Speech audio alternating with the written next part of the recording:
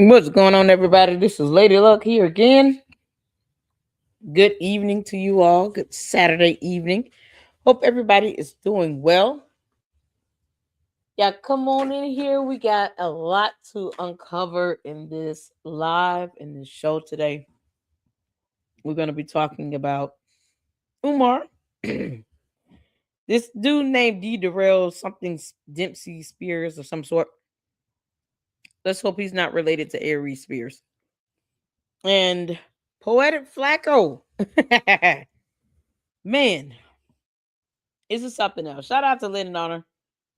He sent me a link on this. I'm assuming his nickname is D. Derell, but his name listed on the Department of Justice website. This is the U.S. Attorney's Office for Southern District of Texas.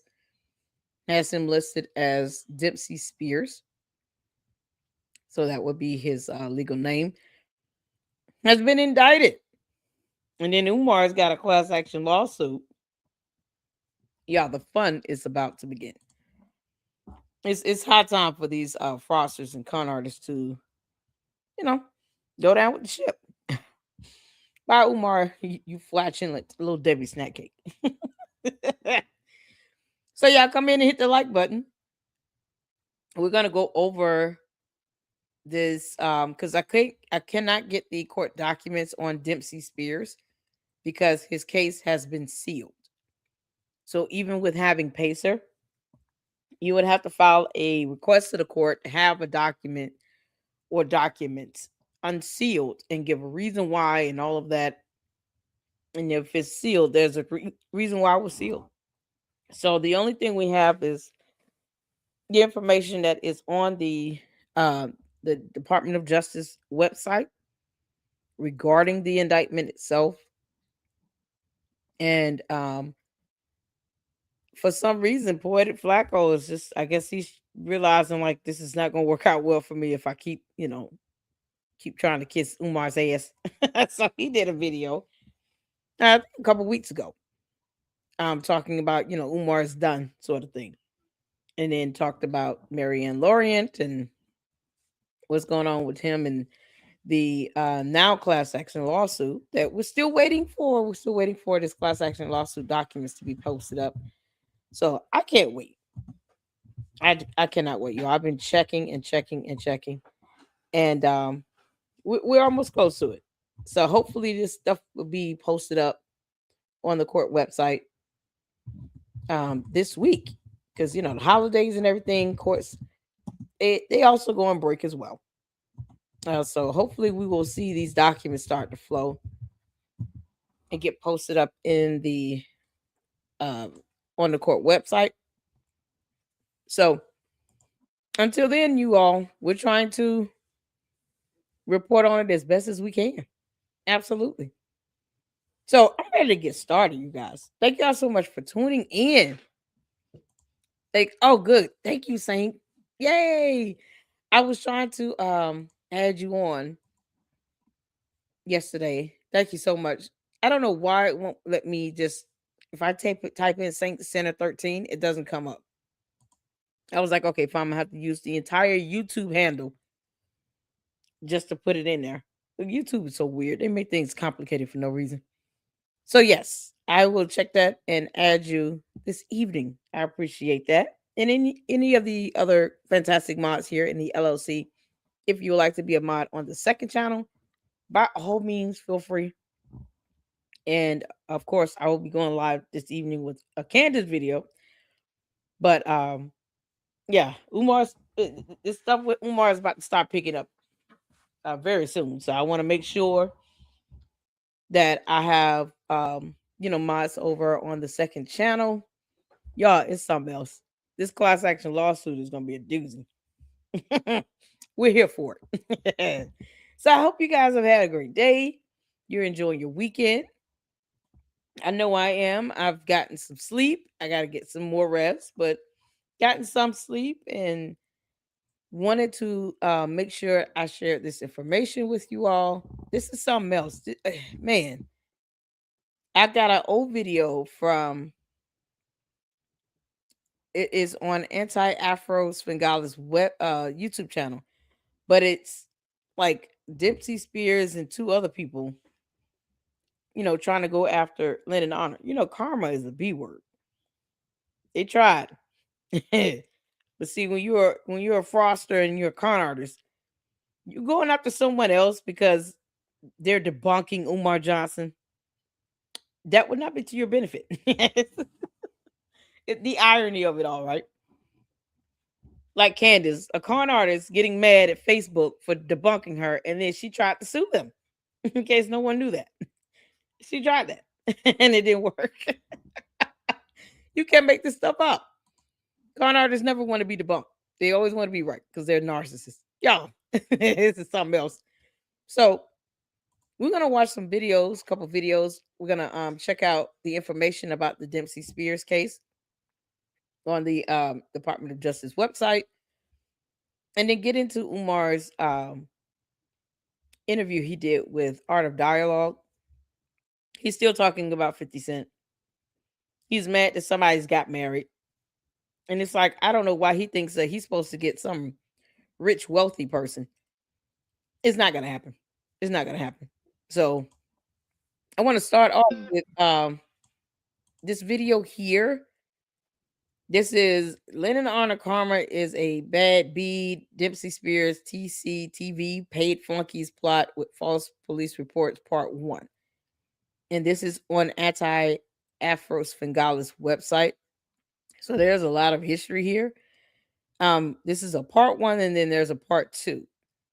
So shout out to Anti-Afro for putting this stuff up, because this gives you kind of an overview of how bad these idiots were when it came to going after Lennon Honor. And now look who got indicted by the by the FBI. Yeah, karma is really a B word. Yeah, don't break the law, okay? Umar, you got it coming, you clown. Can't make this up. Y'all, this is something else. So let's get some comments in before we get started. Let's see. I did do a purging of emails. I didn't delete out anything that I received within the last 4 hours of today.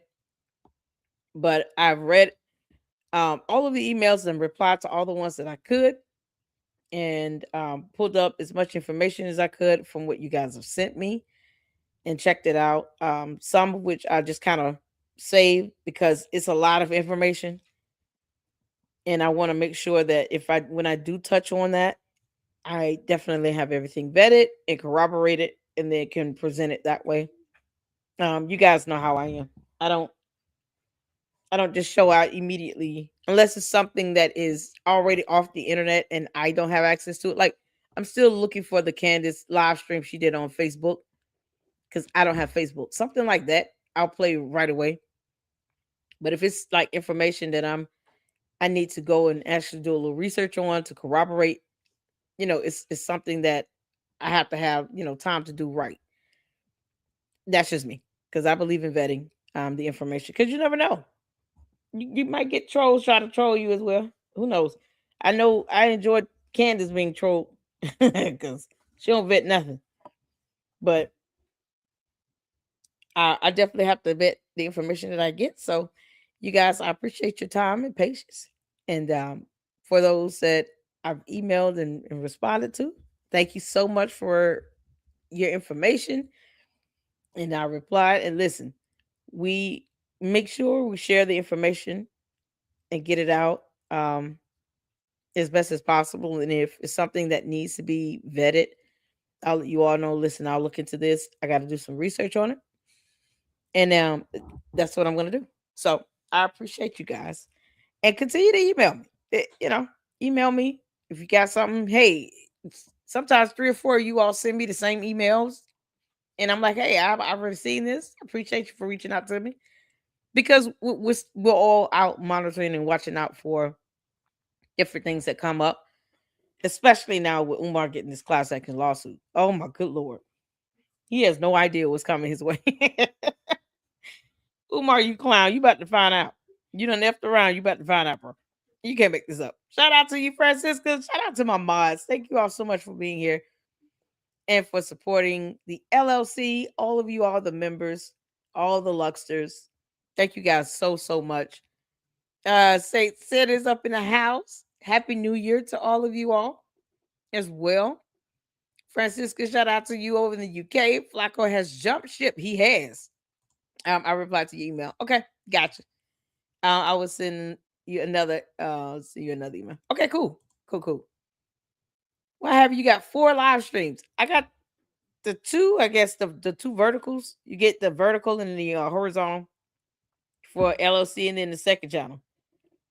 So yeah, that's all. It's set up in my StreamYard like that. What's going on? The Dimple Spears is crazy. I know. Shout out to the Receipt Show. Hey, KKC. How you doing? Happy New Year to you. I saw your comment finally. Like, I even got to some comments today. What's going on? Shout out to you. Thank you so much for tuning in. I appreciate that. Shout out to you. If I could get one of the mods to drop the KKC's YouTube channel link in the chat, that would be awesome. Thank you for rocking with us and tuning in. This is something else, you all. Hit that like button as you come in. We're ready to get started on this, you all. So shout out to Anti-Afro Spingalis. I hope I'm saying that right. I'll drop the video link that we're about to check out in the chat. This is an oldie but a goodie, and it kind of gives I guess it helps kind of give a better understanding on how bad they were towards Lenin. And it was, I mean, multiple people. It was like 3 guys in this one live stream alone said all kinds of crazy stuff that had, when I say had nothing to do with the law. And then we do have a video on Poetik Flakko, because yes, he has definitely jumped. He's trying to jump that ship as far as possible. But see, when you named in lawsuits, talking about you gonna go out here and do something to some female, yeah, no, there's stuff that doesn't go away, especially if Poetik Flakko never apologized to anti-Afro Spingalis. If he never apologized to her, then him just assuming, well, if I just detach myself, that should be it. No. You threatened to essay a woman. That's not how that works. He's disgusting. So there you go. There's the video link there, you guys. Make sure you check out her channel, Anti-Afro Spingalis, and we will do part 2. But I think this is the young lady that Poetik Flakko, according to the Archibald Johnson v. Umar, Archibald v. Umar Johnson lawsuit. I think this is the young lady that Poetik Flakko said he would do that stuff to. It was horrendous. So he needs to get to apologizing. That's what he needs to do. And if he said it in a video, he needs to apologize to her in a video. He needs to apologize to Lynn Honor in a video, because he said all the dumb things that he said in videos. Don't cow it out when it comes to having some level of humility and seeking forgiveness. So if you don't have a problem going after people because Umar is not happy like we give a damn, then you should not have a problem apologizing to these people for having them doxxed and harassed and bullied, for making heinous claims and accusations. Do it in a video, in front of a camera. That's how it should be done. Until then, Poetik Flakko can be named all day too. Separating yourself is not enough. It's crazy. All right, y'all. Let's get started on this. Put a 1 in the chat. I see you, Manny. Shout out to you. Hey, Cher. How is our baby doing? Y'all, Cher's new grandbaby is our baby. That is our LLC baby. She's a beautiful baby. She's our baby. Oh, man. Shout out to you. Hope all is well. She says, hi, Doodle. Shout out to my mods. Manny, what's going on? We're finally getting into this. Let's see here. Can I get one of the mods to drop KKC's YouTube channel link in the chat. We want to make sure we get some support. Hope all is well. Thanks for having me. I emailed you just now. Awesome. I appreciate that. I'll get to the emails as soon as I get the videos started. Everybody speak to everybody. Hit that like button as you come in. All right. Put a one in the chat where you can see and hear. Let's go. We're starting to see some major developments coming out of this whole Lennon situation, and this is karma. This is his karma for everything that this brother's been doing the last year or two or whatnot. It's not a good look. It is not a good look at all. Hey, what's going on? What's going on, Catherine? Somebody like me, I don't like bullies. I don't like people bullying people. What's up, man? I got some breaking news, man. Breaking news. Okay. Your boy running from the police right now as we speak.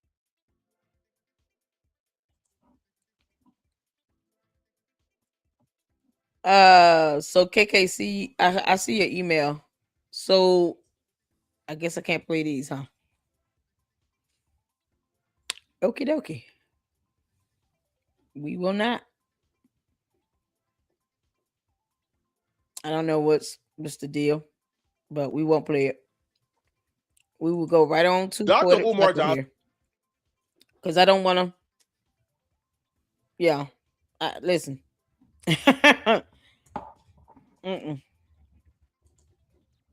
Thank you, KKC. I appreciate that. And this is recent when this happened. I appreciate you to get looking out. Good looking out. Thank you so much. Yeah.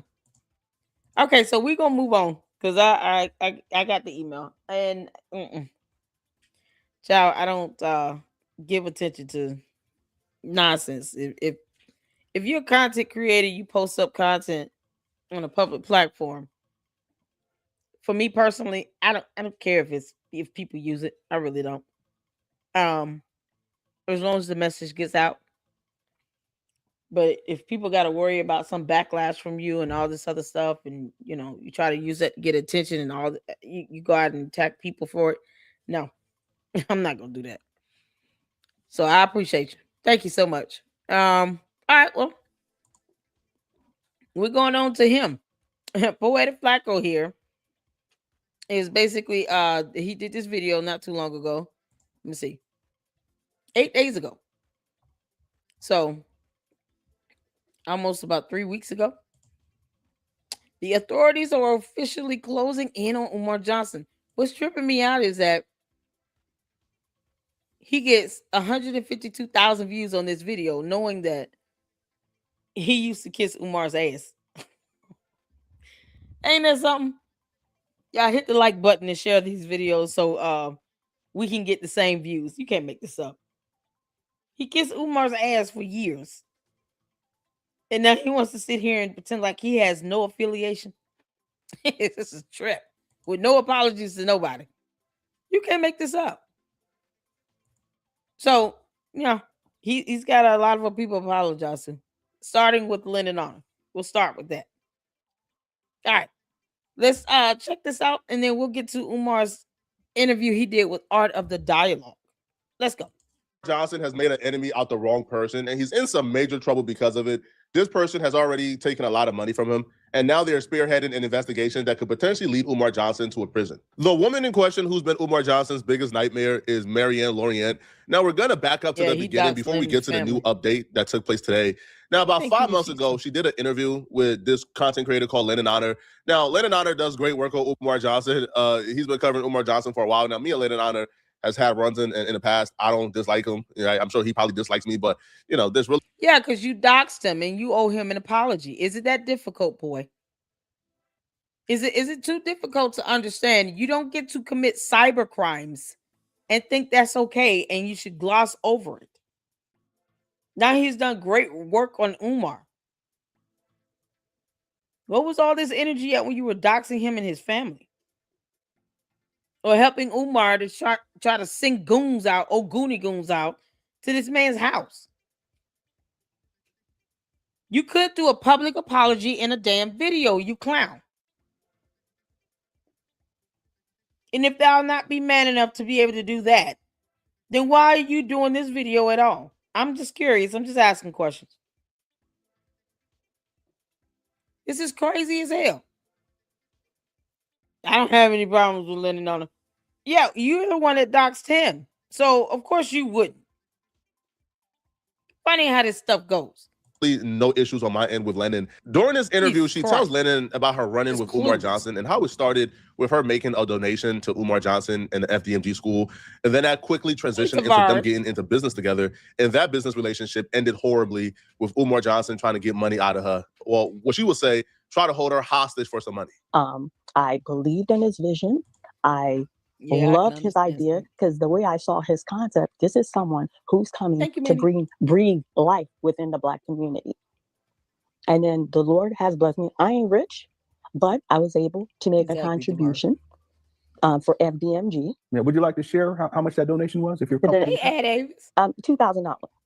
That's the initial donation to the school. This is how the connection became with him. Umar Johnson apparently called her to thank her for the donation. And when he called her to thank her, by the end of the conversation, Umar Johnson was asking her to next time she donates, instead of $2,000, make it $4,000. Okay, 2019. Yeah, he reaches out to you. Yeah, so he reached out to me. He was humble. He was gracious. The only little red flag I had. Does Poetik Flakko know that Umar Johnson filed a slap suit for $500,000 against Marianne Lorient? Does he not know that? The hell is wrong with this guy? You can't make this stuff up. He doxed his entire family. And he talking about he doesn't have a problem with it. I know, Saint. You got the audacity. He had the nerve to say he doesn't have any issues with Lenny, but he sure has some with him. Like, you bum, you know what you did. Exactly. You doxed him. Oh, nah, you had to leave our girl alone. Exactly. He going in on this. Oh, you know, I don't have any issues with Lenny on it. Okay, so let's flip this around. What if Poetik Flakko got his entire family doxed? And then the person that doxed him gets in a video and says, I don't have any issues with Poetik Flakko. And Poetik Flakko's like, wait a minute, you doxed my whole family, my children, my spouse. What are you talking about? Why would you have a problem with me? F, he say. That's how clueless he's being right now. As opposed to him trying to reach out to say, you know what, I'm going to apologize because I messed up and I was wrong for doing that. Do not go after people committing cyber crimes because Lady Luck Club is going to remind you it's a cyber crime. To harass, to bully, to defame, to dox. It is a crime. Lennon Honor could have filed an FBI complaint against Poetik Flakko and had his ass investigated by the feds for doing that. Putting his kids, his wife in jeopardy. And for what? Umar ain't nobody. He don't pay nobody's bills. And if you built up your audience off of Umar Johnson kissing his ass and you're supposed to be a grown man yourself, then we have a lot of questions for you. Poetik Flakko, do you go hanging out in Hyde Park? I mean, we're just curious. We're just asking questions here. You can't make this up. And then I didn't notice. I thought it was rude, but now, like, I'm the type of person, when something goes south, I go back and try to re-examine stuff. He was like, next time, if you could get 4,000 is a first of all, just say thank you. He told me next time if I could get 4, and I thought that was rude and a little bit. In 2025, I don't think Umar Johnson got the balls to ask somebody to double their donation. But around that time, Umar Johnson was that dude, yo. Umar Johnson could call your phone and tell you, hey, bruh, yo, we pushing for Black people. Hey, bro, we on a mission for Black people. He is not that dude. What the hell are you talking about? He never was. He was always a con artist taking money from Black communities. You built your YouTube channel off of that BS. Not one time did anyone think, okay, let's see if he's got receipts. Is his name on a deed? Did he actually buy a building? You and your Oguni goons didn't think they'd do that. Remember, you were too busy trying to suck up to him on his ball sack. Get out of here. This dude is a clown. You can't make this up. You don't. I'm all too happy to come a little better. Video. because Umar Johnson had that cachet with black people. Right now, man, he'll be lucky to. Oh, he doesn't. Right, to get a $10 donation from somebody, man. But so this happened in 2019. He Apparently, they lied stayed to connected for years. And then they began to talk back and forth about a conversation about a documentary. Umar Johnson asked her to make a documentary about his life. Now, she was a filmmaker. Oh, he did? She's never done a documentary before. So she was kind of uneasy. Umar asked Marianne to make a documentary about his life. Hey, Camille, how you doing? What's going on? Happy New Year to you all. Umar, y'all, listen. Laura, Happy New Year. It's not yeah. I mean, it's so disgusting what he's doing. He needs to apologize to Lennon. And yes, for him saying that he was going to say a young lady. You can't make this stuff up. What's going on? Did Umar ask Marianne Lawrence to make that awakening? Because she already had somebody selected to play that role. Where is he getting this from? I want to make sure I'm not misquoting, though. It's my understanding that she wrote the film. She had an actor already selected to play Umar's role. He wanted to play himself. If my understanding of that is wrong, please let me know. Because I don't recall her ever saying Umar reached out to her wanting her to make a film about him. I think she was doing it either way. I know, right, Tavares? He's a narcissist.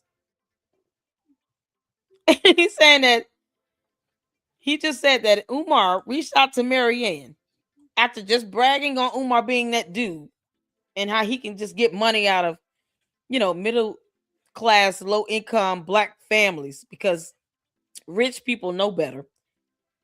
They want receipts and he couldn't produce it. So he's talking about how Umar got money out of the black communities for years, over a decade. And somehow that's a bragging right. And he said that Umar asked Marianne Lawrence to do a film about him. He just inserted himself into the film and then tried to take over. Exactly. He wanted to run the script. Made them change venues about the home they were filming in. You're talking about a 3-day filming. Made her have to change judges and attorneys that were playing a role on the spot. I mean, just crazy stuff. Had this woman crying in the car. Either he really doesn't care, he's out of touch because he's desperately trying to detach himself from Umar, from the negative stuff, while he's still sitting here bragging about Umar is that dude. No, he's not. He took money from people. They didn't have the money to really give him like that. And kept demanding it. And still produced nothing. Not even a deed with his damn name on it. That's how deplorable this is. You can't make this up. Happy New Year to you all. Umar reached out to Marianne for a documentary on his life, but could not fund it. Is that okay? That's what I wanted to make sure. He couldn't pay for it. So Poetik Flakko should have paid for it because, I mean, he didn't mind kissing Umar's ass any other time, right? Does Poetik Flakko know that Umar had a male hairstylist beautician in his hotel room? Lying about that boy sleeping on the couch. The balls to ask somebody to double their donation. But around that time, Umar Johnson was that dude, yo. Umar Johnson could call your phone and tell you, hey, bro, sitting here bragging on this guy. Hey, bro, we on a mission for black people, bro. Yeah, you donated, but next time he was not that dude. He was a thief. Because Umar Johnson had that cachet with black people. Right now, man, he'll be lucky to a con artist, right, to get a $10 donation from somebody, man.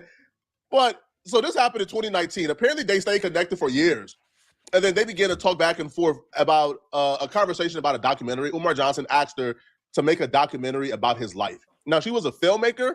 She's never done a documentary before, so she was kind of uneasy about it. But Umar Johnson kind of 100% guaranteed her that he would take care of everything. So at a certain point, you donate to him in 2019. At a certain point, he asks you to do a documentary of his life. Do you remember what year that was? The documentary, we established a rapport. It was like probably around 2000 or end of 20. 2019. He asked me okay. to, yeah. I know you like timeline, but I can't remember exactly the date and time. Yeah. So the end of 2019, could it have been 2020, the beginning of 2020? Yeah, beginning 2020, around that time frame. Okay.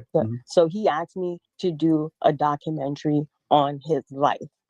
And look, again, I'm a filmmaker. My antenna just went because he has an established audience. He has a platform. But I was transparent with him. I said, Doc, I make feature film. I have never done a documentary. He's like, so what? You're a producer. I said, yeah, that documentary and that film, that's two different beasts. They are cousins. The process of doing a documentary is not the same process of doing a film. Like, the documentary is very detail oriented. It's involved with fact. And then after you collect your data, you have to do an observation of the subject. I said, someone of your caliber, I don't think I'm the right person to do the documentary. Quit playing with me, Queen.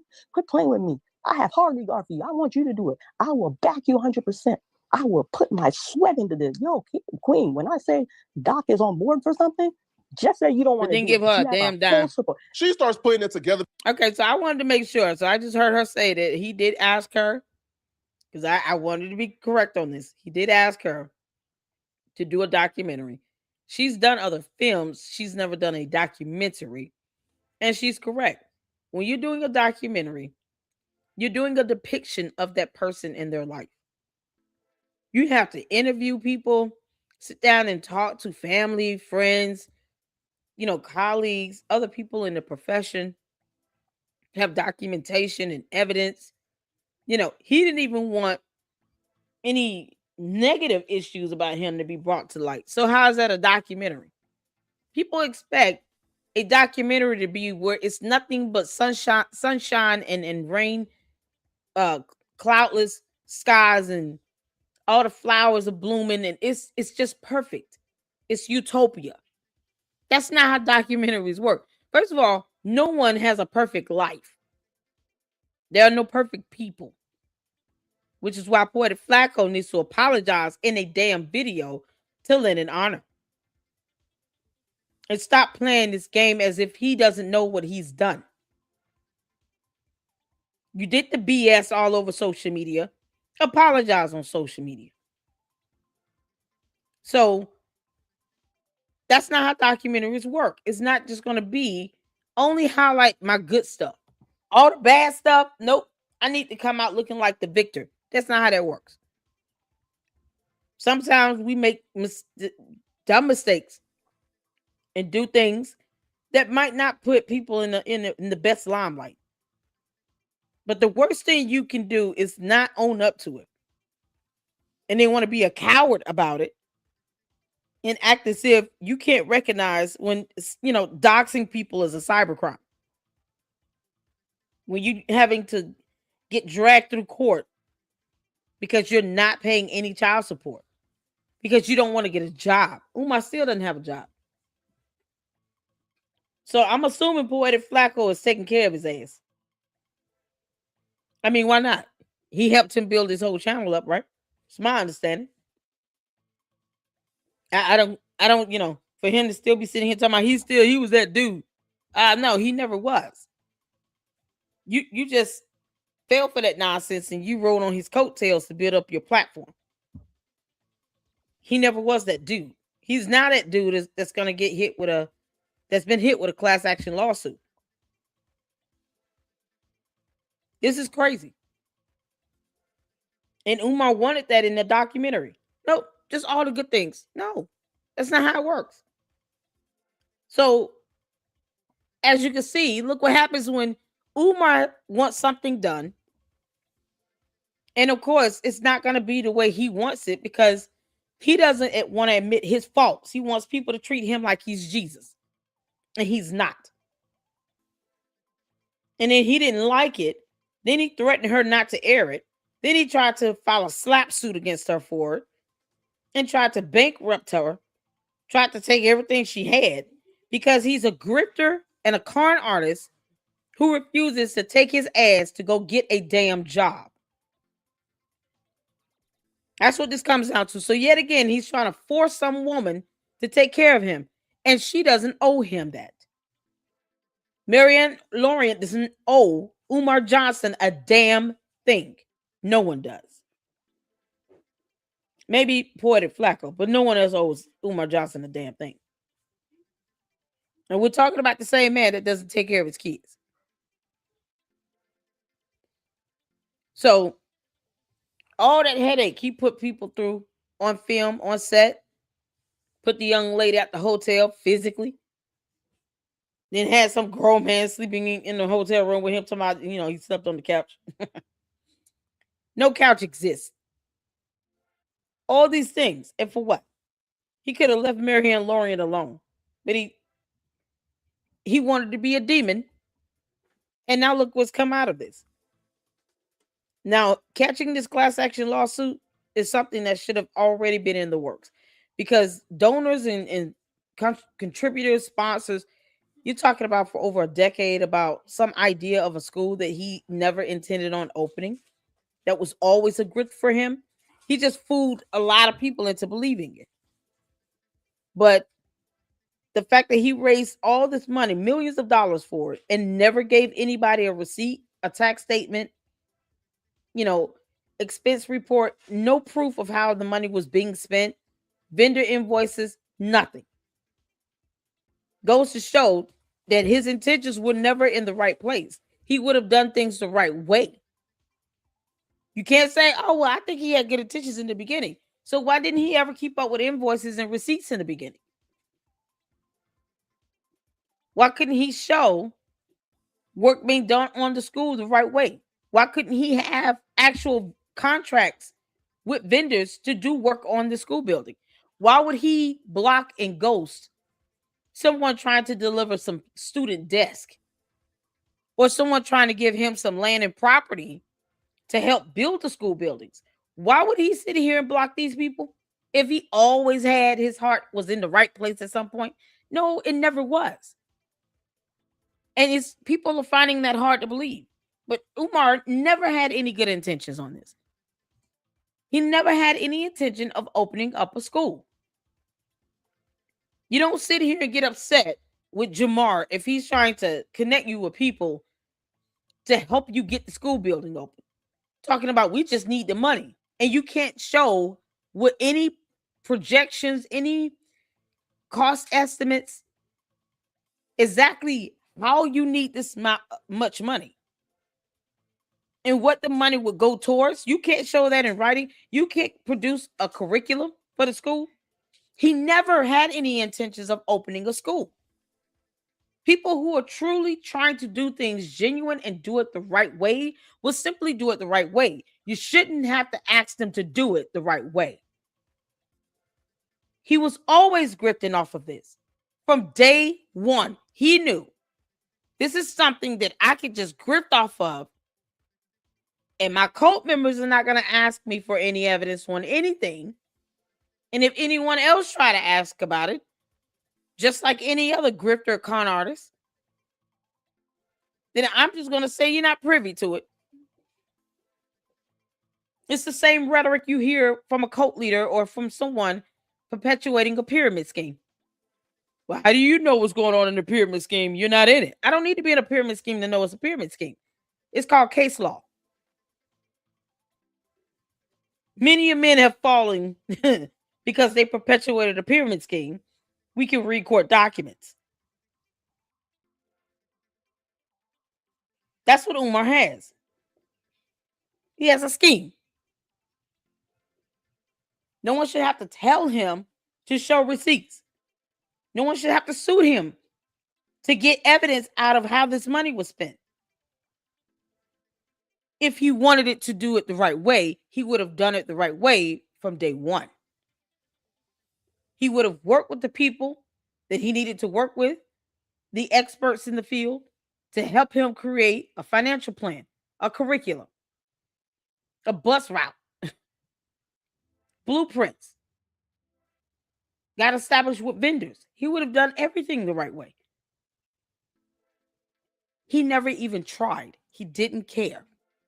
And a lot of people are going to be here for a rude awakening when court documents start to come out regarding this class action lawsuit.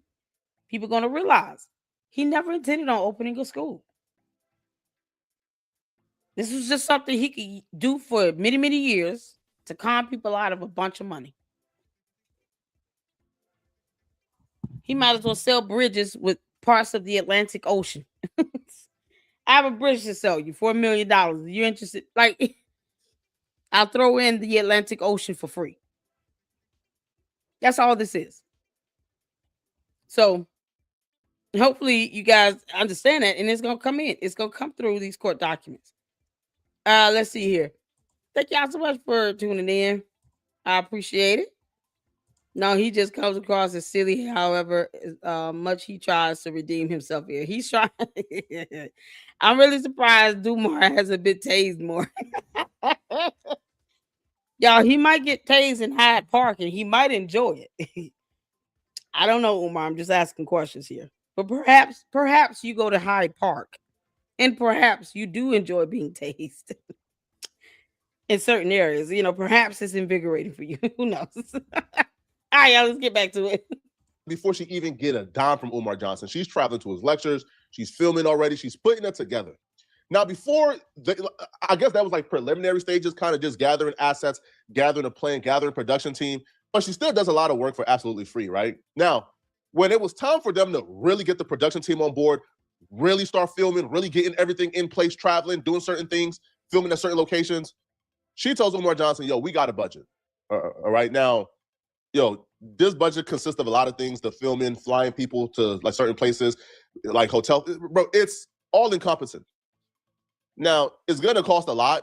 You can back out right now and it's no hard feelings, but yo, the bill is going to be $86,000. Umar Johnson tells her, man, don't trip about the money. Oh, that's nothing. Man, that's the easy part. That's petty. And he ensures her, move forward with the $86,000 budget, put the production together, let's get started. The financial report for the documentary. Again, it's like, he asked me to do it, so I'm going to present you what this going to cost. So when I called, I said, Doc, like I told you, I don't really do documentary. I do film, but you were so inspiring to me. I took the project on, but this is probably the most costly project that I've ever done. And I kept it to a shoestring budget. Doc, when I told you I cut corner on finance, I cut corner. Like, yeah, okay, well, what is it? We good. I said, it's going to be $86,000. I said, that's expensive, Doc. And he's like, nah, we're good. We could do this. He's like, Queen, you worrying about money. You worrying about the petty stuff. I said, yeah, how much did you say? How much did you say it was going to be? $86,000. And this was for the documentary? This is for the documentary. Umar Johnson is a cap artist, man. If Umar Johnson tells you the money there, man, you got to double check if that money there, bruh. So she learned the hard way that Umar Johnson is a cap artist. So Umar Johnson tells her, let's get started, Queen. Put it together. Let's get started. So she gets the production team together. Everybody is on board. They excited. Umar Johnson, the project. We started on this day. We about to travel the world with Umar Johnson. Is he having a hard time saying Umar Johnson is a liar? What's a cap artist? Why are we beating around the bush with this? Umar Johnson is a pathological liar. Umar, you can kiss my ass. You're a liar. When you don't produce receipts, and then you got the audacity to tell people they shouldn't be asking you about where money is going, that you're collecting from other individuals that are working hard for their money, and they should not be giving it to your ass, and you can get a job. No, it is what it is. If there's evidence to show you are a pathological liar, you're a pathological liar. This man said, don't worry about the money. It's trivial. $86,000. Do you all know what I can do right now with $86,000? Let's see. I'm just as a theory. Let me test this out. Is it possible for me to raise $100 right now? Let's see how that goes. If I could raise $100 right now, I just want to see how easy it would be to do that. Since, Umar thinks, oh, it's nothing, it's the petty. It's the pettiness of it all because 86 grand is petty.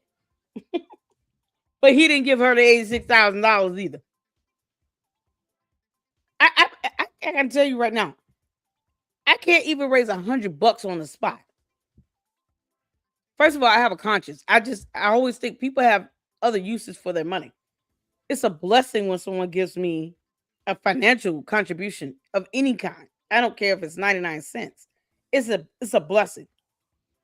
He thinks 86 grand is petty when his dumb ass could not give her that money back when he settled with her from the lawsuit he filed against her. You know that slaps lawsuit you filed, Umar? You Oompa Loompa. For $500,000? Mighty funny how you think 86 grand is petty. But you're trying to sue someone for 500 grand. And then you turn around and settle with her, which is rare, where the petitioner, the plaintiff, wants to settle with the defendant. And you only give her $68,600.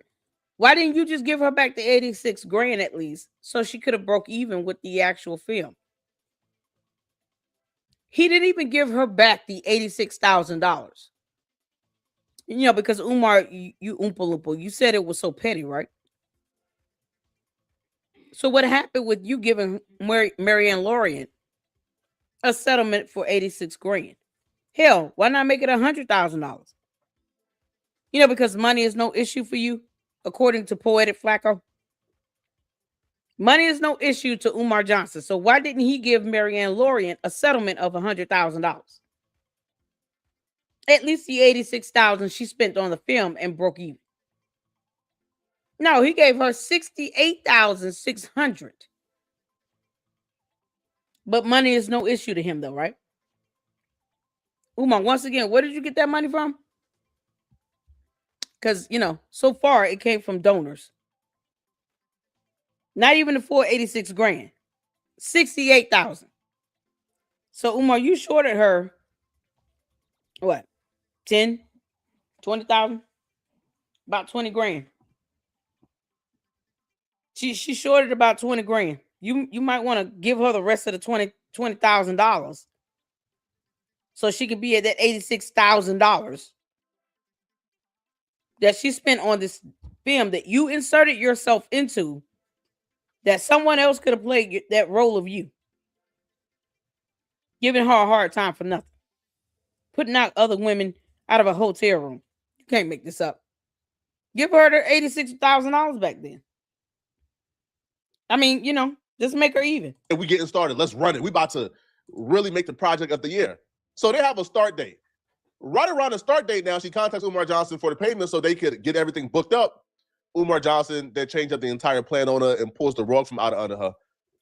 Exactly, and begins to ask for free work in exchange for a revenue split. And I said, well, Doc, you're going to have to give them the entire money. It's not like a layaway plan or half up front, because, you know, everything got to be paid as we go, because the documentary is like, we were going to capture. So we did research, we did observation. Yeah. We were going to capture some live lecture. You know, we were going to bring it fresh. So, and he's like, oh, listen, family. Oh, Queen, all my money's tied at FDNG. I don't have a risk since going to this documentary. You go ahead and fund it. I'm going to put my sweat. You have my backing. When the money come in, you recruit what you put in, and then, you know, just give a little something to FDNG. I don't even care if you don't give me nothing. I just want to live a digital imprint for these young boys that I'm going to create this school so they can know about Umar Johnson. I don't want no white man doing my documentary. He went on and on and on. And then I paused. So after I paused, I said, well, Doc, let me get back to you. We're going to try to speed this up because, trust me, it gets really bad for Umar Johnson very quickly, okay?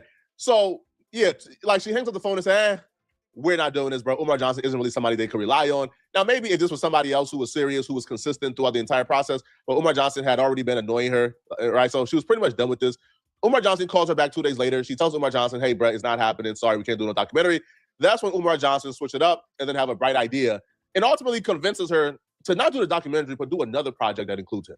2 days later, he didn't even give me a chance to call me. He called me like, okay, what's the verdict? When we starting? I need to email you these lectures. We need to get started. And, because I gave him a list prior to colors not to wear. And I want to take some picture of when I'm going to wear each lecture so you can tell me if it's okay. I said, Doc, I don't want to bust your bubble. I've already talked to production. Everybody morale just crashed. He's like, what? I said, I cannot take that financial burden. I just can't. As much as I want to, as much as I'm, it's in my blood boiling, I cannot proceed with that. That's like way too much of financial commitment. He's like, I don't say it. You have body of work. I said, yeah, I have body of work. Film. I told you that documentary and that film or like cousin, I can't. I was willing to take a stab at it, but I can't take that financial risk, and I am not willing. So that's the business part of me. I got to my senses. See, when it's your money, you wake up quick. That's right. You know what I'm saying? And I could tell like he went down. He's like, oh, queen. Okay, you said you can make a movie. I said, yeah, doctor. Well, let's make a movie on the spot, just like that. I said, you want to make a movie? Yeah, let's make a movie. That's what you can do. But I don't have no money to put in no project. I will give you my sweat. You will have my undivided attention. You will have my support. I will push this film. I will give you my platform. He gave me a whole song, and damn, I'm like, now you're speaking my language. We're gonna make a movie. Umar Johnson actually shows up. He does his part. He actually shows up, and they film this. So he was consistent and reliable in that regard. But here's where things break down. No, he wasn't. He made them change the venue. He made them change the home that they were supposed to be filming in. He made them change the actors in the scene regarding the court scene because he had to be dragged to child support. What are you talking about, boy? Where's he getting this information from? He didn't even want to speak on the parts of where Umar practically forced Marianne Lorient to do this documentary and did not give her any promise of any money at all. You can't make this up. Oh, don't worry about the money. Nope, that's the first thing we're going to worry about. And until then, do not call my phone unless you got the money. Hell off my phone. Kick rocks. That conversation should have been real short. Oh, you have no money? Bye. And hang up. You can't be a leader if you don't even know how to lead. You don't know that it takes money to make a film. He wanted her to bear the burden of that. He wanted her to spend her money on this and then try to make it seem like, well, don't you do film already? Like, why don't you take the money from your films you've already made and then put it into this? He didn't care about trying to contribute to this financially. That's the starting point. You don't have any money to contribute to this $86,000. I thought you were paying the whole thing. You want a movie about your self-made. You can go do it yourself. Why don't you just go get on a live stream for an hour and talk about yourself? Because Umar could have did that dumb crap for free. He could have got on his live stream, cried and whined for an hour on Instagram.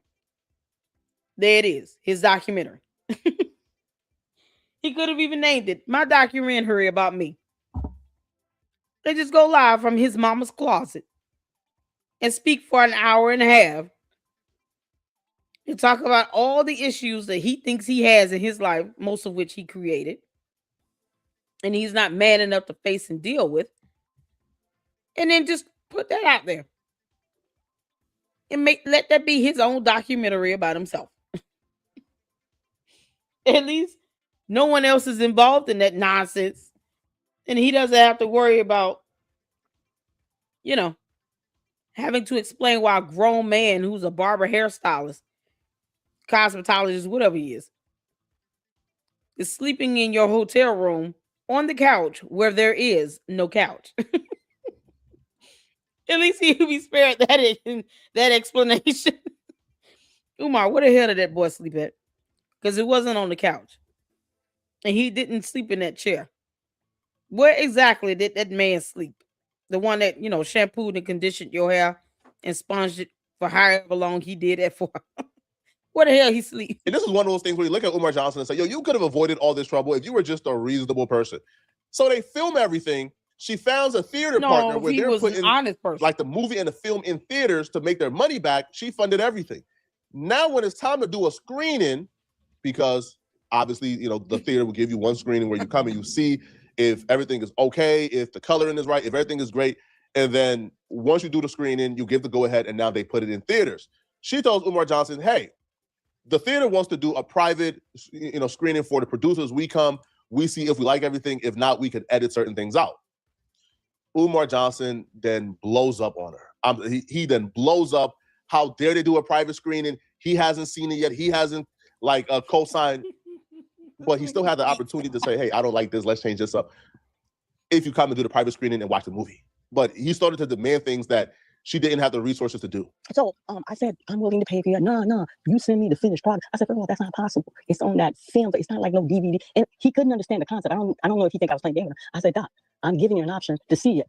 No. You give me the finished product and then we move forward. So this is from February 8, 2023. Umar states you are not allowed to show that film without my approval. I have not seen it and I do not give you permission to screen it. And then you stated a private screening is just the executive producer to see the image on the screen and to hear the sound. And then he says, complete disrespect, all in all caps. You reply, how am I being disrespectful? Why are you so angry? Can you come to Cleveland and see it? And text when you capitalize everything that's shouting. And then you stated you were pleased with the project. Now all of a sudden you've turned against the project. I am baffled by all of this. I didn't say you couldn't see it. I asked you your location in Maryland and you ignored me. I offered to FaceTime. And let me cut you. The location, let me cut you real quick. The location Maryland, because he was doing a lecture. The reason I asked him, I told Sarah, instead of doing your screening here in Cleveland, can I have my screening done in Maryland? So I tried my best to accommodate him. Please continue. Yep. Let's go to the next one. This is again from February 2023. Everything needs to be. Okay. So yes, you were pleased with the project. Now all of a sudden you were turned against the project. I am baffled by all of this. I didn't say you couldn't see it. I asked you your location in Maryland, and you ignored me. I offered the FaceTime to show you the movie, and you declined. You're not meeting me halfway. The file cannot be sent email. It doesn't have the capacity to be sent that way. It is too large, and I keep calling you, and you're not even picking up the phone. And then Umar responds with everything needs to be in writing. I prefer text message. Yeah, that's when he shut down. He no longer was calling me or accepting my phone call. He just wanted to communicate, email and text. Communication was completely verbal. Communication was shut down at the time. Please continue. Yep, and this is February 8, 2023. I'm not speaking to you on the phone until I receive a link to watch the movie in its entirety. And then you replied, I did email you a contract. You already have that in writing. You know, throwing a temper tantrum, Umar, at 50-something years old, you oompa loompa, it makes you look even dumber. She didn't owe you a damn thing. You put no money into it. And if you didn't want to be in it, you didn't have to be in it. So aside from him being in it, because he wanted to be in it, another young man could have played his character. He had no attachments to this, no investments made. So therefore, you make no demands. Umar, you oompa loompa, filled with little Debbie snack cakes. You don't get to make demands on something you didn't pay for. That's like him walking into somebody else's house and trying to demand that they change their bedroom around to look a certain way. And it's like, why are you here? Why are you even in my house trying to tell me how my bedroom should look? You wanted this film done. You went out and filmed it, even though you didn't put a dime towards this, because he's supposed to be so balling and everything, and money is trivial and petty for him. Why didn't he give her the $86,000? Because he did not give her $86,000. Why the hell didn't Umar give Marianne Lorien $86,000? Well, here's another thing. No one will go to the defendant when they file a lawsuit against them, and then they're the ones initiating the settlement. He didn't even give her $86,000 for a settlement offer. Why? This idiot came and made just a shit show of everything. He made them change the venue. Talked about, oh no, the depiction of my mother is going to be in a mansion and blah, blah, blah. Wanted to have an issue about the hotel that she booked, production paid for him. That he put a young lady out of, because get this, I don't want the driver to see me walking out. People see me walking out. I'm trying to keep this image up of myself. Never mind the fact he won't show receipts of contributions or where it's going.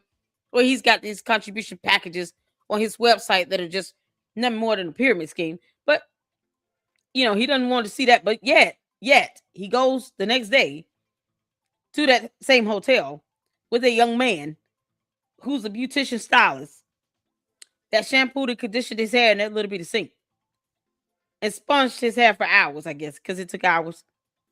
And then he comes back and tells everybody, oh, he slept on the couch. What are you telling us for? Poetik Flakko, did you ever ask who that beautician stylist is? Yeah, there was a whole grown man that slept on a couch that didn't exist in that hotel room. It never did. It still doesn't. That's something he wanted to volunteer to everybody, though. No one asked him. He volunteered that information, because stupidity and all. And now he's going to really be mad when he gets served these court documents for this class action lawsuit. But yet he never paid that money up. So who told him he gets to dictate when the movie premieres or airs or whatever? Private screening, public screening, I don't care. Umar, you dictate nothing when you pay for nothing. And no one told you to be in the film. You chose to be. She didn't need your permission, you Oompa Loompa. Not even a little bit. When you volunteered your time, your appearance in that film, she no longer needed your permission. There are a lot of things that Umar and the Umar-Tardians are about to find out the hard way about the law and what they think they got the right to do or to say. Because they damn sure don't have the right to tell somebody else what to do or say. Funny how that works. So whatever they don't learn from my content here, or Lyndon Honors, or anyone else that's getting in Umar's ass, keeping our foots on his neck, they will learn the hard way as he goes through these hearings with this class action lawsuit, which I'm sure he's going to try to do because, Umar, you're still broke as hell. It's the principle of the situation. So whether you want to learn it now or learn it later, you're going to learn. All you had to do was show people how you were spending the money responsibly. Because you didn't earn it. It was given to you for a specific purpose. And you failed to do that. Now you got to learn. And we're here for it. We're here for it. Before filming, and if you want, you could FaceTime and see the whole movie. I've given you 2 options to watch it, and you refuse to take either one of them. And then Umar said, I never signed any contract. Yeah, because he didn't. He didn't. Yep. You see how conniving he is? Yep. You do not have my approval to proceed with this film. I have not been given a link to see the movie in its entirety for my approval. I do not give you permission to include my likeness in any shape, way, shape, form, or fashion in your movie. You do not have permission to use my likeness in any video, trailer, movie, except of any excerpt or of any movie, part of interviews, or any portion of the brand that is Dr. Umar Johnson or Prince of Pan. Yeah, who told him this? You do not have permission to use my likeness in any video, trailer, movie, excerpt of any movie, parts of interviews, or any portion of the brand that is Dr. Umar Johnson or Prince of Pan-Africanism. Who the hell told him that? I love when idiots think they know the law. This is hilarious. Who told him that was something he gets to demand? No, you volunteered your likeness in it. Remember? You dumbass. And then you didn't even want to sign a contract or anything. It's the same thing he does when he does live stream videos or goes on platforms and other podcast channels. And they get mad when people sit and debunk his ass in it. It's on a public platform. Perhaps these people should be putting up privately. When you choose to go out and be a public figure, you're subjected to criticism and scrutiny. It is what it is. I have to catch dumb comments in my chat all the time. Some of which I read and laugh at, some of which I just ignore and keep living. It is what it is. But the idea that someone owes him permission for his likeness that he volunteered, and even when she said sign this contract, he didn't want to do that either. You can't make this stuff up. You can't make this stuff up.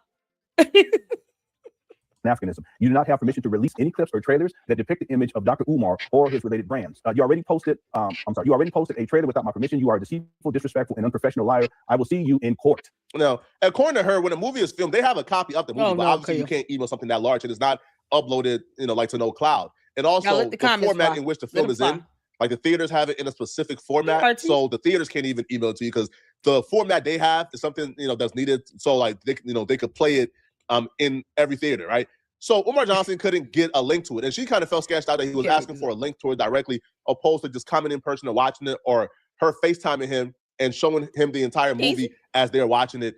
But he wanted to be in possession of the full link, and she kind of felt sketched out about it.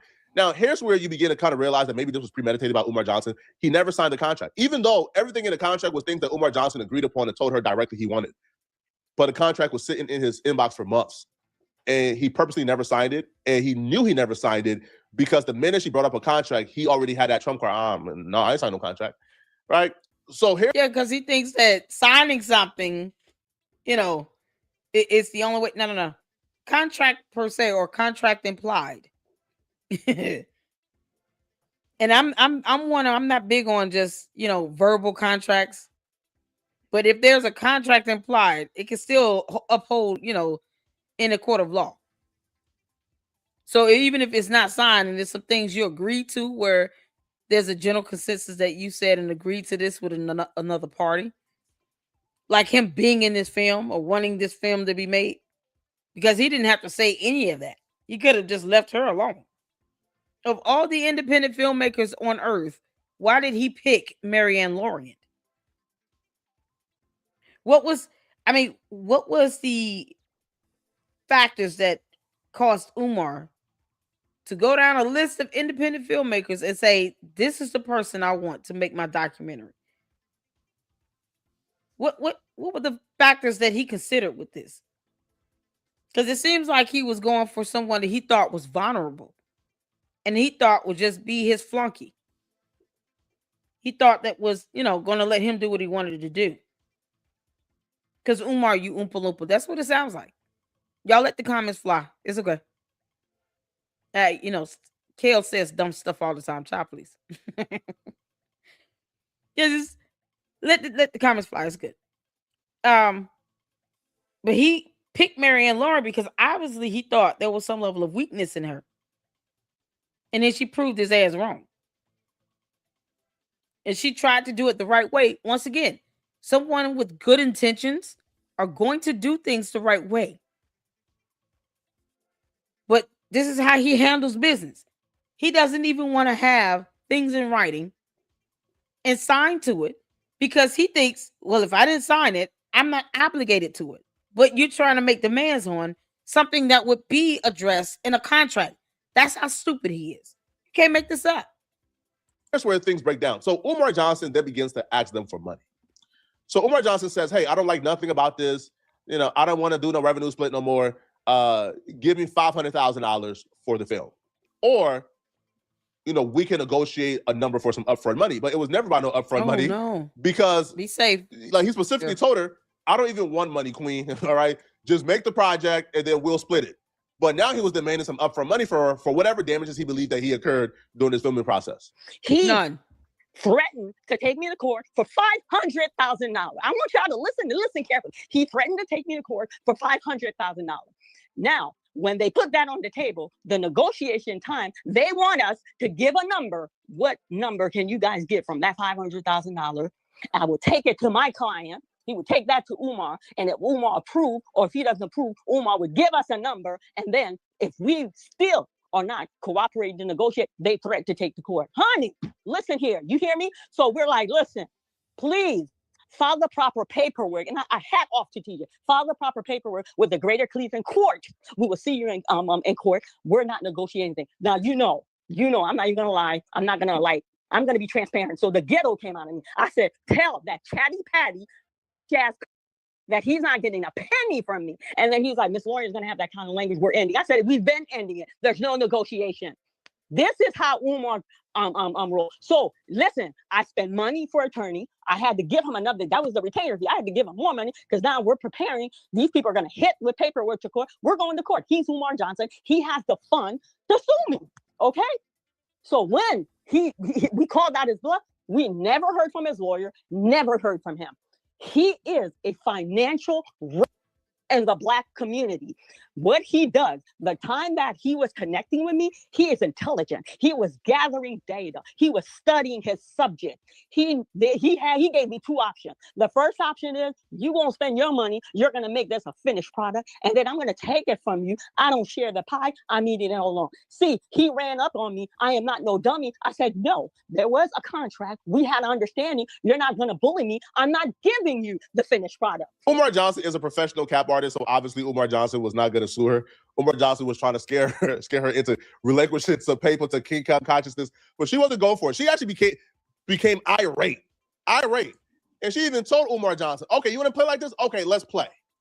Now, she's a donator to Umar Johnson. She gave Umar Johnson $2,000. So she began to make her own threats to Umar Johnson. Same way, he gave me two options. Umar Johnson, you conscious. I'm giving you two options. Here's your option. For 2023, my time frame with you is 7 years. The perfect number, my number, that's God's number. 7 years. Your first option. And I'm still keeping hope alive. If FDMG open, I will show up at the grand opening with receipt in hand because I got a cashier check. I'm so emotional. Let me calm down and get my thoughts. I got a cashier check. I contributed towards your vision. I believe in the concept of. For him to even describe this as her just being irate, as if it's not justified, it's disturbing to me. It's disturbing to me. I just, man, sometimes you just gotta like call people out on things. It is disturbing that he thinks that she's just being irate to be irate, as if she's not justified in this. There's even such a thing called righteous anger. The Bible says be slow to anger. It doesn't say do not ever get angry. Be slow to anger. The actions that come behind that anger. It is unrealistic for even God himself to say, I don't expect you to be angry.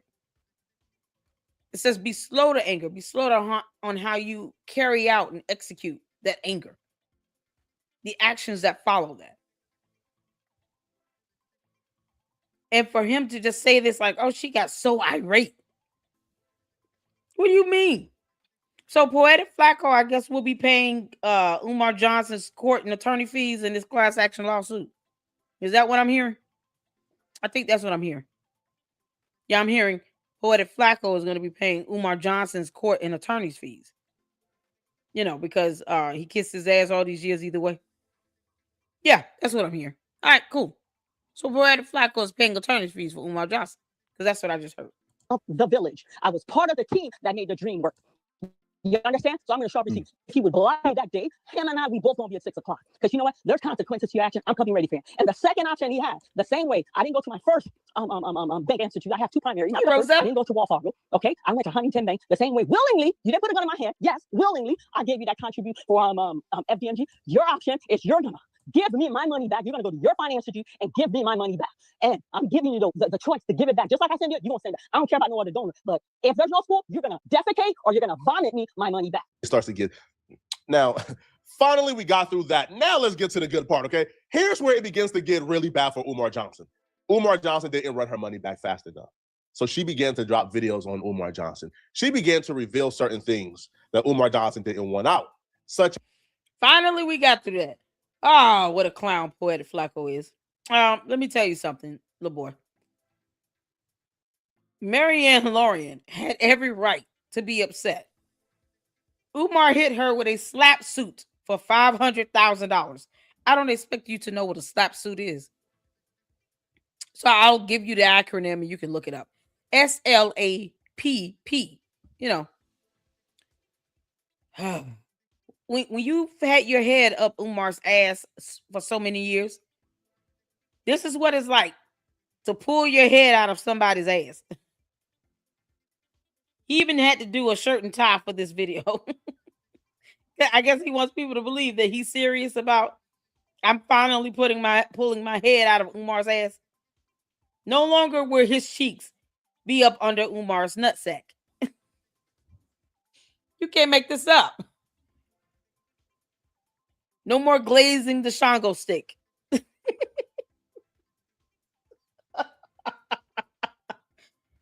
No more sitting here making threats to essay a woman because she said something about Umar and Umar didn't like it. That's some punk shit.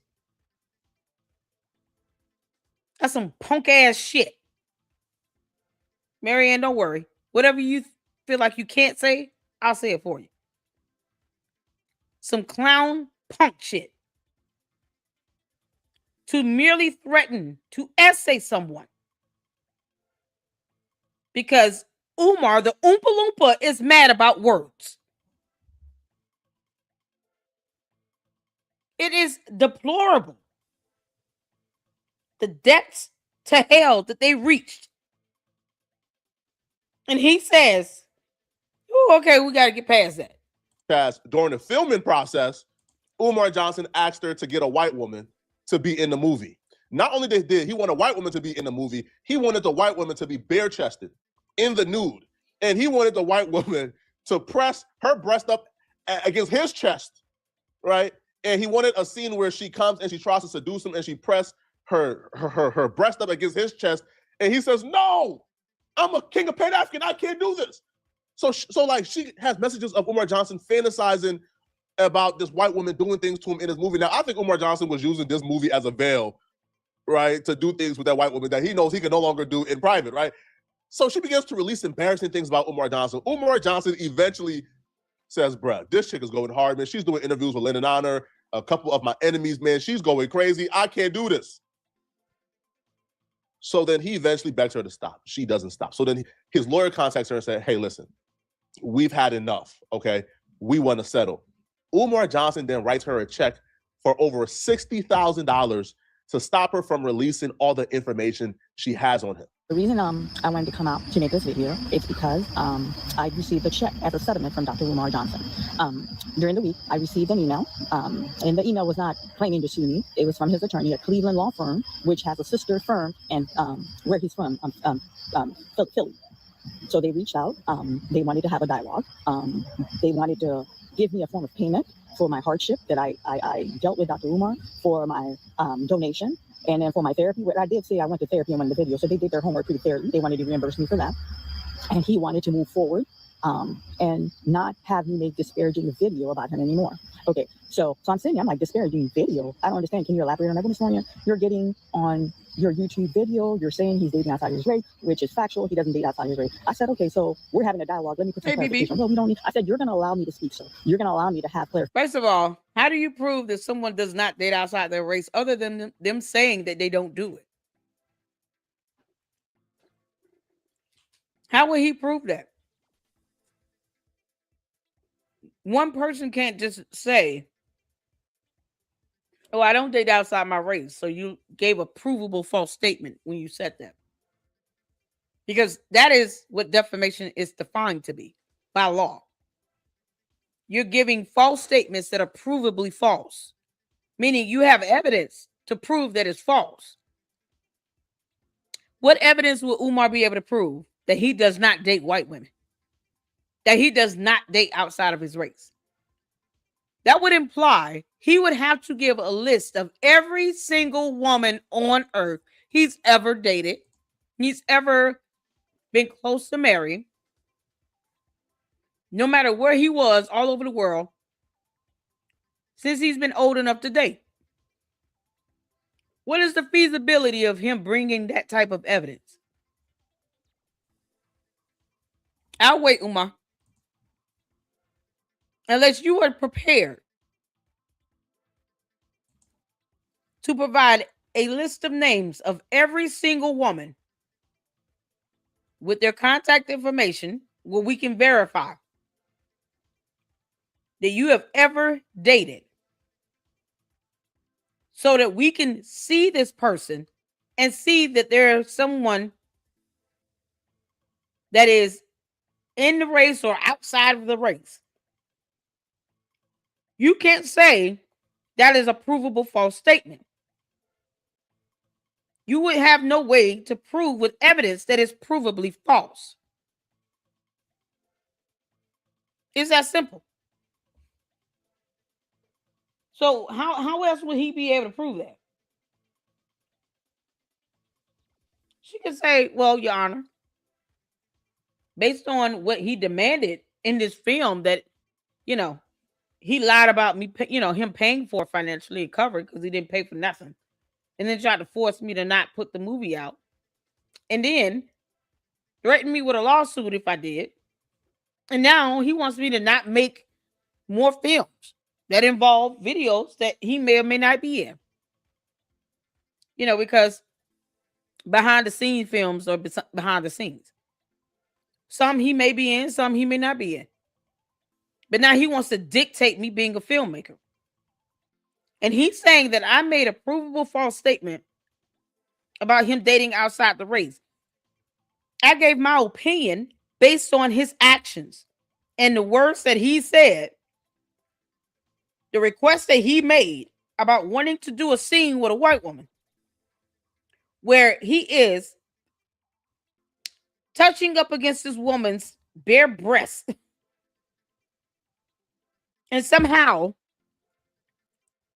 he's upset at me saying, obviously he dates white women then.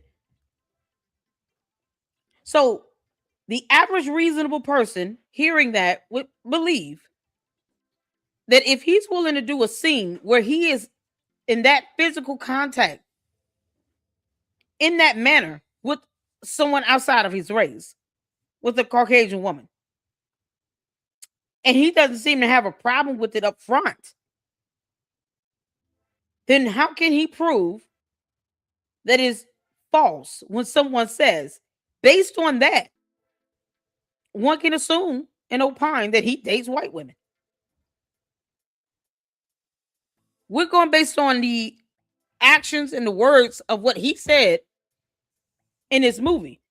He's saying, oh, all of that is provably false when you say, I date outside my race. That's a false statement. How would you prove that to be false again?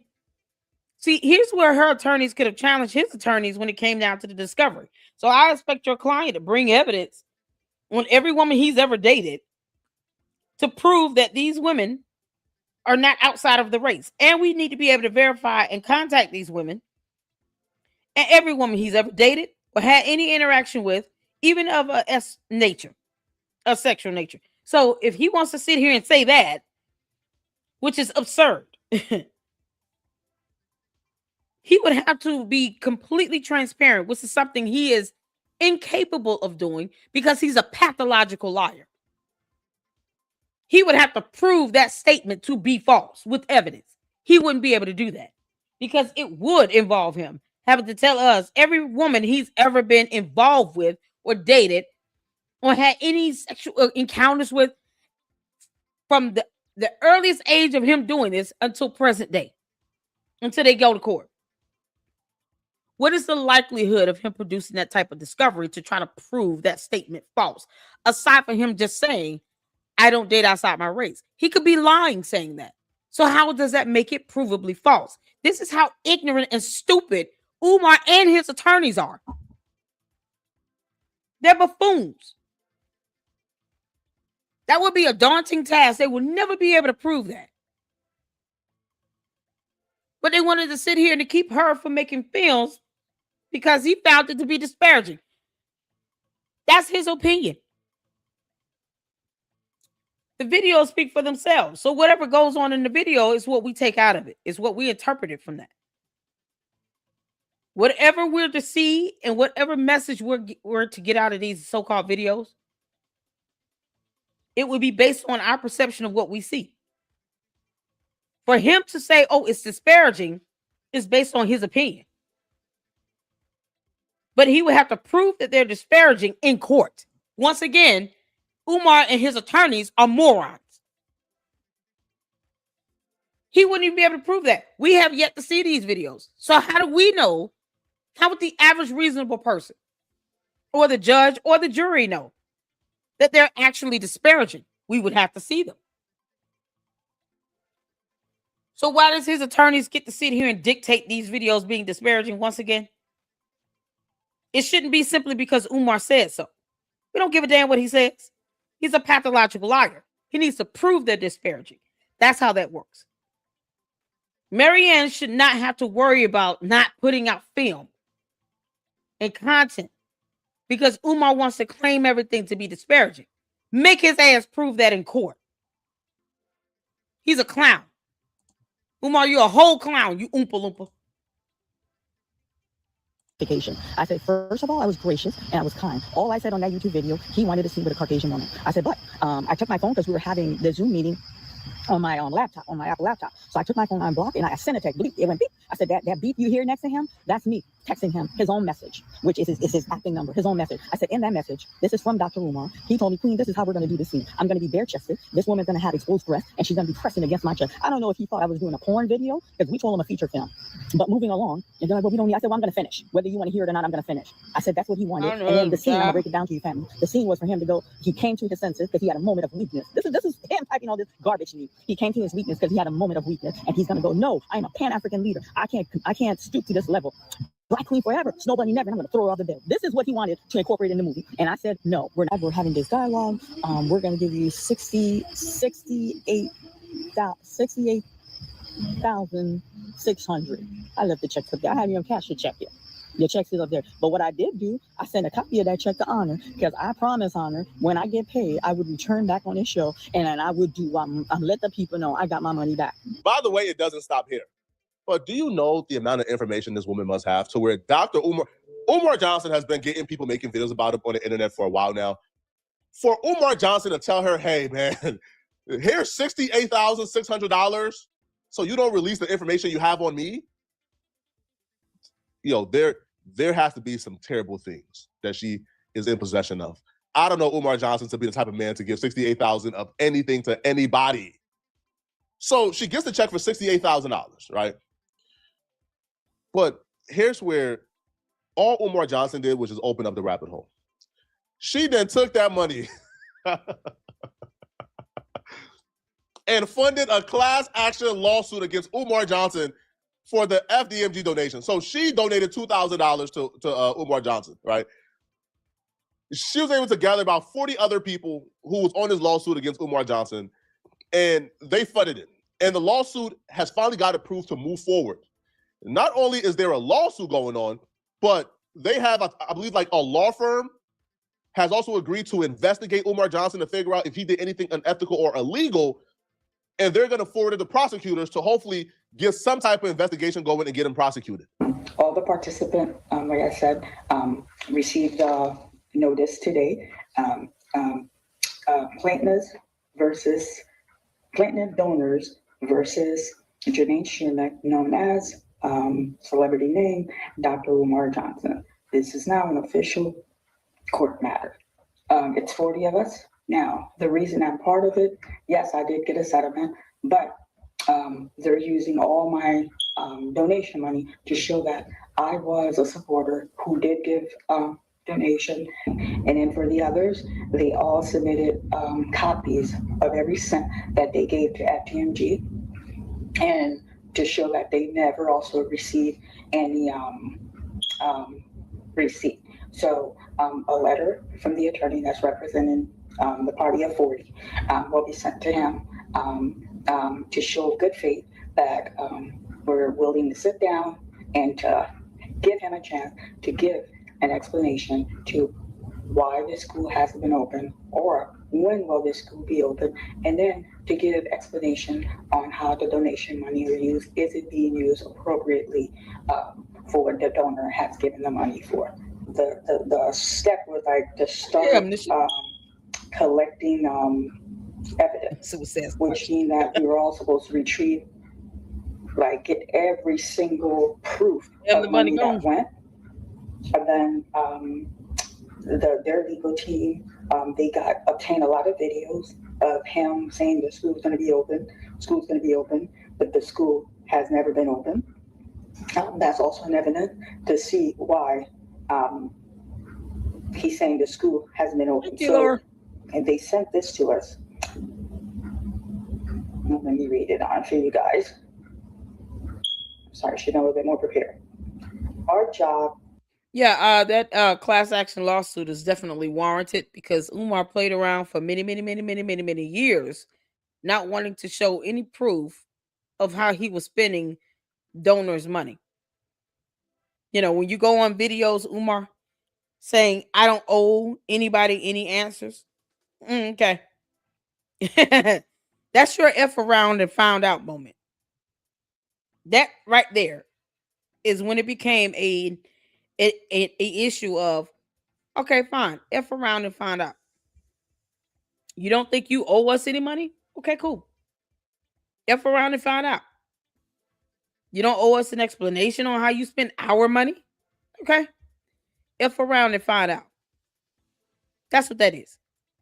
Because see, you being allegedly a 501c3, even though I haven't seen any evidence on this, and you're just taking people's money and it's going straight to your PayPal and your Cash App, you haven't shown any evidence that there is a separate account for FDMG, the school, under the FDMG LLC.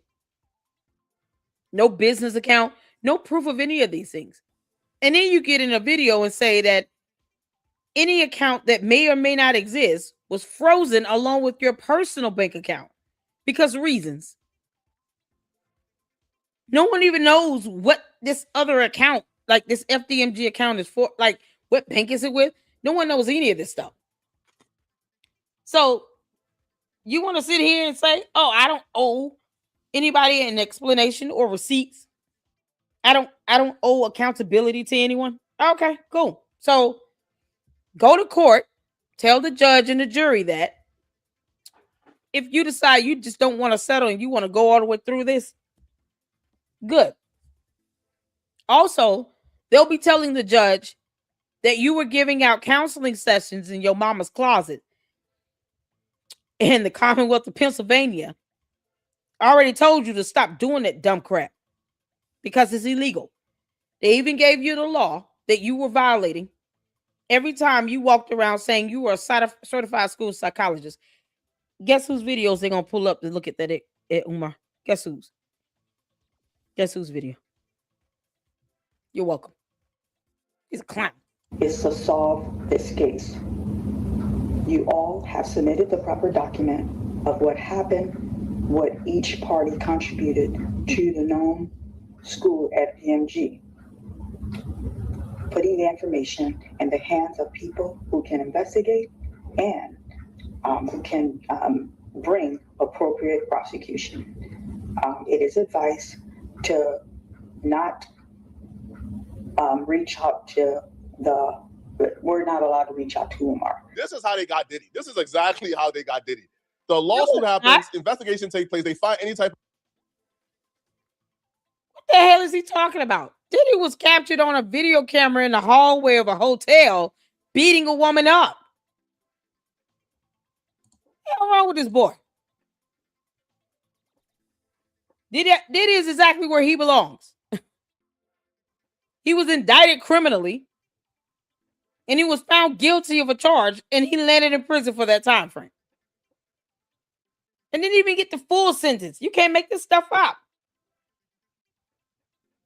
You know, when these idiots stop walking around thinking people are, entitled to give them things, or they somehow believe that the world owes them something, the better off they will be. This is how they got Diddy. What are you saying? Cassie filed a lawsuit, and then there were criminal charges filed in a criminal matter that went through the proper court, where a jury found him guilty of 2 charges and not guilty of a few others. That's it. The sentencing guy says he goes to prison. He's exactly where he needs to be. It's that simple. I don't understand. Maybe Poetik Flakko is not an American citizen, but American citizens have the right to pursue matters in the court of law for a legal resolution. If there are criminal charges that come out of their investigation, there's evidence to show that criminal activity has occurred, they could take that to the prosecutor, and the prosecutor is the one that's going to bring forth the charges to the court. And it won't be done unless there's sufficient evidence to prove beyond a reasonable doubt. To say this is how they got somebody is saying, oh, well, this person should be able to do the dumb shit they do and get away with it all. Because reasons. Because for some reason, Umar should be getting away with not telling people how he spent millions of dollars. He's been raising for well over 11 to 14 years. Knowing damn well he was never going to open a school because he never tried to do things the right way. However Umar goes down is how he goes down. He's already got it coming legally. He's violating a cease and desist order every time he asks for money for FDMG, and he is inside of the state of Pennsylvania. Even when he's in Wilmington, Delaware, the court documents say it is their responsibility and duty on behalf of the Commonwealth of Pennsylvania to ensure that this moron is following the law. If he does not have an active license or certificate to claim to be even a certified school psychologist, a degree is not enough, and he's not employed with a school, then he should not be conducting himself and using what's called regulated terms to give this false impression that he's a certified licensed doctor. The board was not playing with him when they told his ass to stop the first time, because laws are laws, facts are facts, and neither of those things care about how Umar Johnson feels or Poetik, Flakko, or anybody else. You can't make this stuff up. For evidence of a crime, and they forward it to somebody to prosecute. The only legal obstacle here is Umar Johnson was getting donations. Now, these were not investors. These were people who donated. So, like, they're legal. No. He's also violating a cease and desist order, collecting donations in Pennsylvania. Did he not know that existed, or is he going to be aloof? How much more aloof is this boy going to become? There's an entire cease and desist order that's still in effect that he is violating every time he opens his mouth to say, hit the Cash App, hit the PayPal for FDMG. As a matter of fact, the court documents that we went over even says, even if he's not in Pennsylvania, he shouldn't be doing it. He's violating a cease and desist order. Order, not a letter, an order. What are you talking about? I guess entitlement to whatever Umar Johnson's building isn't really there. But Umar Johnson do have a legal nonprofit, right? That has, I guess, like tax exemption status. So he does have legal. Where's his name on this FDMG LLC registration information? He's not listed as a registered agent or principal officer. Where's that documentation? What the fuck is going on with this kid? Is he for real? Yo. You can't make this stuff up. Is he for real? So Poetik Flakko has read nothing. Where's the proof that Umar is listed as the registered agent or the principal officer on the LLC itself for FDMG? Where is that evidence at? Because I looked it up. Maybe we overlooked something. You can't make this up. No. Even outside of Pennsylvania, we went over the court documents. He's in Pennsylvania. Well, he lives with his mother in Pennsylvania. The school is supposed to be in Wilmington, Delaware. But when he was told to stop collecting donations, it was because he failed to provide some documentation and paperwork while it was still in the Commonwealth of Pennsylvania. However, that extends beyond, because see, when he's online doing this, he could be very well in Pennsylvania every single time.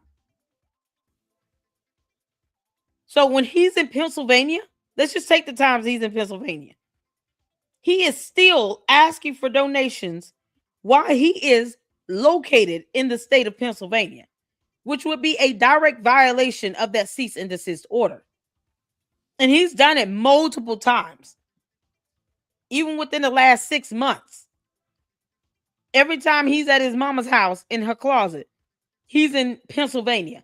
And he's talking about hit the Cash App, hit the PayPal for FDMG. The school's still coming, blah, blah, blah. As opposed to him even trying to use a common sense, just a little bit of common sense.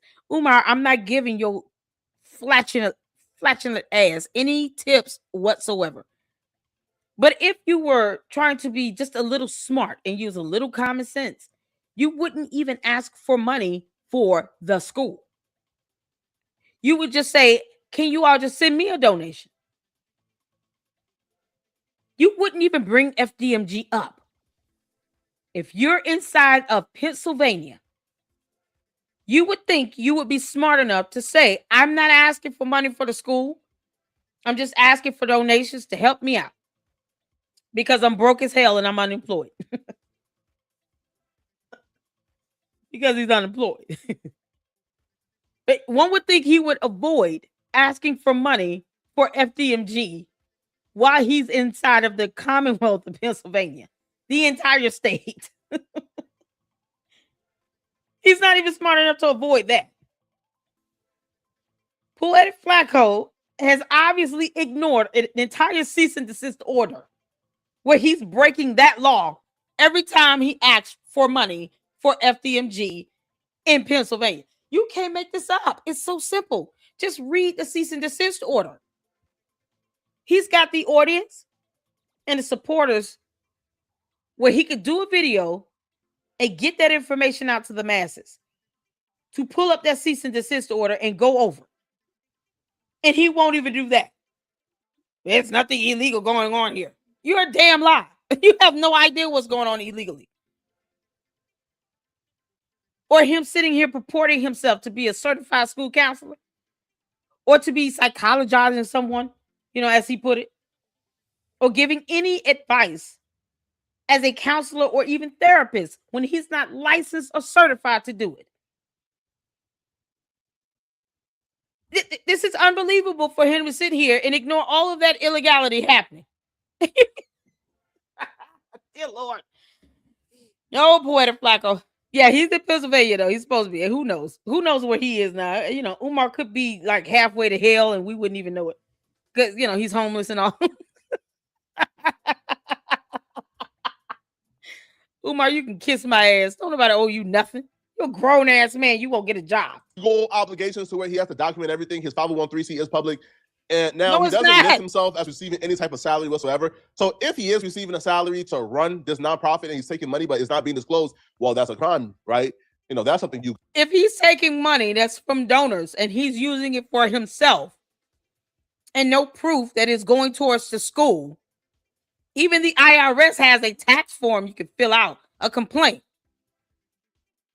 you can do to say, we've asked for this idiot to give documentation that the money that we're contributing to this 501(c)(3), to which we can't even find any connection to Umar Johnson with it, by the way. Registered agent, principal officer, we can't find anything with his name on it because he doesn't put his name on stuff. But yet, he claims that he has his LLC and he's raising money for it.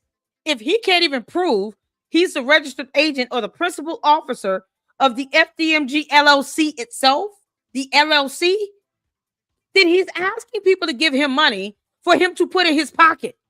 What the F is Poetik Flakko missing in this? It's very simple, Poetik Flakko. This is simple. This is very easy. Umar Johnson is taking money, proclaiming for it to be towards an LLC for a school, and he can't even prove that he's authorized to accept funds for that LLC. Are you following so far? And then he can't prove that the money that he's receiving is actually going towards the school because he doesn't have receipts. His name is not even on the deed for the buildings. Go figure. You can't make this up. So Poetik Flakko has read nothing, not a lick of documentation at all. And at the very least, you would think he would give Lennon Honor an apology video. Because that was some clown shit you did when you doxed this man and his wife and kids. Just get down, boy. Got to deal with. But I think Umar Johnson knew something was coming. Absolutely. Umar Johnson gave this lady $68,000. $68,000. Right? Now, whatever she has, because Umar Johnson is used to getting exposed online, whatever she has to be pulled into where he's giving her $68,000. Diddy gave Cassie $20 million because Diddy understood whatever Cassie reveals could potentially get him in a lot of trouble. So Umar Johnson giving up $68,000 is equivalent to Diddy giving up $20 million. Right? But y'all let me know in the comment section, what do you guys think, man? And if you're still watching this video and want to watch another good video, you need to read a court order. You need to God almighty, you need to read that cease and desist order.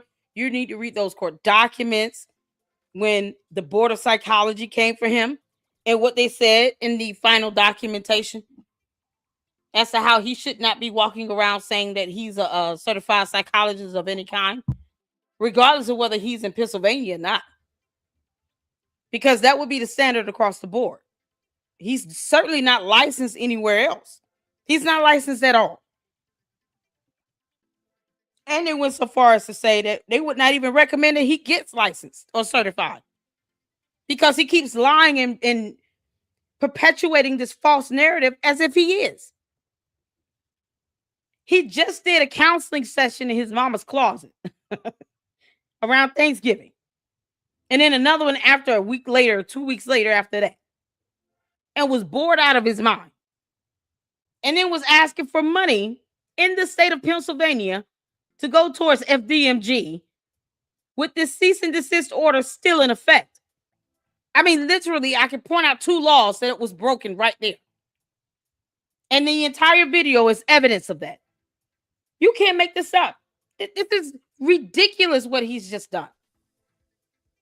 And you got over how many people watching this damn video?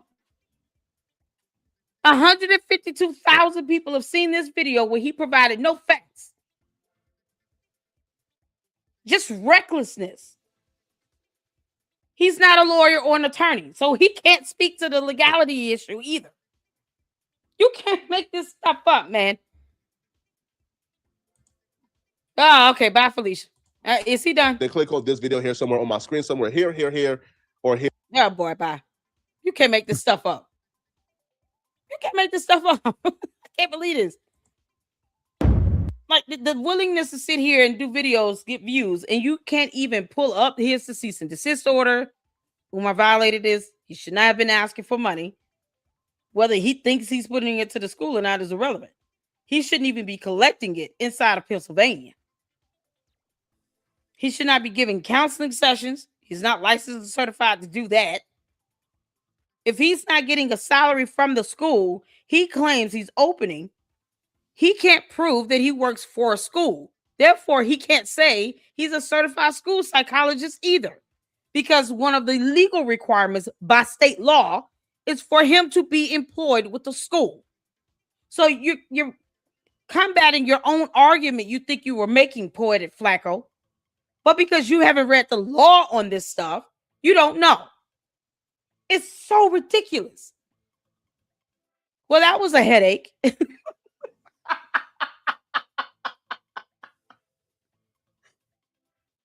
You still got these Ogoonie goons being full Ogoonie goons out here. Just goony clowns. You can't make this up. And they don't read shit. God. Boy, these 90 kids, boy, y'all, ooh, child. Ooh, child. Moving on. Here's the art of dialogue. Y'all. Oh, Lord. All that information being put out there, and it's not even factually based on anything. You can't make this stuff up. He owes Lynn an honor and apology because doxing is illegal. It's a cybercrime. You know, yet another law you should read, Poetik Flakko. You might want to start reading laws. It is illegal to dox someone. Harassment, bullying, being defamatory, all of that is illegal. And when I say defamatory, meaning it's provably false, you would have to prove it's false with evidence. Umar saying people are defaming me and they're slandering me. He would have to prove that. So unless he's going to tell us every single woman he's had an interaction with of any sort, that would be merely along the lines of dating, a relationship, a baby's mother, some female he wants to, marry, because he wants 2 wives now. He would have to tell us who all these women are just so we can see they're not outside of his race. He wouldn't be prepared to do that. Therefore, it's not defamatory to say from what he has said and what he has requested of wanting to do a love scene with a Caucasian woman, he seems to be very open-minded to dating Caucasian women. We have the right to make that opinion, Umar, because you're a clown. It's the same. He would not be able to produce the evidence to make it provably false. That's the point. It's God. Who child these kids nowadays don't read nothing. Redemption said his hot takes are always rife with nonsense. Let's see here. Is it I teach? If he was sent a C&D and the sending officials have not been bothered to enforce the order, then maybe an intel agency placed a pause on the C&D. No, there's no pause on it. It's still active. Because I did check. When I reported on it, that's the first thing I did. Wanted to make sure it was still valid and in effect. So when it was effectuated, there has not been anything in place to set the order aside or to vacate the order. There's been no hearings or anything. As a matter of fact, I encourage people to file a complaint that he's violated it. And that way the agency can take that complaint, file a motion or petition to seek sanctions for violations of the order to the court. These orders, these cease and desist orders, are enforceable in court too. So if anything, complaints should be filed so that they could take this. Okay, we see the evidence, we see the videos. He's still doing this dumb stuff. Got it. And then they take it to court, file a petition to enforce the order and to seek violations for penalties for violation of the order itself. And he treats it like it's a letter, like it's a formality. Umar doesn't care. He thinks he's above the rule of law. That's what's so crazy.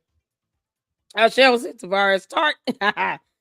Manny says, Poetik, did you give Umar man jaw love? Who knows? BB says he is not up to date at all. Not at all. It's just a Google search. Facts on facts. Left my ass off. This dude can't read. They want him to be doctor so bad it seems like truth to them. Exactly. I don't even call Umar, like, I don't give him that title doctor at all. Y'all notice that. I've never said that. So I say he's not a doctor. Never been. Umar, I got your dissertation from Peacock. I will keep getting them if you keep lying about degrees. I told you that, you clown. You can't make this up. You don't sit here and be a public figure? Okay, well then you're subjected to the scrutiny of it. It's not always going to be peaches and roses, Umar. No one owes you that. You get a job first. How about that? You start with getting a job. You can make this up. And take care of your kids. Then why is he so confident with lying? Like he knows he can get away with it because he might be a agent of discord. Probably. Umar seems like he's one of those ones where he's easily paid off by anybody. It don't matter who it is. Art of Dialogue, thumbs down. Is it bad? Is it bad? I haven't seen these yet. Some sucks-ish. If you aren't going to answer any questions about FDFG, then you shouldn't be allowed to ask for donations either. Exactly. Umar knows that he can't show expenses, receipts, or anything. Vendor invoices, none of that. Where's James Miller? Yeah, James Miller never sent me those vendor invoices. You know, because he's a clown. He never sent me those vendor invoices, anything he said he was going to email to me. Never sent them. But Umar, that means Umar can't produce any of these receipts either. And the fact that he cannot produce these receipts is what he's going to get effed up about. When the IRS says, here's a complaint you can fill out. If a 501c3 is just taking your money and saying that it's for this purpose and they're not doing that, the IRS will initiate a complaint. So I think the attorneys, you know, just kind of working alongside of what the IRS is already doing, it should be the least of your worries, Umar. The IRS is what you should be peeing your pants over.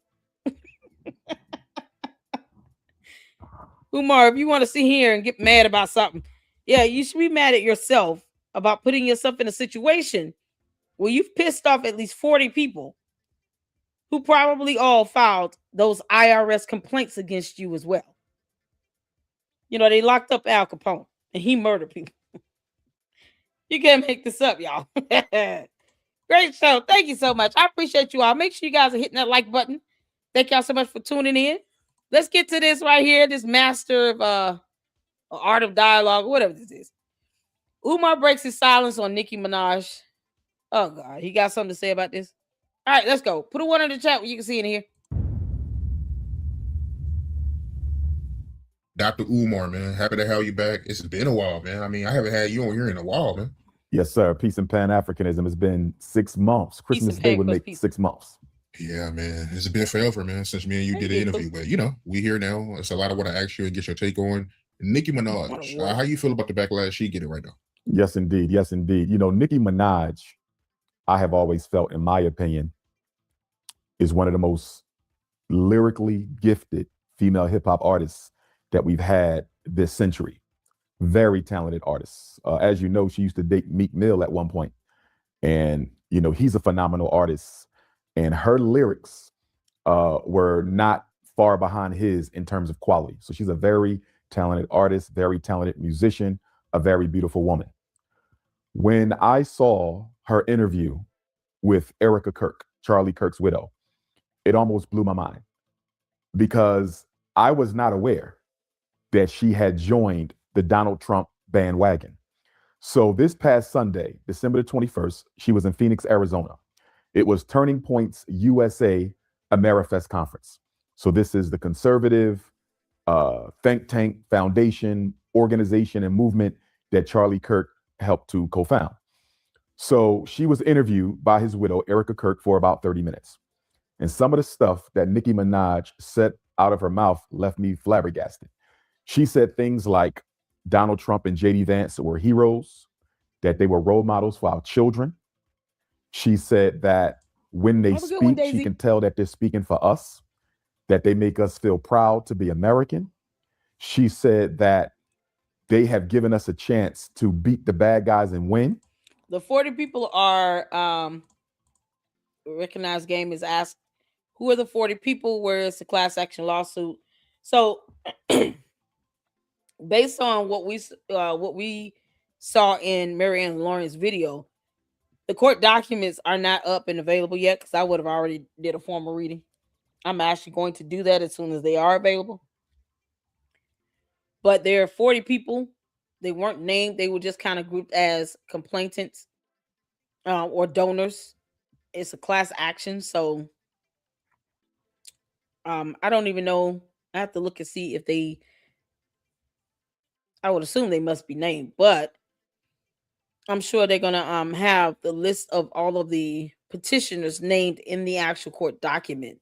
She just read the title of it and stated that she received it. Umar's definitely going to be served that. And we're waiting for the actual court documents to be made available to the public. So it might be a situation where either Lennon on them, myself, Marianne, somebody post up the actual court documents and may have to get them from the court. If that be the case, that costs. I mean, the courts can make things available to the public. It doesn't mean it has to be for free. So it would cost money to get them directly from the court. But they can't be retrieved from the court unless it's placed under seal, which I highly doubt. So once it's available, we're reading them. That's it. It's pretty much what we're waiting for.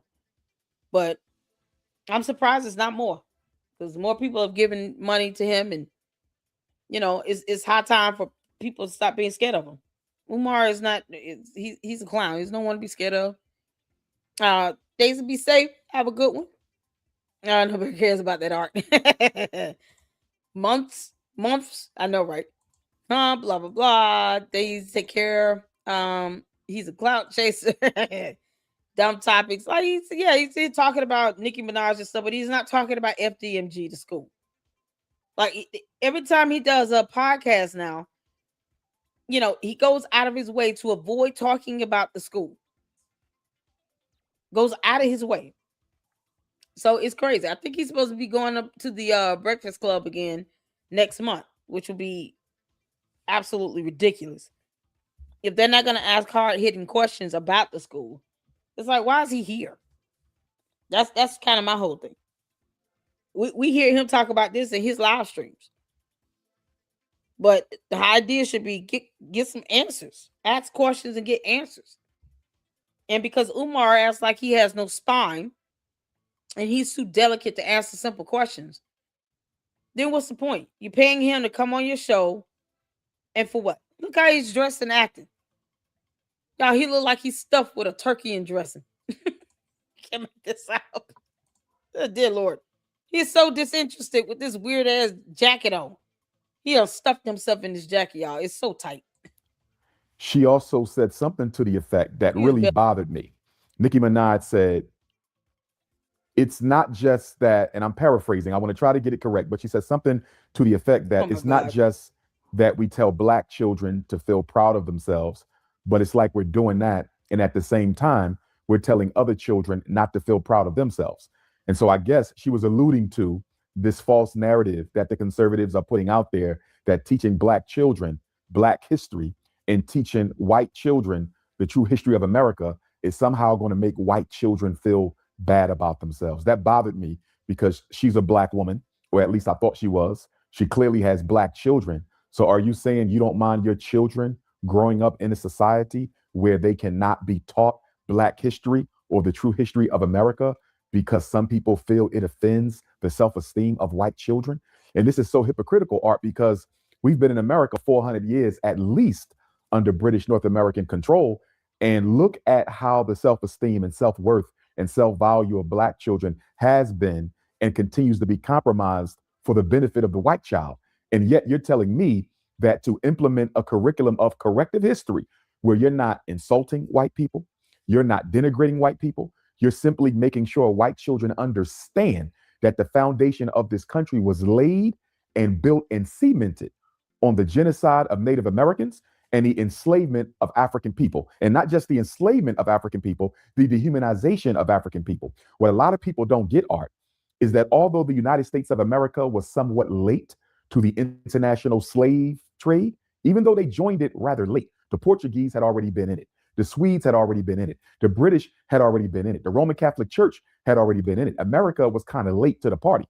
But once America got involved in the transatlantic slave trade, what we call the Ma'afa in African culture and in the conscious community, the Ma'afa, even though America was late, America would soon dominate the transatlantic slave trade.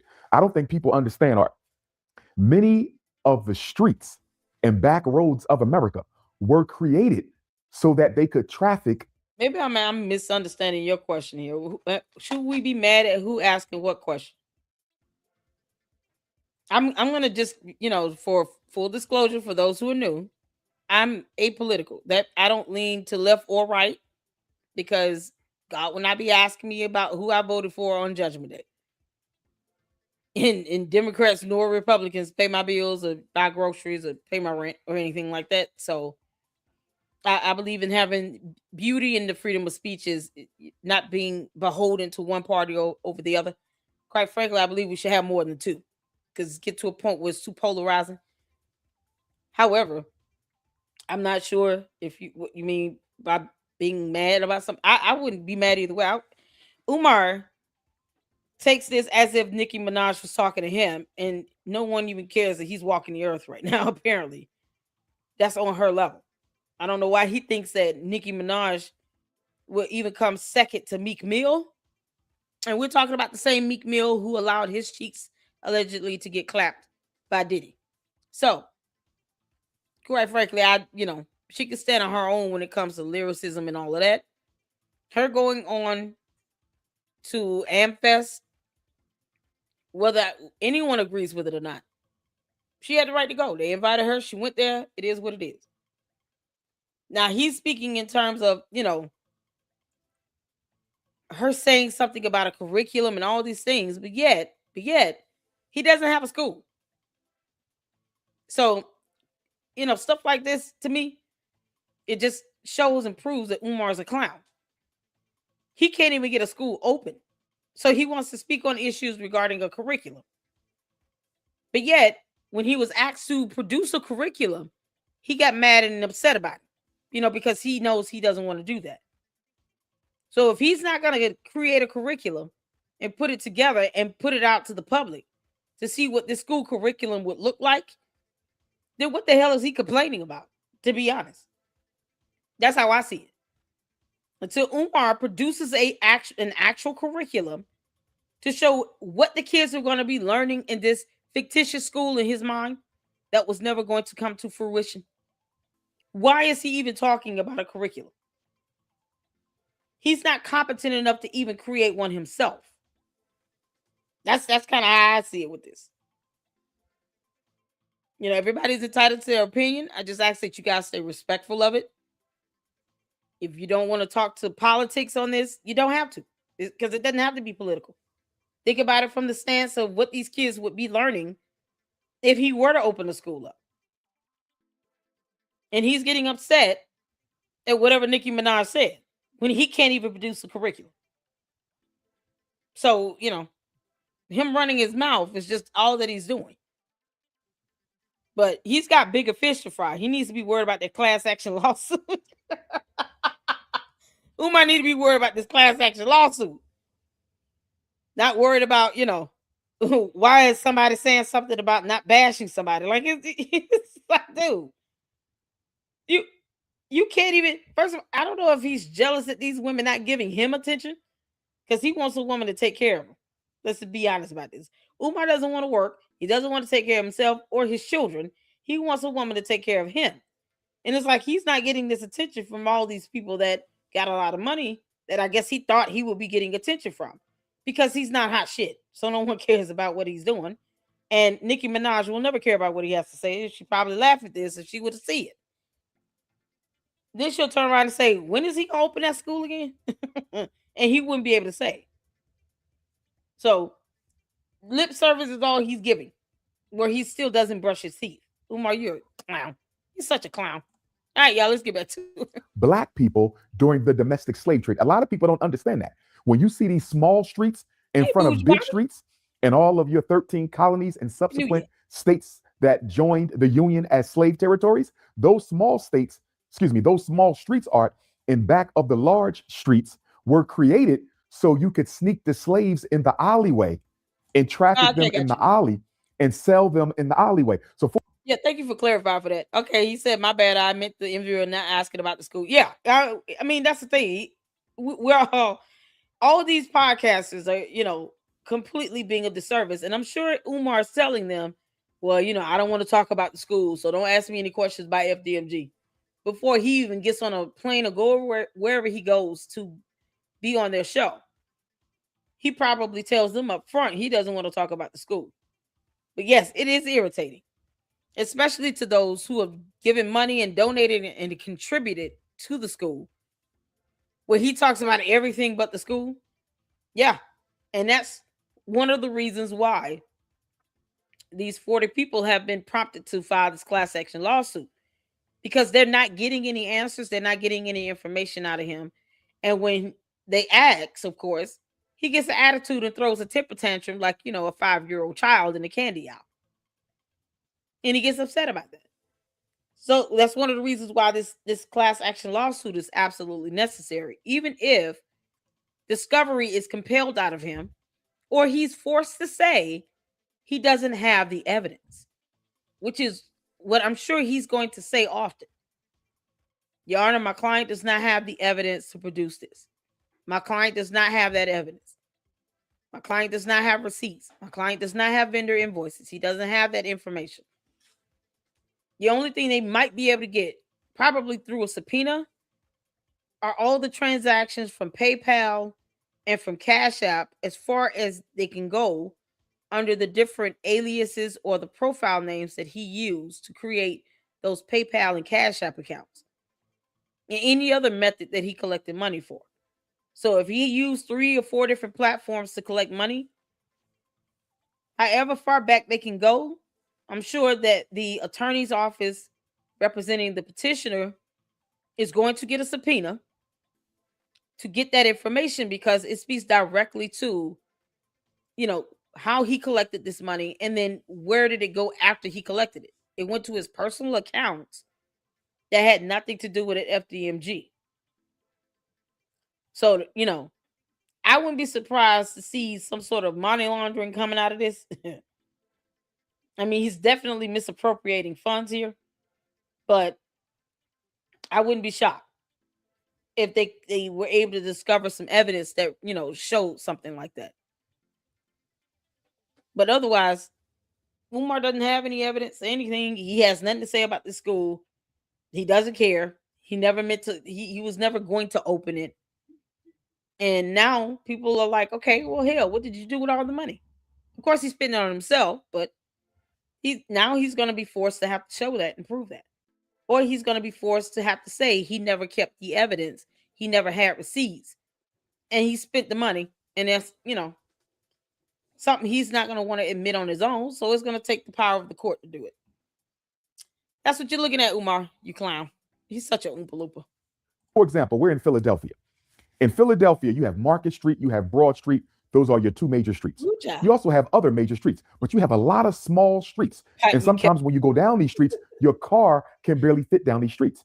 And you say, well, why would they make a street this small? They did not make the street for the car. They made the street for the slave wagon. They made the street for the slave coffle. The streets were made long enough, large enough, just so the slaves could be trafficked down them.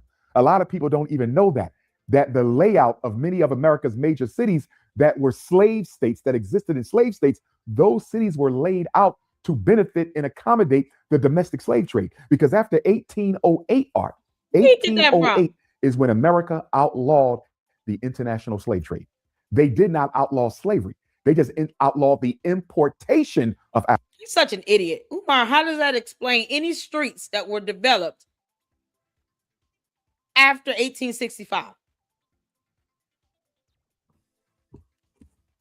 When the proclamation was signed, the Emancipation Proclamation was signed, how do you explain any roads or streets that were developed after that? Because it wouldn't be for a slave trade, remember? What is he talking about? Roads were a concept years ago, even if they were just called pathways. The buffoonery. It's the buffoonery of it all. He literally just said streets were made for slavery. Never mind all the streets and roads that were designed and created after slavery. You can't make this up. Is when America outlawed the international slave trade.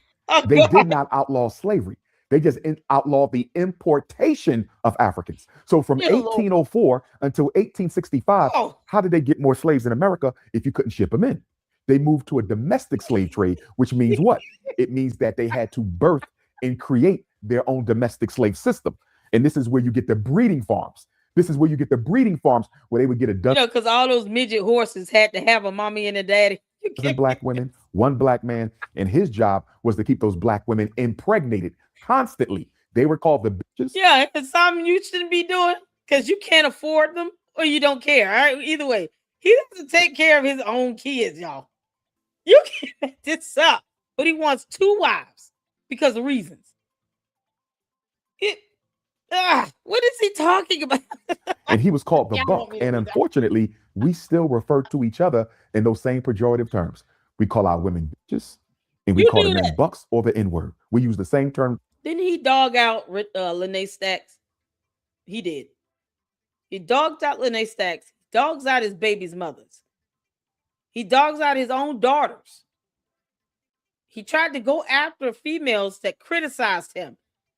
Poetik Flakko said he was going to say one of them. The F he talking about? Terminology on each other that they used on us. So getting back to the Nicki Minaj situation, what bothers me about my sister, and I still love and respect her, and I'm going to hope that she engages in some corrective behavior, because this is insane. This is absolutely insane to see. The hypocrisy. Oh, it's the hypocrisy.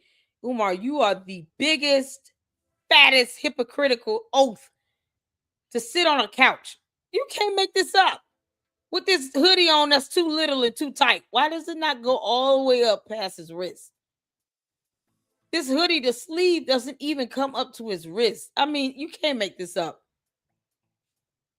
What is he sitting here talking? Oh, some correctives. No, she didn't. What did she have to correct?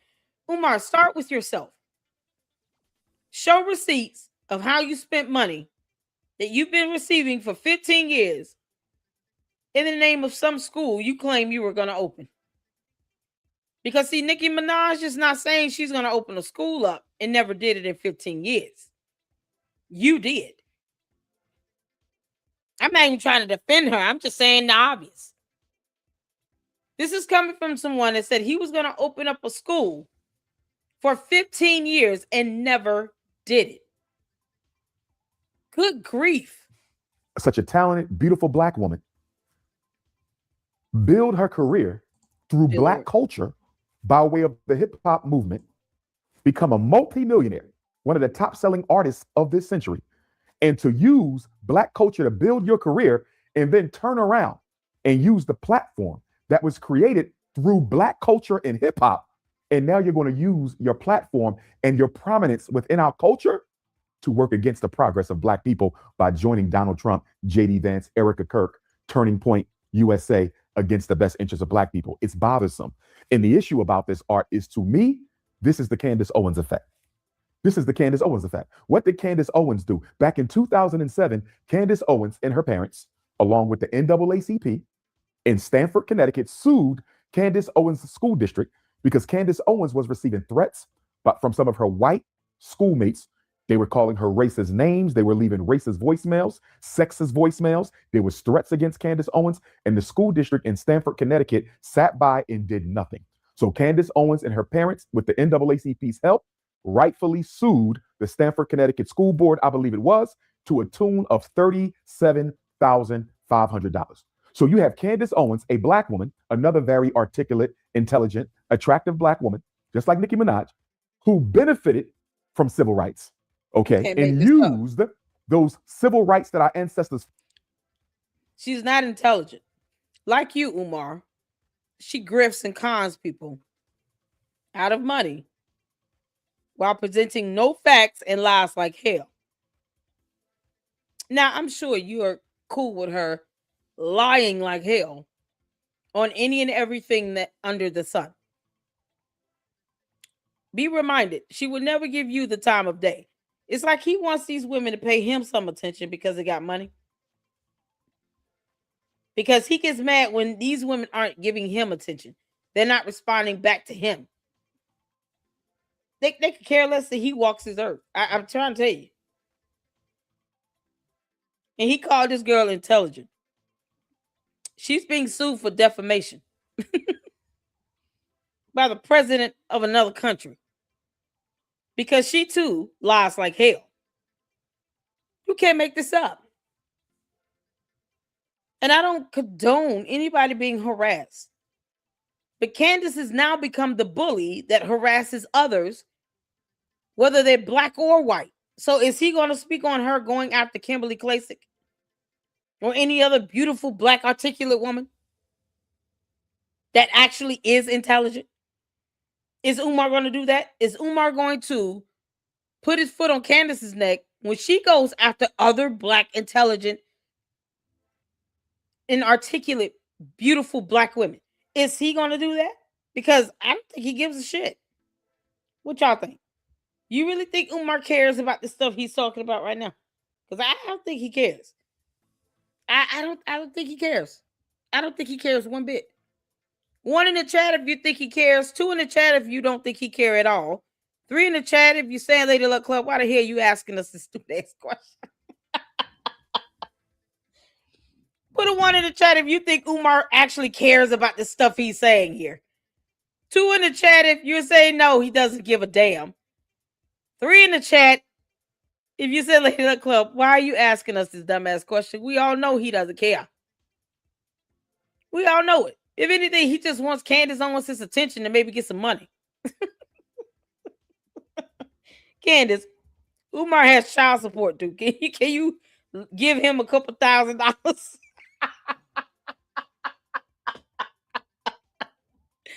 Candace, are you going to be philanthropic and give Umar Johnson,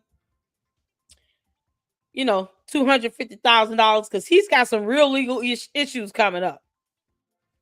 Forget Mitch Snow. Umar's got some real, true legal issues about to come up.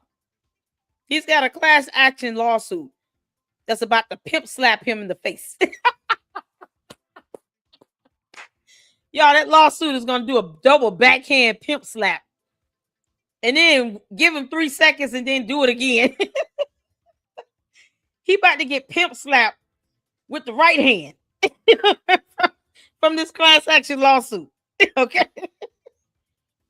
Hopefully he's appealing to Candace Owens so he can get $250,000 so he can pay his attorney's fees and pay on whatever judgment they force him to pay. Yeah. And hopefully he's doing that because otherwise, the hell you sitting here calling her all this stuff for if she ignores your existence on earth? You can't make this up. Oh, that pimp slap with the damn class action. To bring suit against a white racist school district, and then she spins the block on civil rights, and now look at her. She goes and gets a white husband, and now she's one of the biggest supporters of the conservative white racist agenda against African people. And now she's touring the country, and she's all over the news media, okay, trying to defend the honor, integrity, and legacy of another racist in Charlie Kirk. And don't get me wrong, I didn't appreciate the way that he lost his life. I didn't appreciate Black people making a mockery of him because I wouldn't want anybody to be made a mockery of when you lose your life in front of your wife and children. That is not to be made fun of. But at the same time, how is Candace Owens running around championing the legacy of Charlie Kirk while at the same time you made a documentary trying to prove to the whole world that George Floyd was not suffocated to death by the knee of a police officer? So you will make a documentary to try to make a Black man who was assassinated look like a criminal. Yeah, that's the whole point, Cheryl. I hope she does give me a copy of the lawsuit. Marianne, if you listening, can you please email me a copy of the lawsuit? I would love to do a formal reading on it. You can redact it as well if you want. So whatever you don't want me to read, redact it out and I won't read it. But I would love a copy of that lawsuit. I hope she listening. And then you'll turn around and go out of your way and even put your safety and the safety of your children in jeopardy to champion the legacy of a racist Charlie Kirk, who Candace Owens refers to as her best friend. How in the hell can a Black woman have a white racist as a best friend? Look at the things Charlie Kirk said about Black women. Look at the things Charlie Kirk said about Black men. But getting back to Nicki Minaj, I believe that Donald Trump and the conservative movement in this country selected Nicki Minaj because they needed a replacement for Candace Owens. Remember, Candace Owens has fallen out of favor with the Republican Party and the mainstream conservative white agenda because she's now exposing the Zionist control of the conservative movement and of the United States government.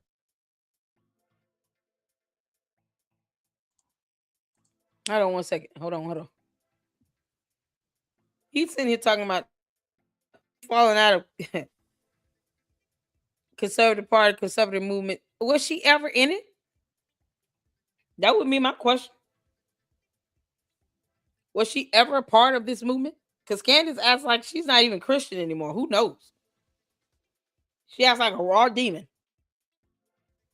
And I'm not saying because people got to agree with what she says, but I'm just saying she's completely soulless at this. You can't make this up. So Nicki Minaj is replacing Candace Owens according to Umar's logic because of reasons. Umar, just ask Candace for some money because obviously you're soundbiting her name. Soundbiting her name to get her attention for some reason. And she's not gonna respond to your ass.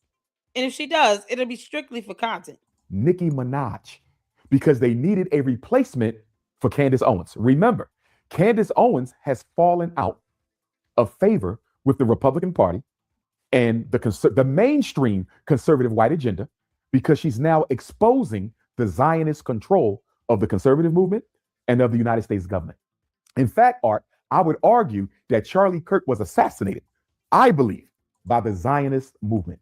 What? Charlie Kirk began to question Zionist infiltration of the U.S. government. He began to question Zionist control of U.S. institutions, systems, and industry. Yep.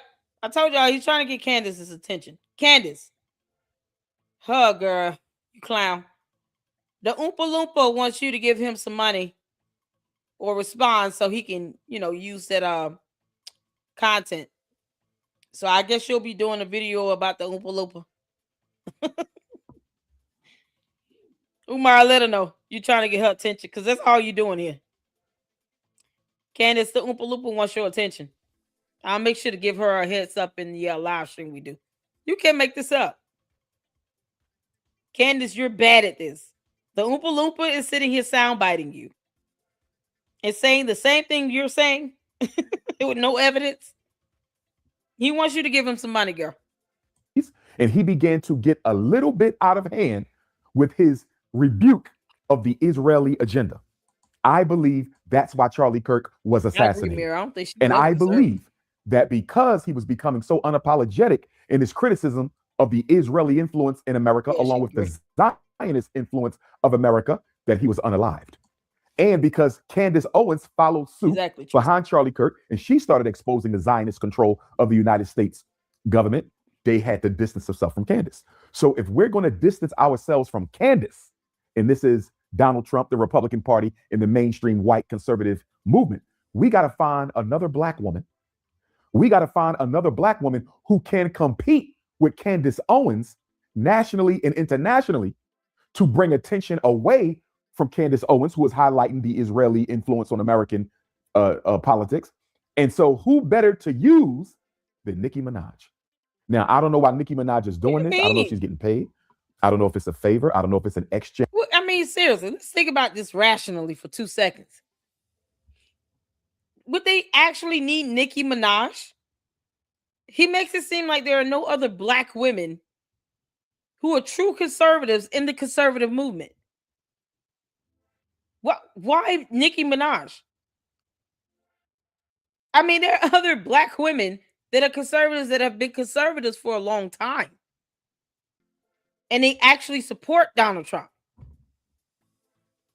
What is the purpose of trying to conform Nicki Minaj to something where there are other black women that already have been committed to the conservative movement? They support MAGA, they support Trump. All these things just lines up. Like they don't have to do that. They don't have to go and get Nicki Minaj to do this. They could just get a prominent black woman who's already been in the movement. He's literally trying to pull Candace into this. Candace, girl, send him $250,000 because that's what he wants. Change, as some people have suggested. Okay, I don't know, but I know it's not right. I know it's wrong. I mean, look at all the black women who Donald Trump has had laid off of their jobs. According to the Department of Labor, between 300 and 400,000 black women have lost their jobs since March because of Donald Trump's policies. So Nicki Minaj, in all respect, if you see yourself as a black woman, how can you sit up there with Erica Kirk and talk about black kids being made to be proud of themselves at the expense of white children? Where has that ever happened, Art? I'm an educator. I'm a principal. I'm a school psychologist. I ain't been in no school in America where white kids are made to feel bad. He's not an educator. He's not a school psychologist. He just lied like hell. Back to back to back. Kids being made to be proud of themselves at the expense of white children. Where has that ever happened, Art? I'm an educator. I'm a principal. Lie. I'm a school psychologist. Lie. 3 lies back to back. You're not an educator. You're not a principal. The school doesn't exist. It's not real. You have 2 bandos that are inundated with black mold, infested with bugs, has the stench of dead dogs around it, trash, syringe needles, alcohol bottles. Did I say black mold? Black mold. That will take millions to clean off the school. And he's sitting here saying, I'm an educator. I'm a principal. I'm a school psychologist. Lie, lie, lie. The last time someone lied 3 times like that, they were denying Jesus. And then they had some issues and ended up taking their own life and doing some crazy things. You can't make this stuff up. Someone who is able to lie repetitively 3 times back to back to back without a conscience. Yeah, him and Candace is just like 2 peas in a pod. You can't make this up. I ain't been in no school in America where white kids are made to feel bad about being white. I ain't been in no school. Yeah, because you ain't been in no school. Yeah, I ain't been in no school. Yeah, I'm a principal. I'm a school psychologist. I got to snip this, y'all. Hold on. Because you can't make this up. The fact that he is willing to lie like it's breathing air, calling himself an educator, a principal, and school psychologist. 3 things he literally is not. 2 of those things he would have to have evidence to prove. Where's the certification? What school is he employed with again that he calls himself to be the principal of? Either he's the owner or he's the principal. Which one is it? Is he a principal of a school? Maybe he got a job and we don't know it. Umar, did you go and apply and be a principal of a school? Because perhaps he just got a job to be a principal at a school. And he's about to get paid a regular salary here. Because otherwise, you're not the principal of FDMG. Then you list yourself to be a director on the tax documents. So which one you understand those are two different roles. A principal does not equate to a director. This idiot right here. That's what I said. Two of these things he would need documentation to prove. What the hell is wrong with him? He just lied his ass off 3 times in a row. I ain't been in no school. I ain't. Y'all see that? I ain't. Cause ain't a word, but you know, whatever. In America, where white kids are made to feel bad about being white, so black children can be proud about their African heritage. Where is that at? Somebody show me where white kids are being mistreated at the expense or for the benefit of black children. First of all, most teachers are white. Most public schools are white controlled. Most private schools are white controlled. All your Catholic schools are white controlled. What are we talking about? God. Most lawyers in America are white. Most doctors in America are white. Most real estate in America is owned by white people. Most politicians are white. In the U.S. Senate, you only have 3 black senators. You might get 4 if Jasmine Crockett wins, but they don't have any influence. Cory Booker, what good has he been? Raphael Warnock, what good has he been? Tim Scott, what good has he been? And if Jasmine Crockett wins, what good will she be? So this notion that white people are losing because of a liberal agenda to benefit black people, where is the evidence of this? Here's what we know, Art. When you understand the science of racism, racism is always being most racist when they act like racism does not exist. Let's go back to Barack Obama's presidency. When Barack Obama got elected, the racism said, we are living in a post-racial America. We have a black president, so maybe we don't need black fraternities and sororities anymore. We have a black president, so maybe we don't need the NAACP. We have a black president, maybe we don't need historically black colleges anymore. This was the propaganda that white supremacy put out when Barack Obama was elected.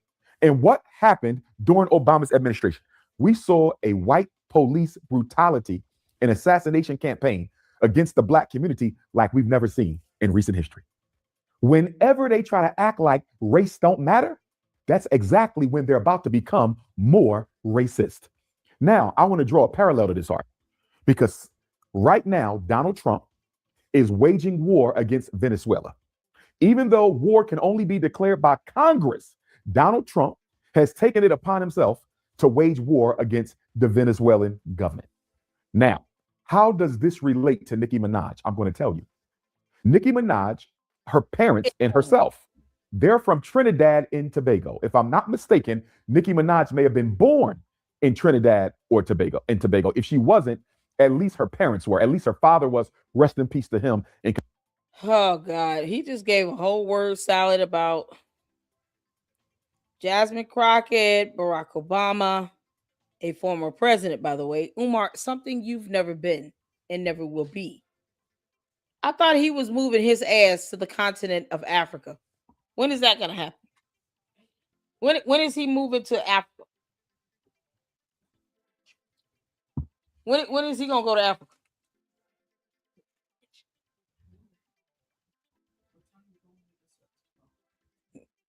So, I mean, I don't get it.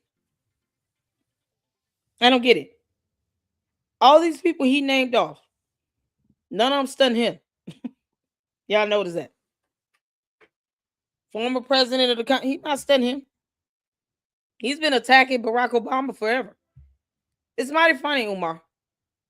You just named off a handful of black people.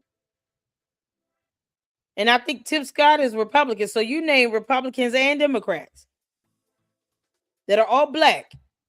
And then ask what have they done? As if you've done something yourself. You Oompa Loompa. You haven't done anything, Umar, at all. You can't even open a school you said you were going to open. So what good has Umar done? Other than him trying to file a slap lawsuit against an independent filmmaker that he almost practically forced to do a movie about him, a documentary about him that he ruined and had her crying in the car over. Got on that woman's nerve. What good has what has Umar done? All the things that I just said he did was horrible. What good has he done? He says these things that he thinks black people still want to hear. And it's getting old. It's getting stupid. It's still just as dumb and ignorant. He's been saying the same crap for years. And he can't show for any good he has done. And now he's facing a class action lawsuit. That is the pinnacle of someone who has done nothing good at all. And for what he has done has been worthy of a lawsuit.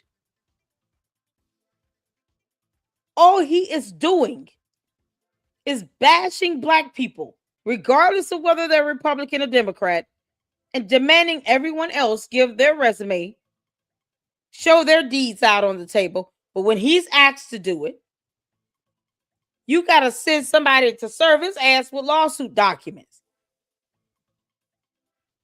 He won't even tell all the donors and sponsors that are giving him money for a school he's been grifting off of for 15 years. He won't even show them what he's doing with the money and how it's being applied to this so-called school that he's never going to open. He won't even show receipts or vendor invoices. He can't show that there's any active document on file with the city for work to be done on the buildings. He knows he will not be able to get rid of millions of dollars worth of black mold that these schools are infested, these bandos are infested with. He will not be able to explain why there's a drug syringe needle outside the building, just kind of laid out on the ground, like that's somehow safe for kids. He can't prove any of this stuff. This is the same idiot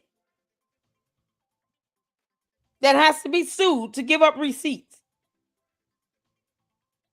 that is sitting here trying to weaponize the courts to silence a critic, an independent filmmaker who has every right to release any videos she has related to a film she has produced. And they couldn't even give her back $86,000. They gave her $68,000. They couldn't even break her even with the money that she spent to produce the film. That's how piss poor and hypocritical he is. And he wants someone to prove something to him. While he's throwing out names of black people, trying to challenge, what have they given? What have they done? What has he done? Other than dox people and put out their information that no one needed to know. The absolute worst. What a hypocrite he is. A fat, fluffy, Swiss-field hypocrite. Looking like dough. Condolences to the family for their loss of her father. Nobody should ever lose their life in that manner. So her father is of East Indian and African heritage. So he's mixed race, East Indian and African Trinidadian. Her mother, I believe, may be an American African. But from what I understand, the mother's all black. The father is black and East Indian. So Nicki Minaj carries within her the DNA of the East Indian people and the African people. And my question to Sister Nicki Minaj, and I hesitate to call her sister, but I'm going to do it anyway, because until I get clarity from her, I'm not going to assume the worst. But a question I would need to ask Nicki Minaj, Art. Do you primarily identify as a black woman, or do you primarily identify as... You idiot. She doesn't have to answer your question with that toupee on your head. Saint, you're right. I think he's wearing a toupee as well. This is definitely a man unit. He's got a man unit on his head, and he's got pubic hairs on his face as a beard. Umar, you can just prove me wrong with some sort of testing to see where these hairs come from. Why don't you take that unit off and let's see where it came from? It's made in China. I'm going to have a good laugh for many, many days to come. Y'all, if he took off this man unit, this so-called fake beard here, and it says made in China at the bottom, I'm going to clown him forever. He wants somebody to answer him and respond to him. She doesn't have to respond to you. You know what she could say? When are you going to open that school again? The F you talking about? Bye. Kick rocks. Indian. And the reason I got to ask her that, Art, not only is she turning her back on the same Black America that made her famous. Not only is she turning her back on the same Black America that made her famous, Art, but right now, Donald Trump has carried out 29 different strikes on Venezuelan seagoing vessels. Art. The Caribbean Sea, Donald Trump has seized oil tankers from Venezuela. He has murdered at least 105 Venezuelans. Allegedly, that's what the media is reporting. There's only one Caribbean country, Art, that is standing in solidarity with Donald Trump. Guess who it is? Trinidad and Tobago.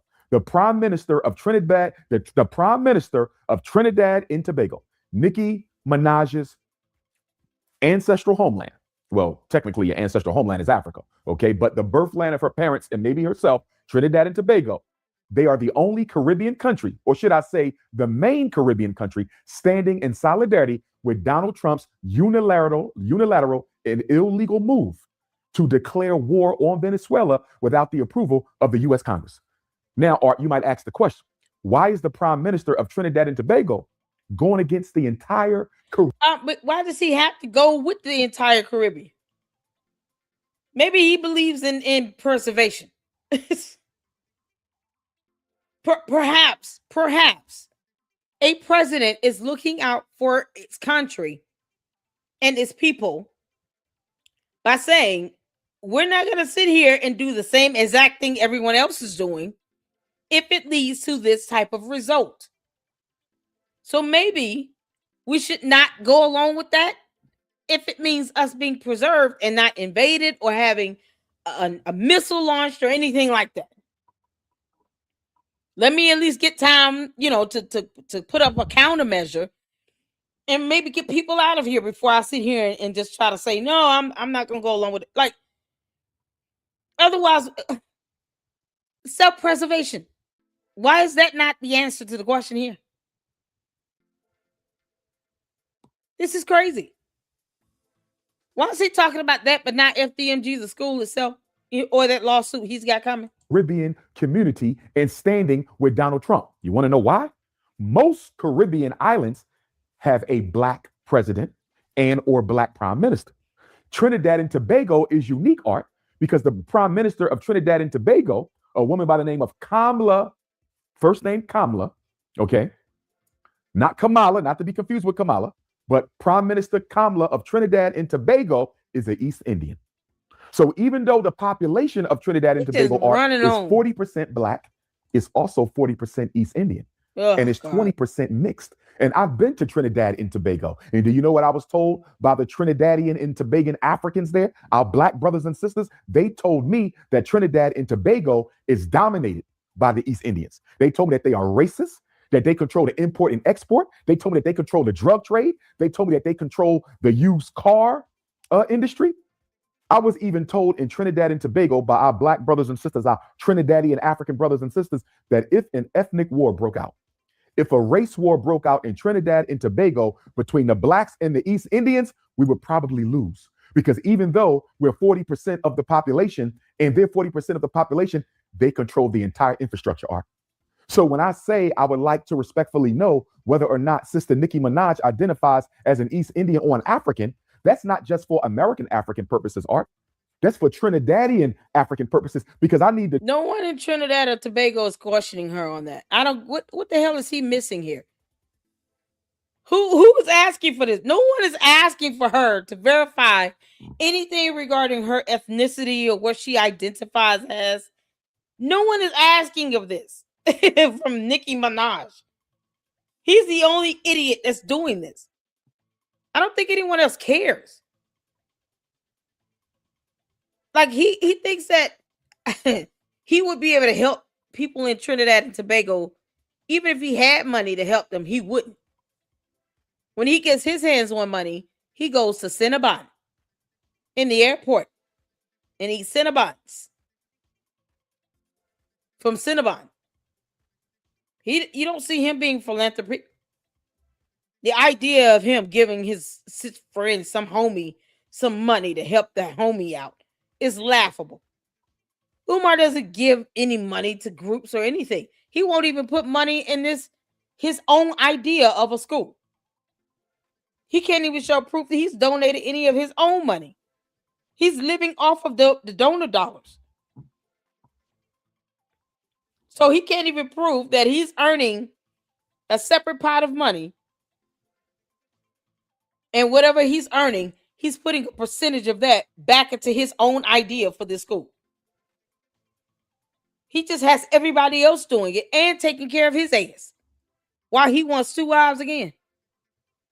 One thing they're not going to do is sit here and give you any time or attention, Umar, when you're walking around saying that some woman's jaw is not as strong as a man's jaw and how you go hang out in Hyde Park. They don't take kindly to that at all. I hope you do know that. Take your little flabby ass back to Trinidad and Tobago's and tell them that you hang out in Hyde Park with transgender women. See how well that goes. He's such a clown. No, if she identifies with the oppressed black people of Trinidad and Tobago, who are being oppressed by who? East Indians. Remember, Art, when the white man left the Caribbean, he put the East Indians in charge. A lot of people don't know that. When the white man left the Caribbean to make sure black people would never get sole control of their island, he left East Indians in charge and he left Chinese in charge. And if you go to almost any Caribbean island today, you will find that either the East Indians or the Chinese are doing better than black people, even if there's more black people on the island. Trinidad and Tobago is unique because you have just as much East Indians as you have Africans. So I need to know if Nicki Minaj stands with the East Indians of Trinidad and Tobago, who are oppressing our brothers and sisters on that island, or does she stand with her Trinidadian African brothers and sisters, as do I? But getting back to this, Art, I believe that Nicki Minaj was selected for 3 reasons. Number 1, they need somebody to neutralize Candace Owens and Jasmine Crockett. They need somebody to neutralize the conservative movement led by Donald Trump, the mainstream conservative movement led by Donald Trump. They need Candace Owens and Jasmine Crockett politically neutralized.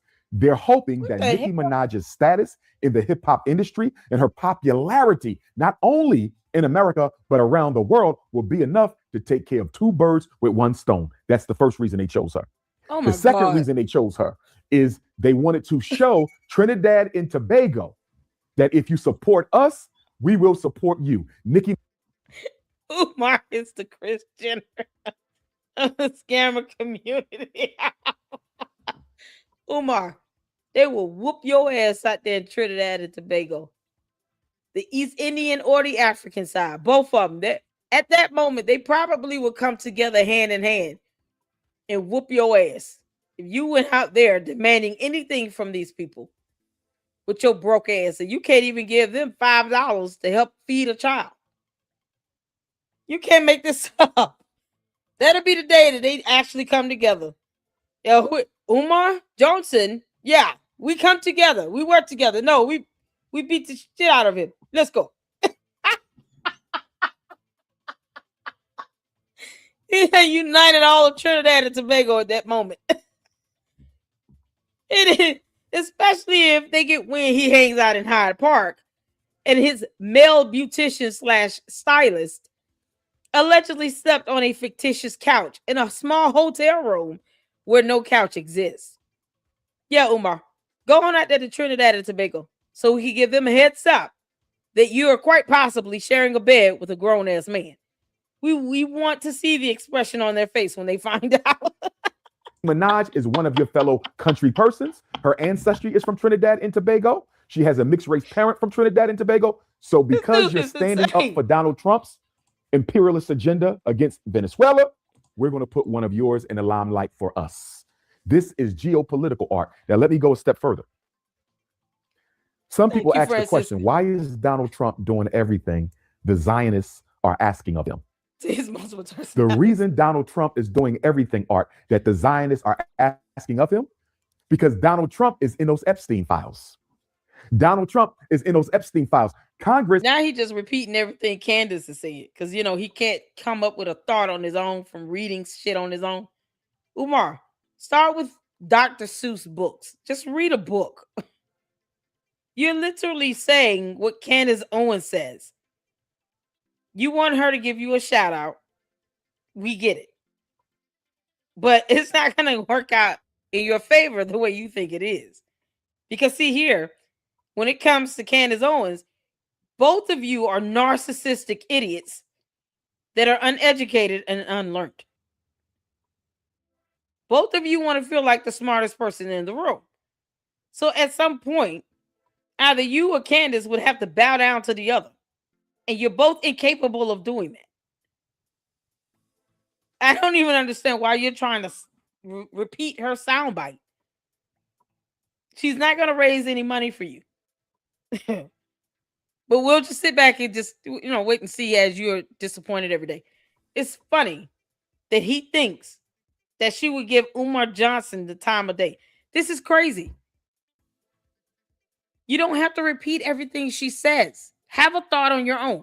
Why don't you tell us about your financial plan and that curriculum you were going to create, since you claim to be a principal educator and school psychologist?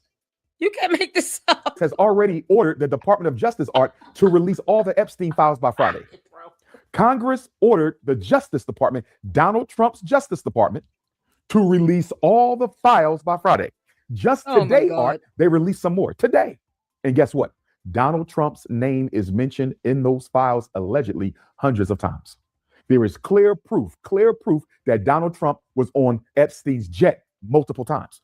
And the question is being asked by the media, even if Donald Trump did not engage in any of the sex abuse of children and adults, was he aware of it? Because if he was aware of it, he can be charged as an accomplice to the crime. And here's the thing. Jeffrey Epstein, Art, was a Mossad agent. Jeffrey Epstein was Israeli secret intelligence. Jeffrey Epstein was Israeli secret intelligence. And I believe that the Mossad, the Israeli Secret Service, used Jeffrey Epstein. You can't make this up. To blackmail all of the top politicians. It's like listening to all Candace's of the top male businessmen version. and all of the top politicians. So obviously, Umar has multiple personality disorder as well. You can't make this up. BB said it best. When he says we, he speaks to his multiple personalities. Y'all, we got to start naming them, just like we do with Candace, crazy ass. We got to name Umar's personalities. Who are we looking at right here? Da Vinci? No, he uses terminology like I ain't. Yo, we got a full Jaquez on our hands. Jaquez. Yeah, that sounds about right to me. Jaquez. How about that? Jaquez. Then you got a Umar. Then you got a Jermaine.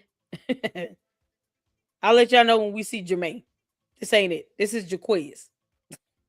You can't make this up. It's literally becoming a whole personality, the alleged male version of Candace Amber Owens Farmer, because he actually thinks that she's intelligent. That girl doesn't read worth shit. You can't make this up. Businessmen and entertainers in America, in order to coerce them, Art, to do whatever the Zionists want them to do. And if you don't, we will expose your participation in the Epstein ring. You see how that works? Of course. The Zionists, Art, they use blackmail. They have a file on almost every politician in DC, black and white. Now, let me tell you how they played Donald Trump. Oh, God. During his first term, they let Donald Trump think he was in charge. During his first term, they let Donald Trump think he was commander-in-chief. During his first term, they let Donald Trump go against COVID. They let Donald Trump go against the LGBT. They let him do what he wanted to do. You know why? Because they was looking towards Donald Trump's second term. They said, when he gets back in the second term, Art, we're going to sit his ass down. We're going to let him know who's in charge. We're going to let him know what he's going to do. And if he tries to be arrogant and narcissistic and belligerent, as he has shown the world he can be, we're going to let him know. Trump, Umar wants to tell you things. Maybe you should schedule a 15-minute call with him. He just want to let you know something. Because reasons. I mean, can you imagine a conversation between Umar Johnson and Donald Trump? Y'all, to be a fly on the wall in that conversation. Oh, Lord have mercy. I don't think anything would be said. It would just be a bunch of things, words going across. They're using pronouns and we and is and ours, us, them, they. when they say he, she, it's going to be like, who are you talking about? Like they wouldn't even be able to keep up with their own comments if they had to talk to each other. This is painful to hear. It's like listening to the male version of Candace. This is painful, man. Worked for us. So pathetic. And now you work for us. Why? Because you was very good friends with Jeffrey Epstein for a very long time. And we know you know what he was doing, and you did nothing to stop it, even if you didn't participate. You want to know why Donald Trump is attacking Venezuela, Art? Venezuela has an oil deal with Iran. And as you know, Israel can't stand Iran. America can't stand Iran. Venezuela has an oil deal with Iran. That's not good for the Zionists. So they're making Donald Trump attack Venezuela in the name of the Zionists. Umar, while you get your vocabulary in order, let me read some supers. You can't make this stop. Make sure you guys go check out KKC, the Receipt Show. It was up in here supporting us. I hope he's still here. If not, shout out to him. I understand because Umar is just insufferable right now. You can't make this up. It's course, Umar. Yes, he said Iran. Y'all, Jaquez can't speak at all. He ain't got no education. This is madness. For fuck's sake. All right. Rosetta became a member for 2 months. Happy New Year, LLC, and everyone. Happy New Year to you as well, Rosetta. Thank you so much for your generosity and becoming a member in the LLC. It's the place to be. Thank you so much. I appreciate that. And we have a $4.99 super from 54B Lewis. This is truly a deranged individual. Yeah, he is. Who's also, incapable of actually pronouncing, basic English terms. Umar, if you're going to be in our country, learn our language. And when I say our, I mean the United States of America. The country, not the continent. This dude say Iran.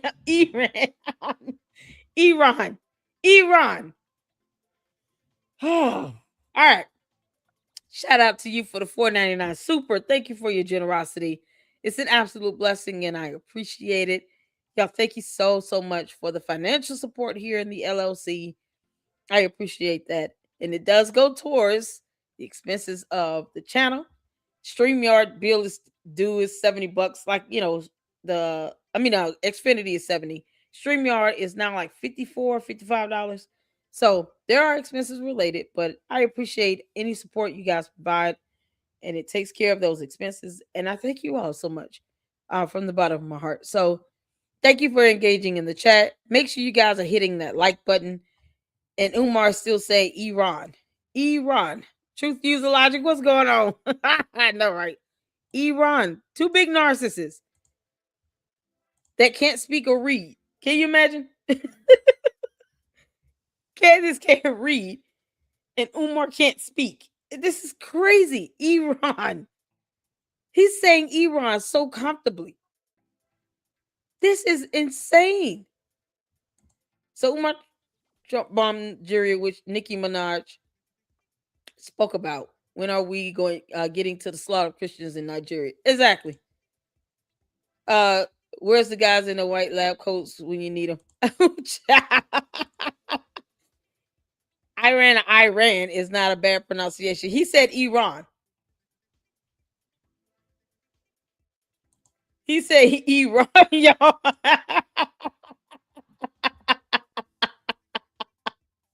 What's the end? Is that do not? Why are we abbreviating do not? Is that what you're supposed to be saying? Do not focus on that? I'm going to talk about what I want to talk about in my video. You understand now? You come to the LLC. I do as I please here. He said Iran. Yeah, I had to walk my dog. You came back to some bad English. This fool is saying Iran because reasons. I mean, he's supposed to be a scholar, a principal, an educator, and a certified school psychologist. Things that he's not. 3 things that he is not. Lying like hell is exactly what he's doing. He has to show a certificate to say I'm not certified anything. That's what's so crazy about this. The most mundane, basic evidence that the host could have asked for. He didn't ask for it. Hold on, man. You say you're certified. Do you have a certificate? Then you can't say you certified on my show. I can't let you make that claim. Not here. You got to show a certificate to be certified. Otherwise, I'm not putting out that type of information and having my audience think that you're certified. You can't make this up. And Trinidad and Tobago is standing with Trump. And so therefore, Trump is elevating Nicki Minaj to national stature as a payback to the Trinidad and Tobago government. Art, Donald Trump can't get out of this if he wanted to. Whatever the Zionists tell him to do, he will do it. I heard J.D. Vance mention Nicki Minaj by name at least 4 times in his speech that he gave at Turning Point USA's conference in Phoenix on Sunday. He mentioned Nicki Minaj by name at least 4 times. And don't forget, Art, where was Nicki Minaj on November the 18th? On November the 18th, Nicki Minaj was at the United Nations. Art, how does a hip-hop artist, no disrespect to my sister, Nicki is an intelligent sister, beautiful family. This ain't personal, this political, Art. But how does a rapper? Why does it have to be political? You have done nothing, Umar. You haven't done a thing to help either political parties at all. Nothing. He doesn't do anything to help Republicans or Democrats. So why is he speaking about politics when he has not contributed to any political platform? He hasn't gone out to ensure that a policy has been implemented.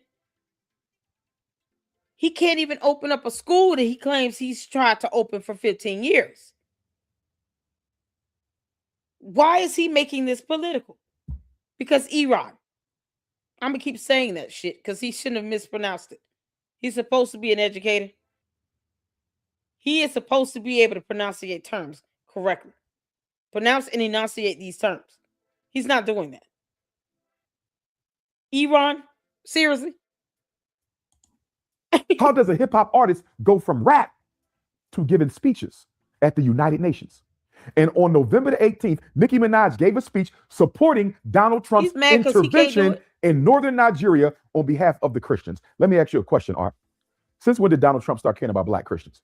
He don't care about the black Christians right here in America.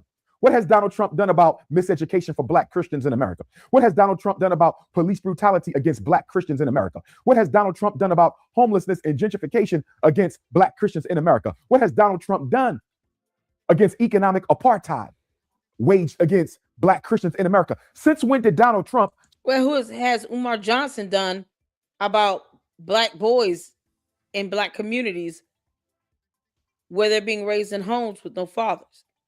What has Umar Johnson done about black youth getting a proper education because he hasn't opened a school?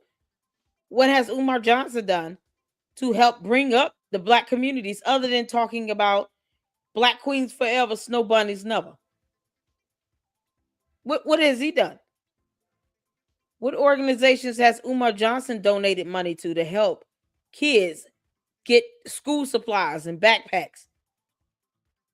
Ensure that free lunch programs are still flowing in the schools in his community. Why wouldn't Umar Johnson allow the Philadelphia Police Department to do a wellness check on his mother 3 times? See, Umar, we can ask all these questions as well about what you choose to not do to advance any person in the African American or black community in the United States of America as well. You've done nothing. If he had to actually write out a resume, he would have to lie and embellish like hell. He already lies about being a principal, an educator, and a school psychologist. Having a degree in nursing does not mean I get to go out and actually fulfill the role of a nurse. I still have to be registered with a certificate, with a license, with credentials. And he still hasn't even proved that he has the proper education to be a school psychologist because we've read his dissertation and it's absolute garbage. That's how he speaks now is how he spoke throughout his entire dissertation. It was about as rudimentary as it could get and idiotic. This is ridiculous. Start giving a damn about black Christians. So let me get this right, Art. You're not doing nothing for the black Christians in America, but you're going to go all the way to northern Nigeria. You're going to go all the way to northern Nigeria and save Nigerian Christians from genocide and abuse. Now, first, Art, let me say this. There is genocide and abuse, some genocide against my northern Nigerian Christian brothers and sisters by Muslims in the northern region that I don't condone. If the international reports are right, you've had 10,000 northern Nigerian Christians who've been massacred. If they're right, he hasn't talked to one family that lost somebody to this genocide. What do you mean if? Are we going full-blown Alex Jones right now? So all the people out there in Nigeria that have lost somebody, lost their families, are they paid actors, Umar? Is this where you're going with this? If they're correct. You think he's going to go out there and find out for himself? Hell no. Umar Johnson is not going to get on a plane, a.k.a. Jermaine Shoemake, and go fly to Nigeria to find out if people are actually being slaughtered. He's not going to do that. Either you believe it or you go find out for yourself firsthand. What the hell is wrong with him? Over so many of these past years. It's wrong. I don't condone it. And I hope the Nigerian government gets this under control. Northern Nigeria, Art, is mostly Muslim. Southern Nigeria is mostly Christian. So the Muslims who are living, the Christians who are living in Muslim-dominated northern Nigeria, they're the ones who are being harmed. But guess what, Art? This was going on when Donald Trump was president the first time.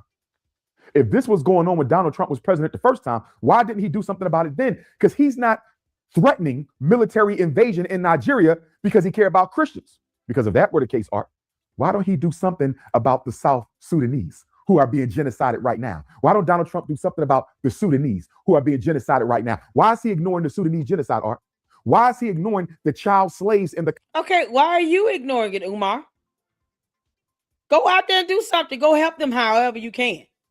You would think he would do that as opposed to go to Brazil or go around these college campuses trying to take pictures with college girls. You see how this works, Umar? We're gonna continue to scrutinize the dumb shit you do, because what you're doing is not helping any black communities. Having camp out meetings in back houses with evil dolls. Somehow that's you doing something for a black community. And yet you can't go out to Nigeria to confirm people losing their families and loved ones, that a genocide has occurred. But you can take your ass to Brazil, though. He's going to China this year. Let's think about this. Umar's going to China this year, but he's not going to Nigeria or Sudan himself. Make this make sense? Congo, Art, since he cares so much about black people, let me tell you why. Donald Trump is ignoring the genocide in Sudan because it's being carried out by Arabs from the United Arab Emirates. The Arabs from the UAE are in the Sudan killing and genociding our black Sudanese brothers and sisters to control the oil and the other natural resources. And here's the kicker, Art. Where does the United Arab Emirates get most of their weapons from? Who is the number one military supplier of weapons to the Arabs of the UAE? Donald Trump's government. Wow.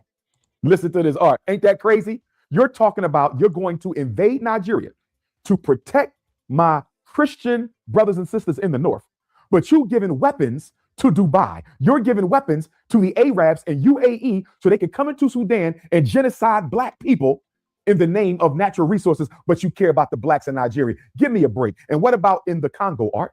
You got children dying. Mass. Umar doesn't care about the black kids in the city of Wilmington. You know, or those 4 black kids whose mother said that he stole her entire savings. She never gave him permission to take that money out. So if that be true, Umar, you took $8,000, $6,000 or $8,000 from a single mother with 4 children.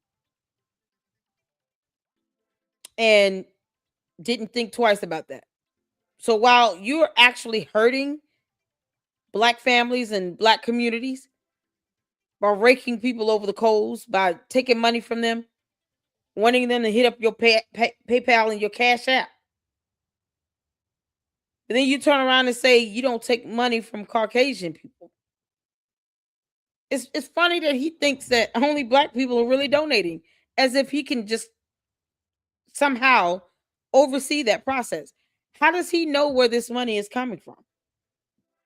He has no way to turn on a filter in Cash App or in PayPal to ensure that only Black people are sending him money. He doesn't try to find out who's behind these profiles. So the concept of him thinking only Black people are giving me money is absolutely insane. Additionally, the fact that he's been taking money from what seemed to be predominantly Black communities for over a decade, lying about opening a school is even worse. And then get upset when people ask for receipts. And he wants anybody to prove something to him when he won't show receipts and vendor invoices. This is what we are, this hypocrisy, people. Murder, humanitarian crisis, hunger in the Congo, been going on for years. Donald Trump won't do anything about it. You know why? Because they're mining coltan and cobalt for who? Apple computers, and for Elon Musk, Tesla cars, and for American military systems. So Donald Trump isn't going to say one word about the Congo because it benefits white capitalism. He's not going to say one word about Sudan because it benefits white capitalism. And don't get me started on Haiti and what America is doing in Haiti, since you love Black Christians so much. What about the Black Christians in Haiti? What about all the Haitians whose asylum in America you just canceled out, and you're now hunting them down like animals all across America and sending them back to Haiti? What about them? What about the airstrikes, Art, that America has carried out in Somalia, killing innocent men, women, and children? Many of them are Christian as well, although it's an Islamic country. What about them? So you got all of these genocides of Black people going on around the world. Christians, as they want to say, being murdered, but Donald Trump don't see them. He only sees the one in Nigeria. And let me tell you why, Art. I know you're familiar with Ibrahim Traoré and the Sahel Alliance. Ibrahim Traoré is the president of Burkina Faso. You also have the president of Niger, Chiani, and you have General Goita of Mali, right? Right. The real reason, Art, and I need you to get this, the real reason Donald Trump... Yeah, and nothing else, because, you know, he's blinking really fast, which means he's about to lie like hell. I always tell you all, pay attention to the body language. Look at this blink rate that's going on here. Let me go back a little bit. This fast blinking here, because he's about to lie like hell, y'all. Ibrahim Traoré is the president of Burkina Faso. You also have the president of Niger, Chiani, and you have General Goita of Mali, right? Right. The real reason, Art, and I need you to get this, the real reason Donald Trump wants to invade northern Nigeria, Art, has nothing to do with Black Christians. Nothing to do with my Christian brothers and sisters in the north. Northern Nigeria sits under what country, Art? Northern Nigeria sits right under Niger, one of the 3 countries in the Sahel Alliance. Nigeria borders Niger. And why is Niger so important, Art? Who is the #1 supplier of uranium in the world? Niger. Do you know what you need uranium for, Art? Nuclear missiles, nuclear bombs, nuclear technology, nuclear warheads. Niger is the... He's not showing any evidence that this is why. If it took someone to bring to Trump's attention, people are being, you know, genocided over in been genocided. That there are Christians being slaughtered out in Nigeria. Do something because you're the US. And then he does something. He's already said Trump never cared. So why is he trying to link this conspiracy to it? If you said Trump didn't care until Nicki Minaj brought it to his attention. Wasn't that the point he was making before? 10 minutes ago in this video? Now, all of a sudden, well, he's only paying attention to it because of this natural resource in the country next to it. Either he cared or he didn't. For whatever reason, It shouldn't have had to take someone to bring it to his attention if it was about this natural resource. But he's saying Nicki Minaj said something, then he did something. He's never cared, but now he cares because it's his natural resource. Pick one. Pick one. Either he was paying attention and he wanted to protect the resource, or he didn't care and it took Nicki Minaj. Which one is it? It's ridiculous. He's speaking in circles. Number one supplier of uranium. And in the nuclear age, art, uranium is the vibranium of Black Panther. In the nuclear age, uranium is the vibranium that they talked about in the Black Panther movie. So the reason Donald Trump needs to get into northern Nigeria, art, so they can invade and try to overthrow President Chiani in Niger so they can get control of the uranium. Are you with me so far? I follow you. No. Not only does Niger have uranium, they have gold and other resources. And then next to Niger, you have who? Mali. Mali has gold. Mali has copper. Mali has zinc and unlimited natural resources. And then Burkina Faso is only a hop, skip, and a jump from northern Nigeria. And you know they want to get rid of Ibrahim Traore. And we pray to God and the ancestors that never happens. But they want to get rid of Ibrahim Traore because he's the leader. And what does Burkina Faso have a whole lot of? Praying to the ancestors. Gold, art. Donald Trump wants to. Umar, Christians don't pray to ancestors. Pray to Jesus. What the heck are you talking about? Christians don't pray to ancestors. What is wrong with you? He doesn't even support Christians. What is he talking about? He doesn't say things that even that are in alignment with Christianity. It's ridiculous. He doesn't care what's going on in Nigeria either. He doesn't care. Umar doesn't care either. Geopolitically and strategically put the U.S. military in northern Nigeria so they have easy access to invade Niger right above, Mali right above to the left, and Burkina Faso right above even further to the left. Do you see that? Right, I see. This is about overthrowing independent African states. Donald Trump don't give a damn about no Black Christians in Nigeria. He don't care about the ones here. So for my sister Nicki Minaj, sister Nicki Minaj to go to the United Nations and give voice to Donald Trump's false flag of caring about Christian Nigerians and Black Africa is a disservice to her race. Nicki Minaj, I want you. Umar, you are a disservice to all of Black people as well when you lie about opening a school for Black boys, not even Black girls. You know, forget Black girls and all, because you didn't even raise your own daughters. But when you say you're going to do this for over 15 years and you never do it.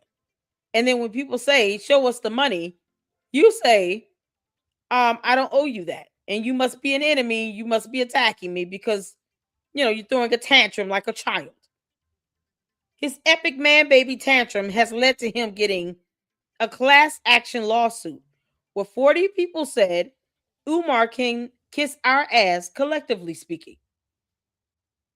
So one way or the other, you're going to have to give up some discovery or tell the truth and say that you never had it to begin with. You weren't keeping up with anything. You're just spending money because you think it's yours. Because you're too lazy to get a job. He doesn't even care about these Black communities he's taking advantage of. These Black families that he has raked over the coals and doesn't even want to show them receipts. It's absolutely absurd. You to reconsider this. Please don't go down the path of Candace Owens' sister. Please recant while you can. But I don't know if she can, Art. She might be in too deep. You done already went to the UN speaking on behalf of Donald Trump's agenda to invade Nigeria so he can overthrow the Sahel Alliance. You done already went to Turning Point USA's Amerifest conference talking about how Donald Trump makes you feel proud to be an American. Talking about how when Donald Trump and J.D. Vance speak, they speaking for us. And then she said, Art, that I don't want any, and I'm paraphrasing, but she said something like, I don't want any white girls with blonde hair and blue eyes to not be proud of themselves in order for Black children to be proud of themselves. I'm not quoting her exactly correct, but she's basically parroting that narrative that teaching corrective history in American schools, teaching Black history in American schools, teaching the truth about American slavery in these schools, Art, is going to somehow damage white kids psychologically. Art, there ain't a white child in America who give a damn about what Black people think about them. There's not a white person in America Who gives a damn about what black people think about them? You know what this really is about? Sanitizing the history, Art. Because on July 4th, 2026, America turns 250 years old. On July 4th, 2026, right here in Philadelphia, a few blocks from where we are, there's going to be a massive 250th birthday party for white supremacy. Yeah, and Umar is going to be mad because it's not about him, while he's trying to still collect donations for FDMG, where there is a cease and desist order telling his dumbass to stop because he refused to simply submit some documentation to an agency to make sure he was in compliance. Umar thinks that he is above the rule of law. He thinks that he is not bound by any set of principles or code of ethics or anything. He doesn't have to follow laws and rules like anyone else. And then gets mad when he gets penalized for it. So he'll be there as well, grifting, raising money against a cease and desist order for a school that will never open. Just so you all know that. Massive birthday party for white supremacy, and Donald Trump and the rest of America wants to make sure that nobody spoils the party by telling the truth about how this country was built on the backs of African enslaved. That's what this is, Art. And Nicki Minaj is allowing herself to be used to undermine the self-respect and dignity of black people, the proper education of black children in the schools. She's allowing herself to be used as a stool pigeon to help propagate Donald Trump's agenda to invade Nigeria so he could try to overthrow Niger for the uranium, Mali for the gold, the nickel, the copper, the zinc, and Burkina Faso and its leader for the abundant gold in the unapologetically African position that Ibrahim Traoré is taking. I'm disappointed in my sister. And then JD Vance, Art, he gets up there after Nicki Minaj, and he says, in the United States, you no longer have to be ashamed to be white. When did white people? When did I miss something? When were white people ever made to feel ashamed in this country? When? Somebody give me a day, a month, an hour, a minute. This country is created by white people, dominated by white people, ran by white people for the benefit of white people. Black people have never had the upper hand in this country. So for JD Vance to say you no longer have to be ashamed to be white, who owned the banks? White people. Who owned the supermarkets? White people. Who own the hospitals? White people. Who own the schools? White people. Who sell the cars, the gas, the oil? White people. Who own the ships? White people. So how in the hell does JD Vance break breath to say you no longer have to be ashamed to be white? In conclusion, Art, I would just say that I'm disappointed in my sister Nicki. You have no business using hip-hop music. Umar, we're all disappointed in you. Wearing that damn hoodie. And it's too small. Look at the flickety wrist. Exactly, William. I said this earlier. Y'all, Umar looks like he's a stuffed, burnt banana bread.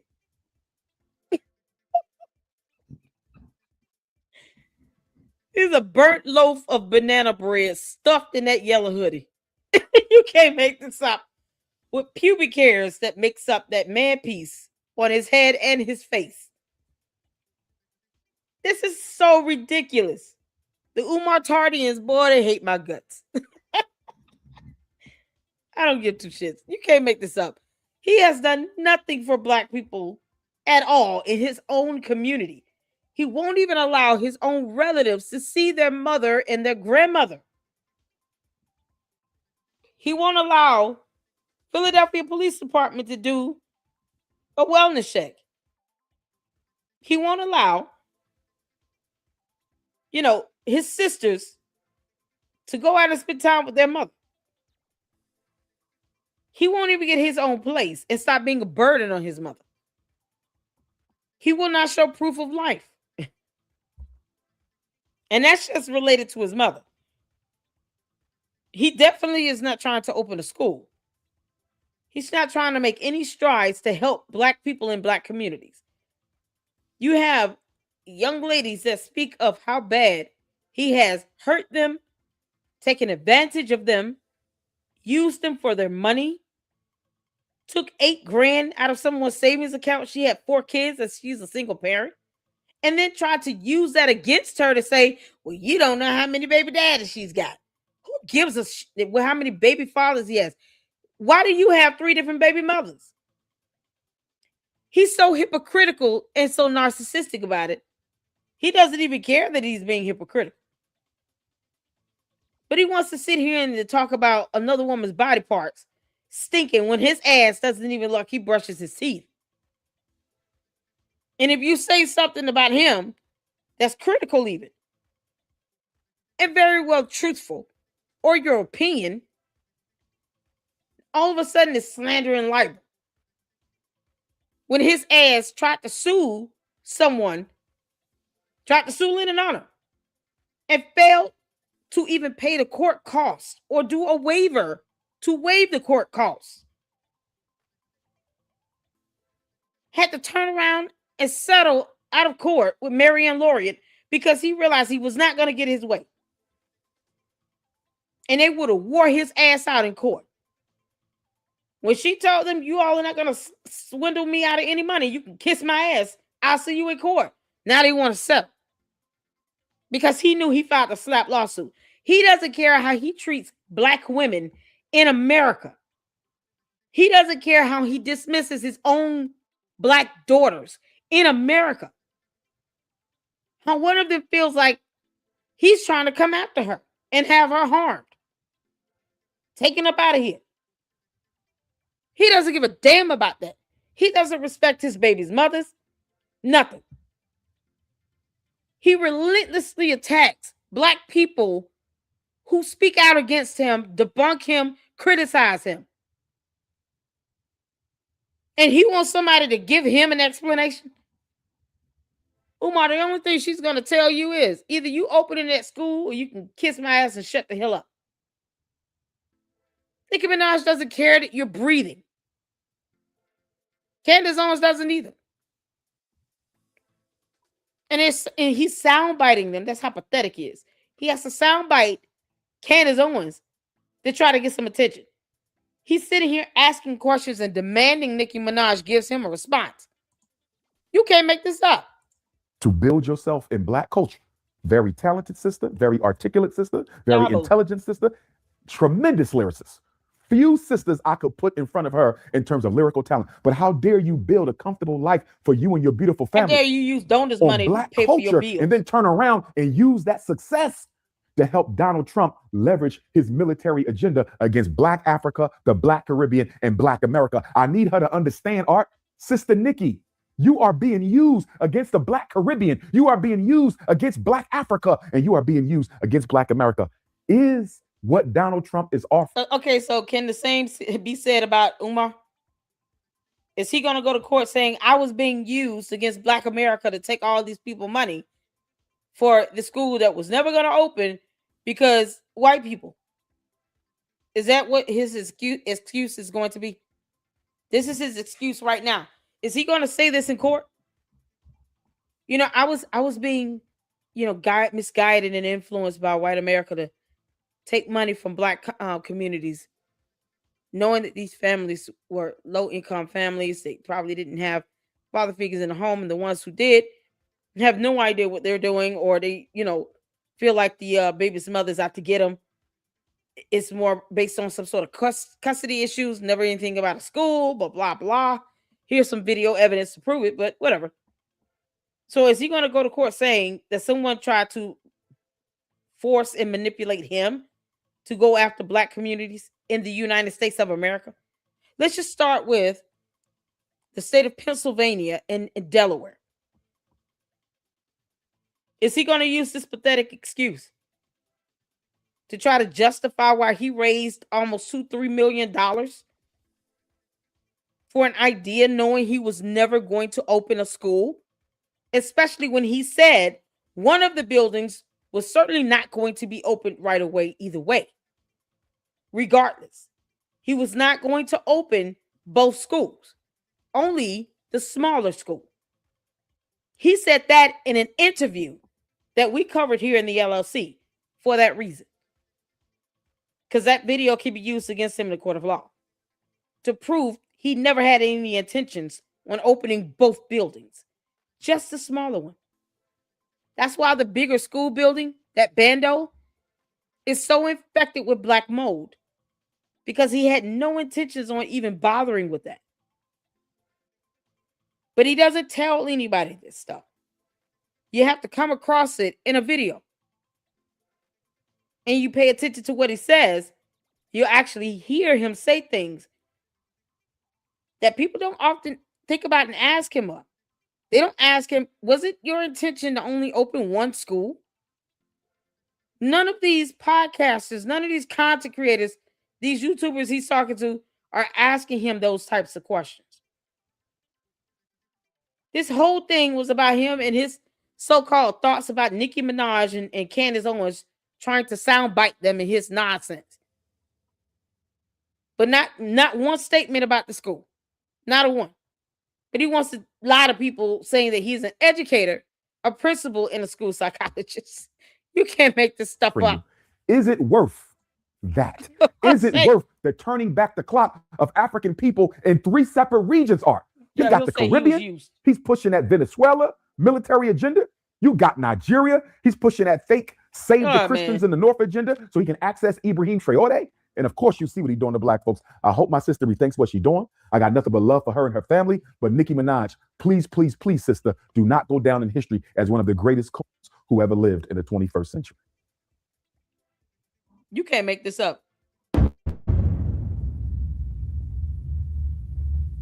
Two-part question I want to ask you. How you feel about the documentary on Diddy? And you and 50, what's going on between both y'all? Me personally, the documentary was incredible, man. You know, shout out to 50, man. But I know you and 50, y'all got something going on, right?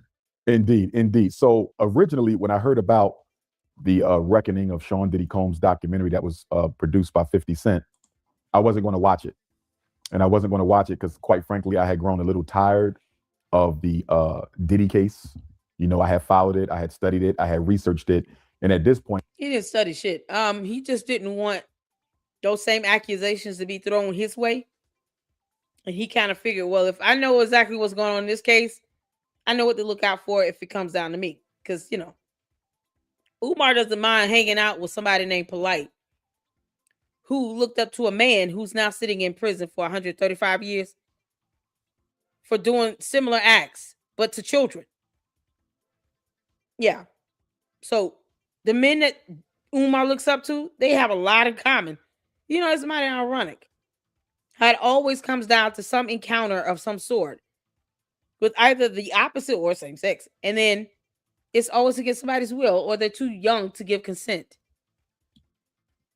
And he never, ever says that they're wrong with that. He tries to make excuses for it. Umar, do you have something to hide? The man was sentenced to 50 months in jail, I believe the time was that the feds gave him. There really wasn't much left to talk about. Everything had already been put out there, all the hours of testimony, hundreds of hours of court proceedings. That's right, man. There was nothing else to talk about as far as I was concerned. And then people kept texting me. They said, Dr. Umar, you got to see this. You got to see this. You got to see this. So one night, I can't go to sleep. And I decided to go ahead and watch it. And I watched all the episodes. I will say that it appeared to be very well researched from the point of view that 50 Cent wanted to portray. I don't think it was balanced in that you didn't hear anything positive at all about the man, when in fact, despite the horrendous deeds, which cannot be excused at all, I still think it would have been a little bit more credible if it was a little bit more balanced. But with that being said, the documentary was done. And after watching it, well, the first thing I'm going to say is 50 Cent does a good job with documentaries. Putting the fact that I did not appreciate a black man kicking another black man who's already down, putting that to the side, he did a good job with the documentary. Like, I could see 50 Cent doing more of these. Now, I was on a stream here in Philly a couple of weeks ago with a young brother, and the question came up.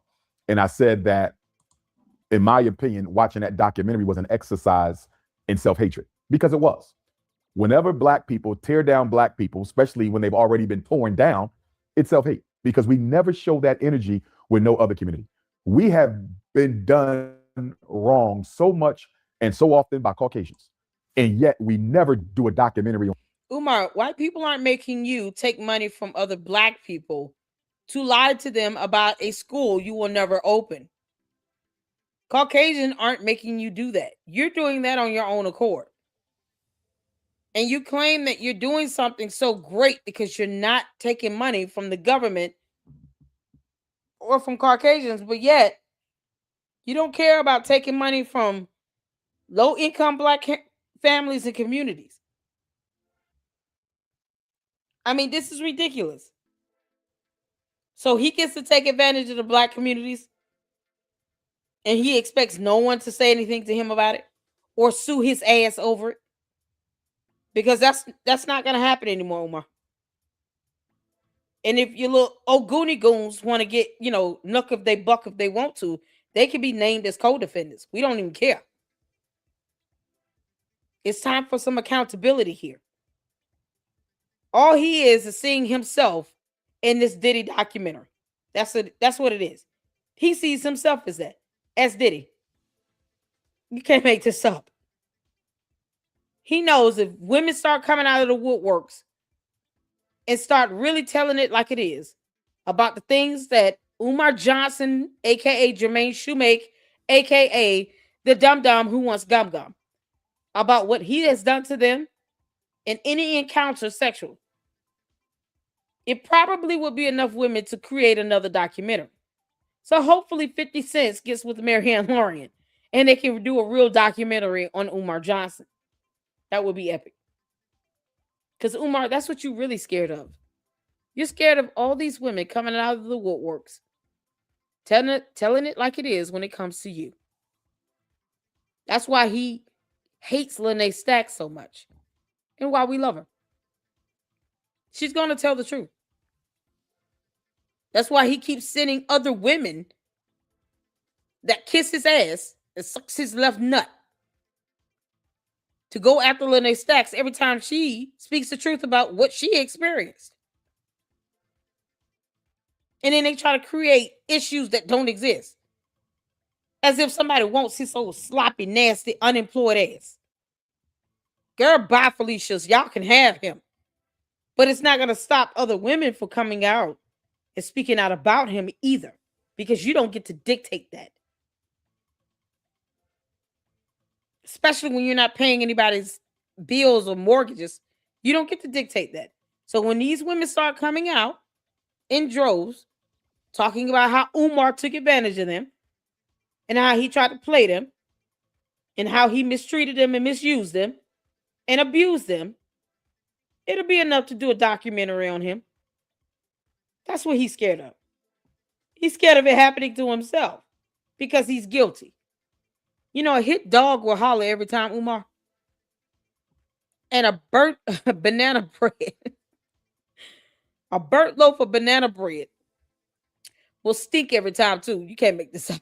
On them. Do you realize, Art, there hasn't been a single documentary done on the police who have unalived all of these innocent, but we'll do one on you, Umar. Where's the documentary on the police officer who killed Tommy Rice? Where's the documentary on the police officers who murdered Breonna Taylor? Where's the documentary on the police officers who murdered Sonia Mancy or Sandra Bland or Freddie Gray or Philando Castile or Alton Sterling or Amir Pope? Look at all of this that has been done to us. Where's the documentary on the Roman Catholic Church and all the black children they allowed to be sexually abused? Where's the documentary on that? Where's the documentary on the economic devastation of black people by whites? I don't just mean Tulsa of 100 years ago. I mean right here, right now. We never have smoke for our real enemies, but we are always ready and willing to tear down another black person. Now, with that being said, Art, I have to say this. You're going to send me this comment, boy. With that being said, I have to say this in fairness to 50 Cent. John, why you say this comment twice? You sound like a hateful. No, I'm sorry. Let me read it exactly as it's written. You sound like hateful person, comma, my lady, period. And it's just the beginning of the new year. You sound burnt, my lady. You don't sound like a human being, John Moore. John Moore, though. If we look at your profile, is it going to be something that's created within the last 2 or 3 days? Because I'm going to be real disappointed if it is. Be creative with your comments. I'm just saying, if you sent me the same thing twice, exactly the same way. I don't get it, honey. You might want to start with the definition of the word hate. Because if you think that he should be able to mistreat women and no one comes forward to speak on that, you got a whole nother thing coming, my bot. Come on, my lady. My bot. You got a whole nother thing coming. He's being sued. We have laws for a reason. He's going to catch it. There's nothing you can do to stop that. It's just so you know that. As long as you understand, you can't stop someone from coming forward or filing a lawsuit and seeking legal recourse in the court of law.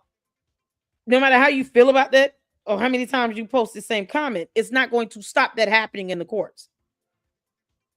If women want to come forward and somebody wants to do a documentary on Umar Johnson, it's going to happen. You can't stop that. Man, just get creative with the comment. We said the same thing twice.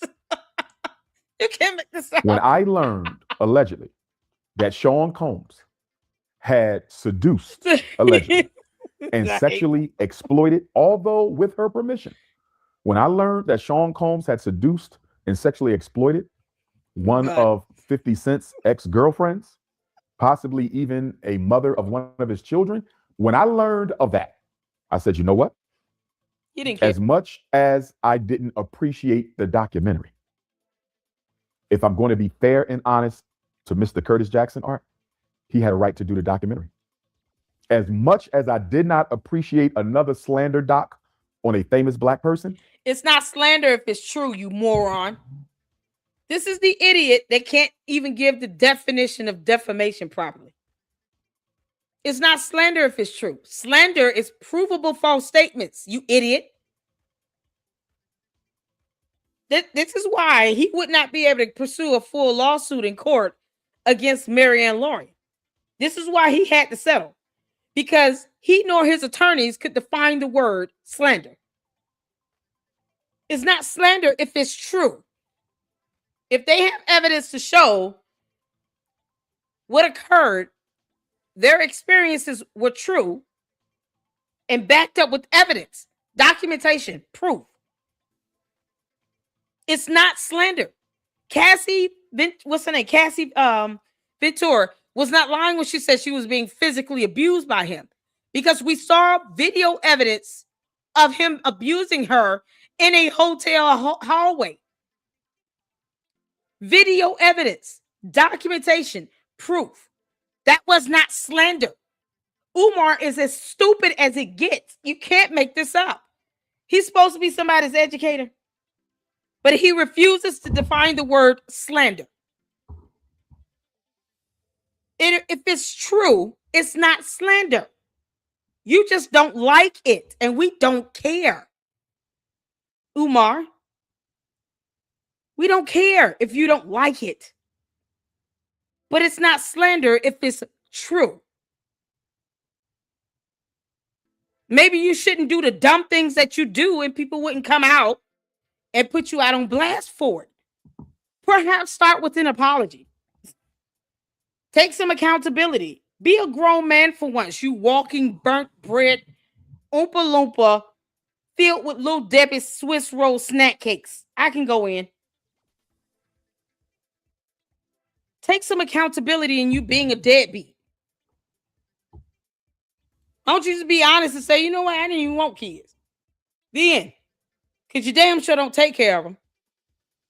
It's not slander if there's no evidence to prove you're taking care of your children. It's not slander. That can be validated with evidence. Get over yourself, you clown. So a whole lot more things are going to come out in this lawsuit, which is exactly what should happen in any other situation. Sue his ass. You can't make this up. We've seen videos of him give out people's addresses and phone numbers, real names, legal names, so the Ogoonie Goons can go out and chase down a critic for speaking out against him. He resorted to cyber crimes.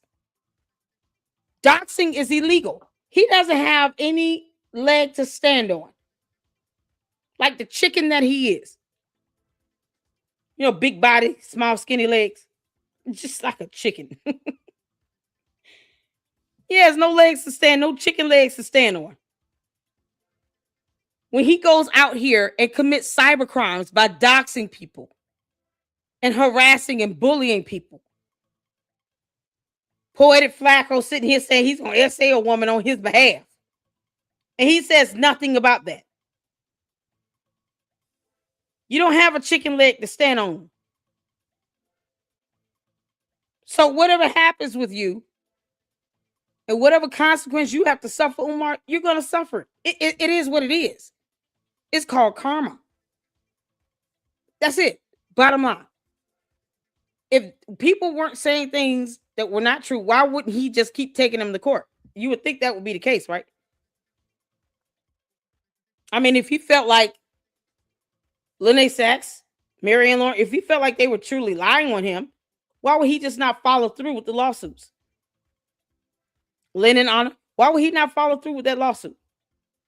He didn't even want to pay the court costs. But he filed it talking about copyright strikes. You couldn't even figure out which law to utilize to even file a proper lawsuit to begin with, you idiot. And he says slander so frivolously and he can't define it. But when he files a lawsuit against Lynn and Honor, he's citing copyright strikes and DMCA laws that had nothing to do with defamation. He's a moron. You can't make this up. He had a right to do it, Art. If it is true, and I say if because I was not there.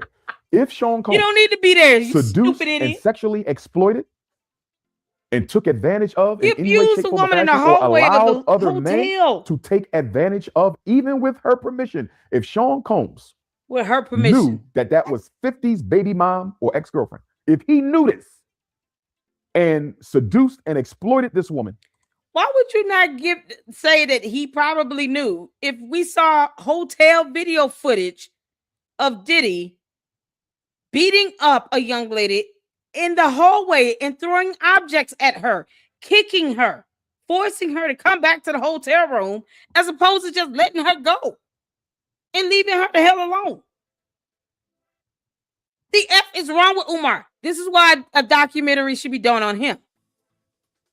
Hopefully 50 Cent does that. 50 Cent should definitely do a documentary on Umar. Period. And probably did so just to get at 50 Art. That was wrong, bro. That is completely against the G code. You don't ever go and get the mother of somebody's child and slut them out and dog them out sexually and exploit them sexually and do allegedly all these things that I'm being told was done to that woman. You don't do that when you know that's that man's baby mom or you know that's that man's ex-girlfriend. You don't know how he felt about that woman. He could have been in love with that woman. And even if she was a little promiscuous, and I'm not saying she was, because I don't know the sister, but even if she was promiscuous and Diddy did all this to that woman, 50 Cent, as much as I hate to say it, Art, 50 Cent had a right to make that documentary. If Puffy... He had the right to make it either way, whether you like it or not, you clown. You don't get to prove on things. No one cares if you like it or not. He did to that woman that 50 used to date, the things that people claim he did, freedom of the press, and allowed to be done to her, even with her permission. You don't do that as a black man. That is conduct unbecoming a black man, and I would have to say. So the conduct of Diddy beating up Cassie in the hallway of that hotel somehow is approvable to you? Y'all, he's scared of 50 Cent. Let's just be honest about this. Let's make sure we're all, understanding. Umar Johnson is afraid of 50 Cent. He really is. He doesn't want any smoke with 50 Cent. 50 Cent can destroy your career with a rap song, okay? And he said himself, he's the king of petty. So hopefully 50 Cent does a documentary on Umar. He knows he doesn't want any smoke with 50 Cent. Umar doesn't want that. Neither does his dumb Oguni goons. So they would never ever go up against 50 Cent like that. They know, man, if 50 Cent had to go head in on with them, they would be scared. They would be punks and they would cower out. So he's only saying this because he doesn't want 50 Cent coming back at him like, who the hell are you talking to? Like, you think you get to dictate what I get to produce? Because Umar doesn't. He doesn't dictate shit. He can't even prove that he's used money to go towards a school he's been trying to allegedly open for 15 years. So he doesn't dictate anything when it comes to 50 Cent making a film. But the idea of him coming off like he is the one that co-signs on what every black person does is hilarious to me. No, he just doesn't want it done to himself, which it should happen now. since he doesn't want this, it definitely should happen. 50 Cent should do a documentary about Umar Johnson, aka Jermaine Shoemake. I've got some creative titles for that documentary as well. Burnt Banana Bread, the Too Little Hoodie edition. I don't know. I'm gonna come up with something. That Curtis 50 Cent Jackson was justified in making a documentary art. Because if I was him, if I was in 50 shoes, I might have done a documentary too. You feel me? I'm gonna be honest. You do that to my baby mom, even if I don't like her no more, even if I'm not on good terms with her no more. No matter what we've been through, you knew that was my baby mom. You knew that was my girlfriend. Umar doesn't give a damn. He doesn't care about the 3 baby mothers that he has. This is how you know he's kissing 50 Cent's ass. Umar is afraid of 50 Cent. Y'all hear this? He's kissing 50 Cent's ass because he doesn't care about his 3 baby mamas he has. He doesn't give a damn about. He doesn't even care about his children. He definitely does not care about their mothers. Look what he's saying. You feel me? I'm gonna be honest.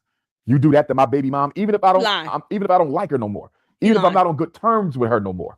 No matter what we've been through, you knew that was my baby mom. You knew that was my girlfriend. I give a damn. And you do that? You have her doing all this with you and other people, and you know that was my shorty at one time? Bro, that's a complete violation of the G Code art. So with that being said, he doesn't give a damn. Y'all. Umar lied his ass off. Y'all see his eyes? He couldn't even look in the camera. See, we learn up in here body language. Y'all pay attention to the body language. I got to do this again. You do that to my baby mom, even if I don't like her no more, even if I'm not on good terms with her no more. No matter what we've been through, you knew that was my baby mom. You knew that was my girlfriend. And you do that? You have her doing all this with you and other people, and you know that was my shorty at one time? Bro, that's a complete violation of the G Code art. So with that being said, 50 Cent had a personal reason to do that documentary, and I can't say he wrong for doing it. Now, with that being said, Art, watching that documentary, crazy. I came to 3 conclusions. Number 1, black people are hypocrites.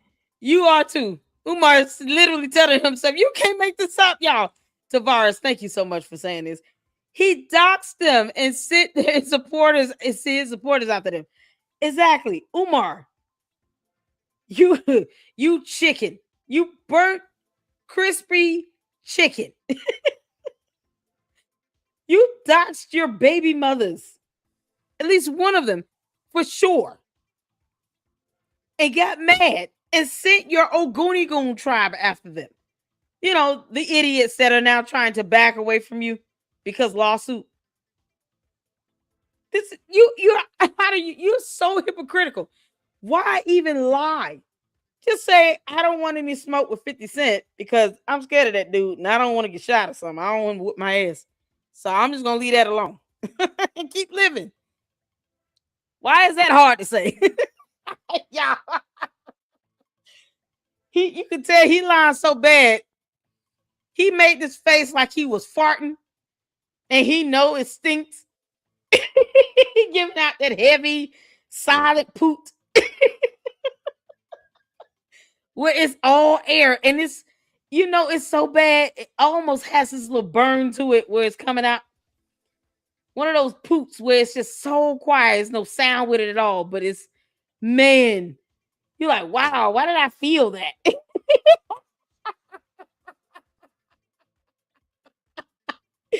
Y'all, that poop, it got this little burning sensation too. It's coming out.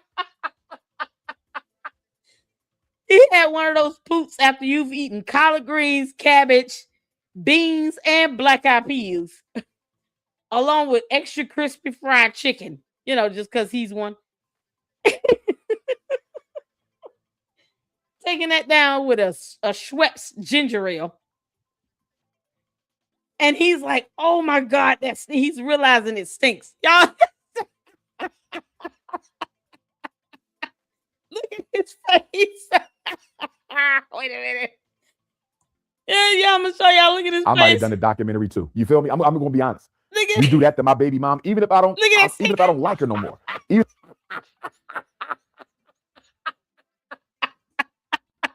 If I'm not on good terms with her no more. No matter what we've been through, you knew that was my baby mom. You knew that was my girlfriend. And you do that? You have her. He like, ouch. Yo, he's trying his best. He's trying his best to just ease it on out. He realized the damn is burned.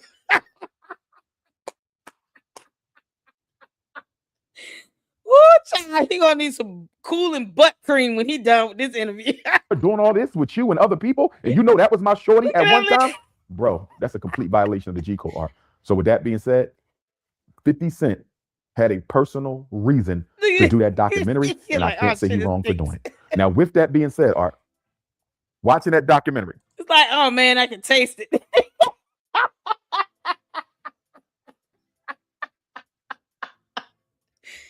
Yeah, this is a sign that he's tasting that poop he just gave out, man, and he knows it's a nuclear hazard just came out his ass. You can't make this. I came to 3 conclusions. Number 1, Black people are hypocrites. We are probably the biggest spiritual hypocrites in America. And I'm going to say that, Art, because we are the most spiritual people in America. We are the most religious people in America. We brought religion to America. We gave it to the world. But the reason I say Black people, after watching that documentary, have to be the biggest spiritual hypocrites in America, is I'm seeing all these people. Oh, God. And I'm not talking about everybody. I want to be clear. I'm not talking about everybody. But I'm seeing all these people who was around this mess, around this filth, around this energy. Y'all watch people get taken advantage of. Y'all saw people get Mickeys put in their drinks, or at least you knew the Mickeys was in their drinks. Y'all saw women get beat up, beat on, trains ran on them, people get drugged, extorted, mistreated, dehumanized, and you did nothing about it at all as long as you were getting your peace. Oh, dear Lord. And now you're telling the world about all of this, Art. Now that the man is locked up and is no longer able to do anything for you, where was your voice when all this was going on? I'm talking to the men and I'm talking to the women. Like, it's one thing for you to have not known, to learn about it later, and to give your opinion. No issue. But if you was around this and you saw all this, women being taken advantage of against their will, even in some cases, maybe, but people. You took that lady's $8,000 and she had 4 kids and she didn't give you permission to do that. You cleaned her savings account out, you know, because we can do the same thing, Umar. You can't make this up. The biggest hypocrisy, Colonel Sanders sitting here, the Negro version. We got the Negro Colonel Sanders, extra burnt, sitting here in front of us with his Tula hoodie on, talking about some damn. Y'all should have spoke up. That's why you go to court and do these documentaries. It's their way of speaking up. First of all, you just said, as much as you hate to say it, 50 Cent had every right to do it. That's not something you hate or love to say. It's just a matter of a fact that he had the right to do it, period. It's called exercising free speech and expression and freedom of the press. You don't get to dictate any of those things. Our constitutional rights are not based upon Umar Johnson's approval. Why he's Putin like this. You know, he keeps making this poop face. This hoodie, y'all, is like the hazard sign. You know, it's mostly yellow and it's got that red X in the middle. Yeah, you can just envision this red X in the middle of this. Whatever these things are. Why is he wearing all these flowery things? Umar, you got a flower on your jacket. You can't make this up. People being drugged without notice? And you don't say nothing at all? Are you not an accomplice to the crime? Are you not in some way almost as guilty as Diddy? And I'm not passing judgment. I'm so glad he understands that. So to all the old Goonie Goons out there, please understand, if you get named as co-defendants, Umar Johnson definitely understands that you should be named as co-defendants, because not only did you perpetuate people being doxxed and having their addresses, phone numbers, full legal names, their spouses' names, their children's names, his baby mother's information. All of that was put out there against their will, because they didn't ask for that shit. Please know that Umar knows that you should be named as co-defendants because you aided in that behavior. You sat back and watched it happen. See, Umar, this is what happens when you talk out the side of your neck and then people like me come along and take your words and use them against you.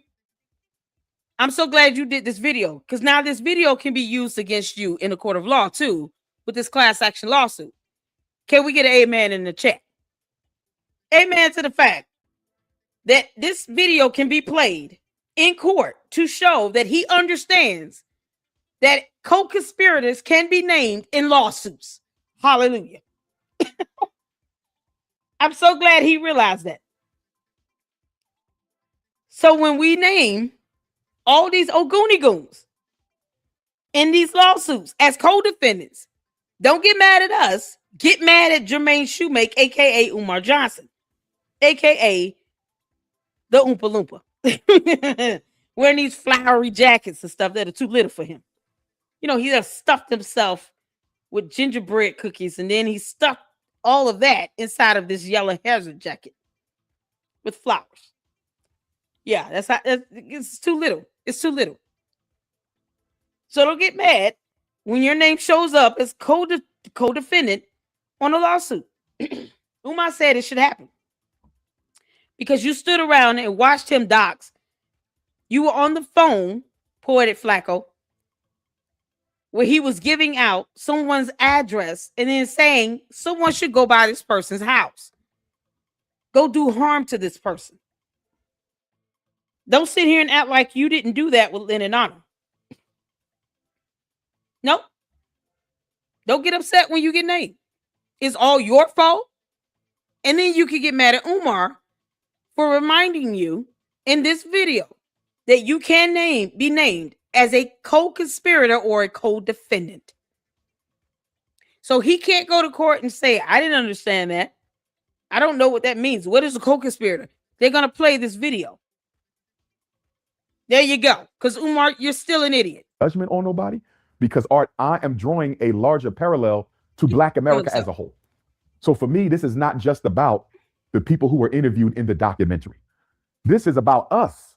We have this selective morality thing, Art, where if he does it, it's wrong. That's doxing. If my brother do it, it ain't wrong. If my best friend do it, it ain't wrong. If my sister do it, it ain't wrong. What's up with all this selective morality from Black people? When Puffy was holding you down, when you were in good standings with Puff, you knew this, said nothing, did nothing. This is crazy. The men and the women. But now Puff has fallen from grace. Everybody is all of a sudden righteous. And everybody is filled with righteous. Yeah, because, I mean, why should you allow someone to continue to violate others, break the law, and abuse people for no reason? Why? How long are people supposed to let that go on? Oh, you mean to say, Umar, because people let you do this, then they should just continue to turn a blind eye to it? No, that's not how the hell that works. Of course not. You're going to find out the hard way, you Oompa Loompa. When all of these Ogoonie goons and your little band camps, you know, the Swiss Roll crew,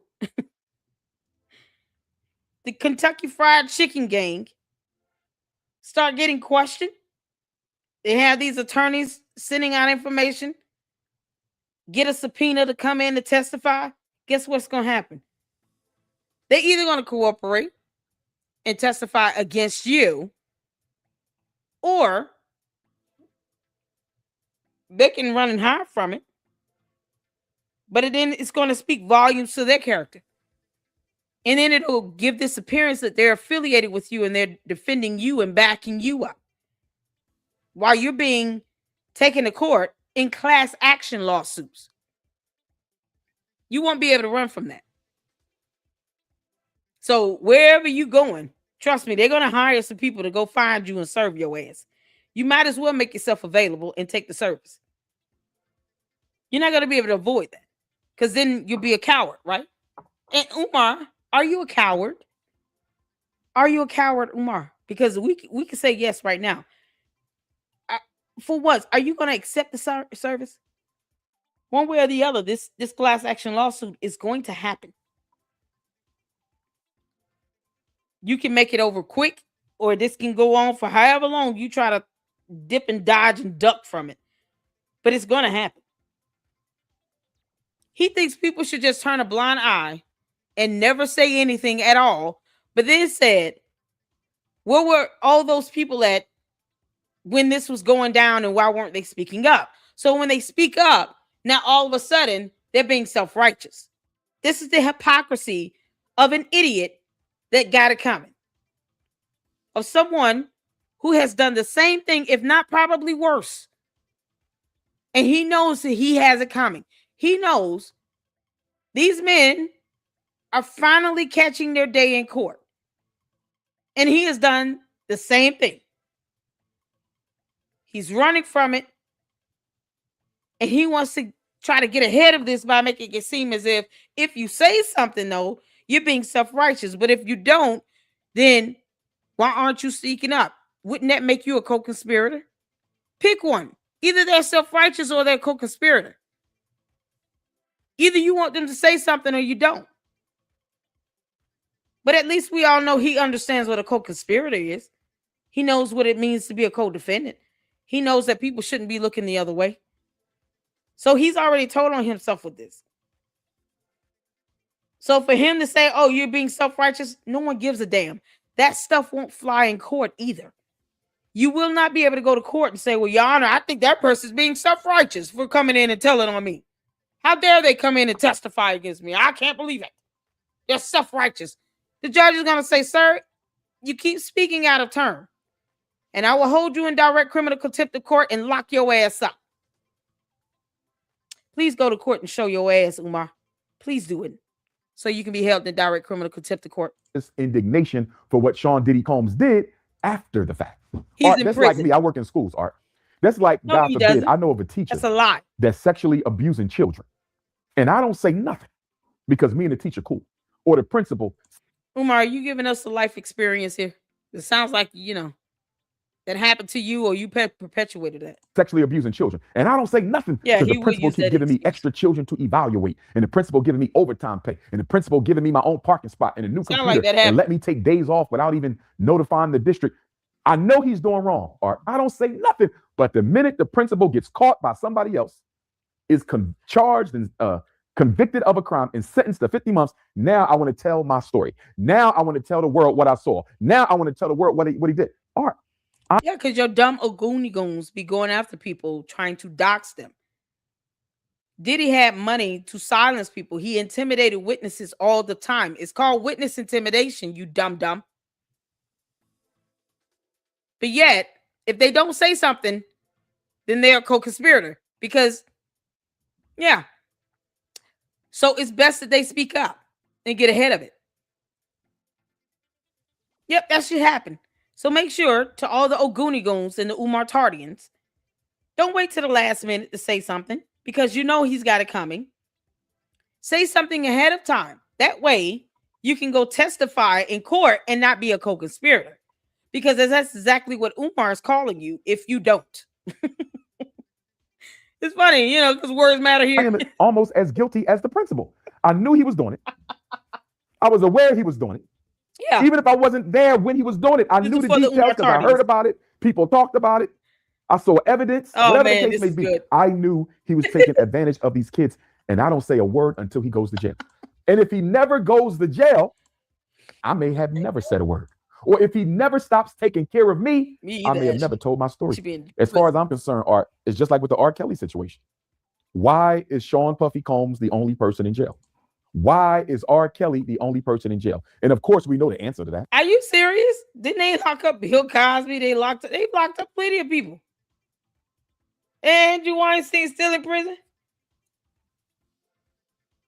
I mean, if people who in prison, what is he talking about? You have women going to prison now for taking advantage of kids in school. So people are going to jail. Umar, you're next. I hope the Umar Tardians are listening.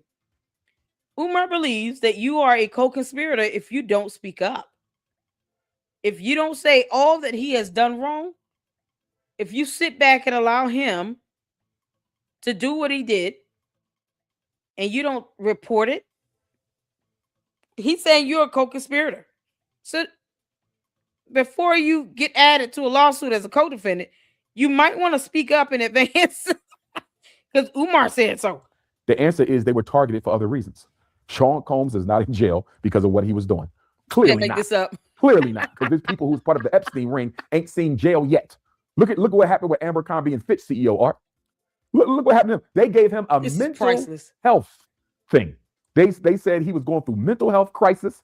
He was subject to a hospital, and he'll be going to trial in 2026, Art, and they're going to try to get that man off. Now, this is a man who sexually trafficked people. Puffy didn't sexually traffic people.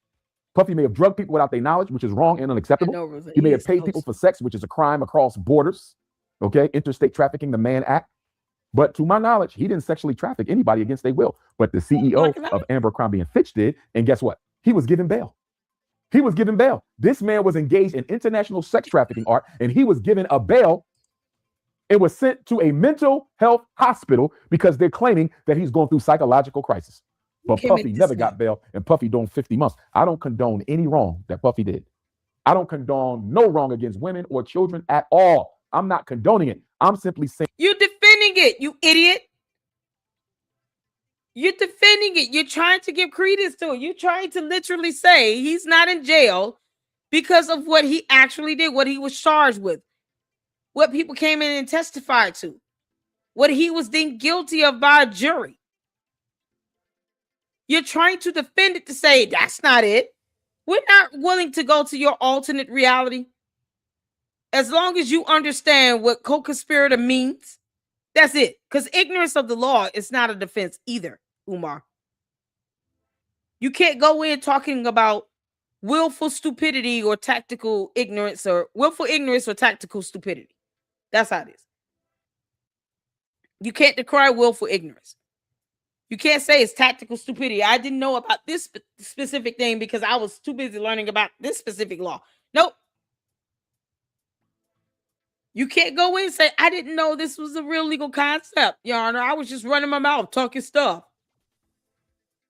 No. You understand what it means to be a co-conspirator. So when the Umartardians are sitting there next to you, and all of y'all are being held liable and accountable, and then y'all start sharing jail cells together, just know they're going to whoop your ass. And where is black people smoke for everybody else? It's coming, But Umar. the three things are that came to mind. Number one, black people are hypocrites. Number two, this is going to be the new takedown Umar's strategy for any rich and powerful black man that the power structure wants to do away with. They now know that we can literally destroy a black man in his own community without the courts. Puffy didn't have to go to jail. Puffy didn't have to go to jail. Yes, he did. That was for suing Diageo liquor. That's what that was. No, it wasn't. He had to go to jail for what he did. We all know that you don't want to look at the hotel camera footage where he dragged a young lady and abused her physically and threw objects at her and hurt her. And she was already on the ground when he did most of the things that he was doing to her. Kicking her, throwing stuff at her, heavy objects at her. They girl, what, $130? And slinging her around like a Raggedy Ann doll. And she just wanted to leave. And yet somehow he thinks that that was not worthy of Diddy going to jail over. No, he is exactly where he belongs. Umar, you can join him at any time. I mean, no one's going to stop you from going to jail with him. If you want to go in there and keep Diddy comfortable and keep him happy, relive your days of Hyde Park, you know, reenact what you and that male beautician stylist did in that hotel room where you claimed he slept on the couch. I mean, you know, maybe you could go in and wash, condition, and sponge Diddy's hair. We will not stop you, Umar. Yeah, you can go in and shampoo and condition and sponge Diddy's hair for hours. Go ahead. No one is stopping you. I think you would have to go in and share your time with R. Kelly. Aren't they bunkmates? He said it's about why is the one in jail? You're going. You can go. No one's going to stop you, Umar. Go in there and keep Diddy comfortable. Keep him company. Keep him happy. No one's stopping you from going. Because Lord knows, if all the women start coming out against you, it would be just as bad. You don't think people know your secrets, you clown. You can't make this up. They had already destroyed Puff enough. He didn't have to go to jail. But they now know that we can choose any black man we want and destroy them in front of their people. And they won't do anything about it. In fact, they will help us. So I know that this is going to be a new way to destroy rich black moguls. We don't care. And let us be clear, Art, they want to get all of them. The only one left standing from the music industry is Sean Combs. They didn't got Russell. They didn't got Kelly. They got Cosby. They got Combs. Cosby, the only one left is Carter. And even though I think Jay-Z should be doing a whole lot more for the black community, I don't want to see him fall.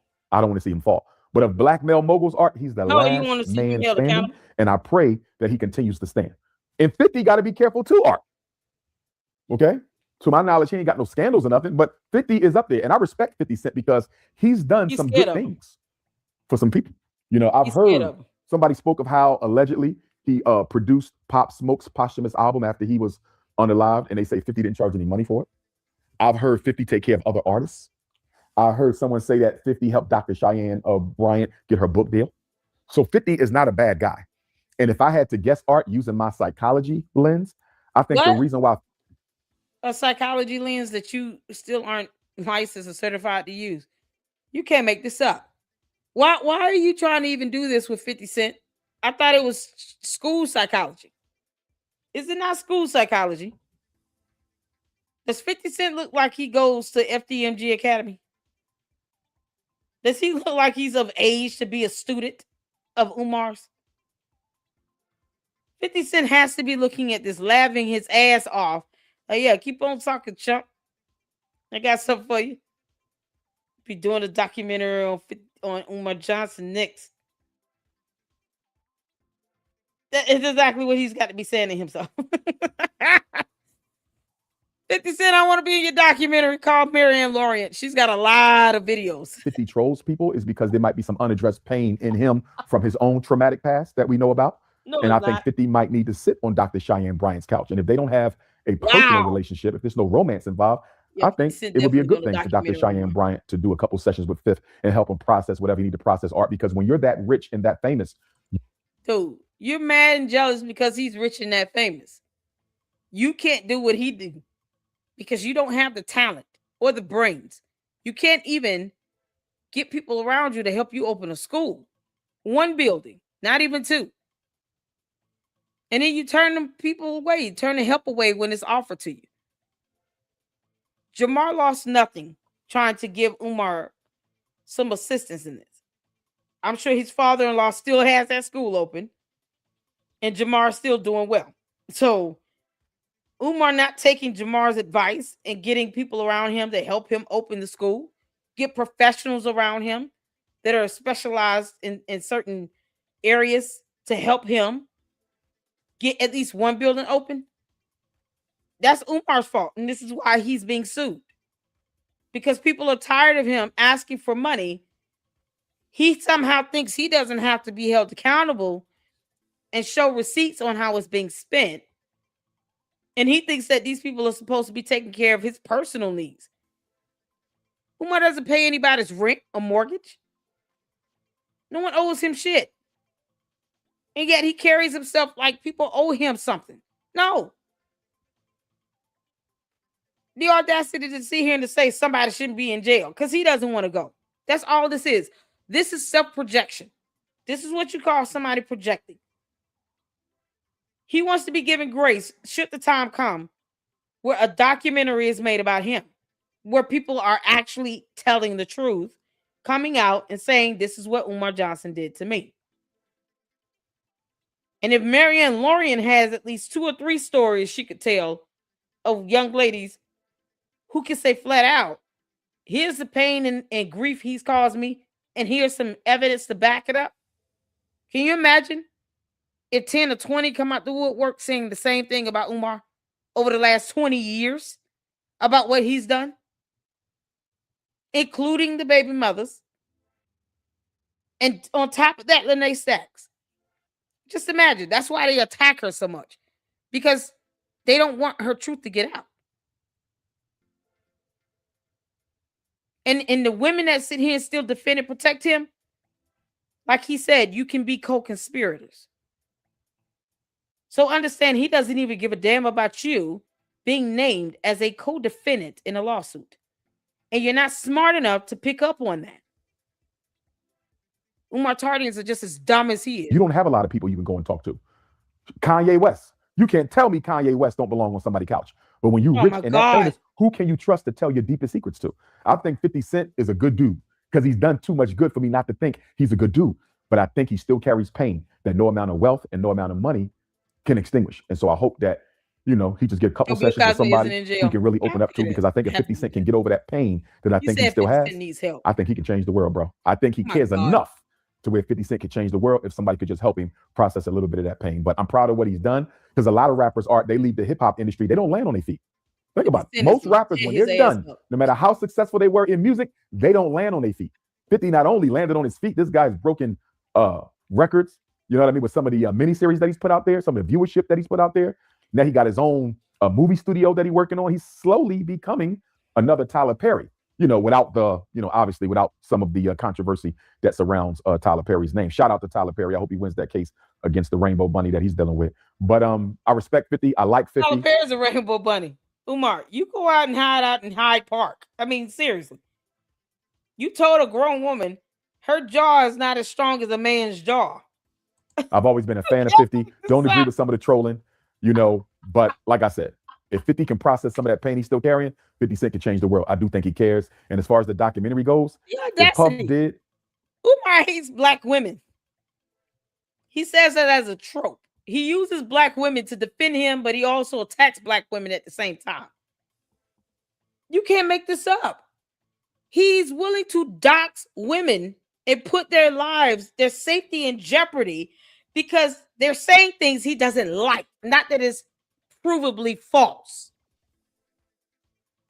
And he's talking about 50 Cent needing help for some pain or something when he's not licensed or certified to even speak on that, because he's not.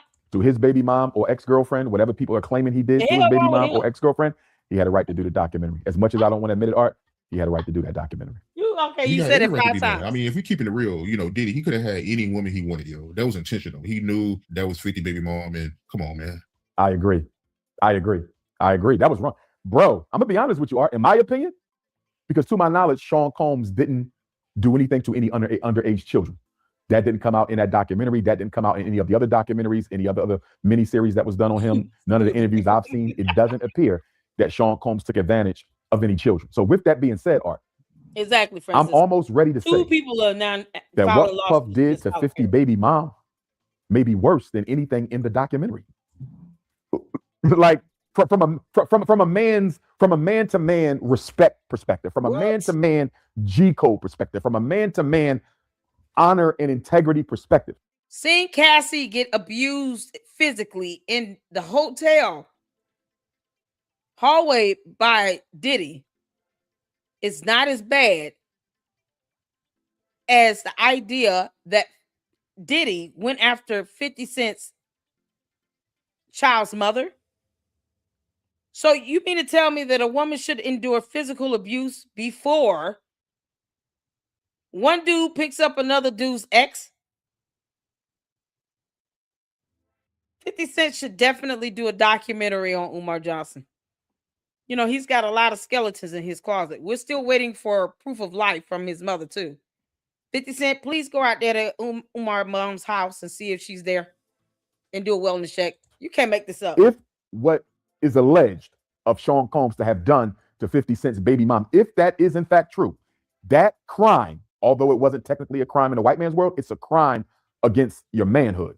That crime may be worse than everything 50 than put a in that woman documentary. being I hope it ain't physically true. abused. But if it is, he's more than justified for doing the documentary. More than justified. Again, I don't know the whole story, and I always say, based on what I know, Art, because maybe 50 Cent might come out later and say 50 did it, something like that, to one of my baby moms. I don't know. But based on the knowledge that is out now, in my opinion, can change based on the information presented to me at any given time, any given moment. But based on what we know, Sean Combs was wrong.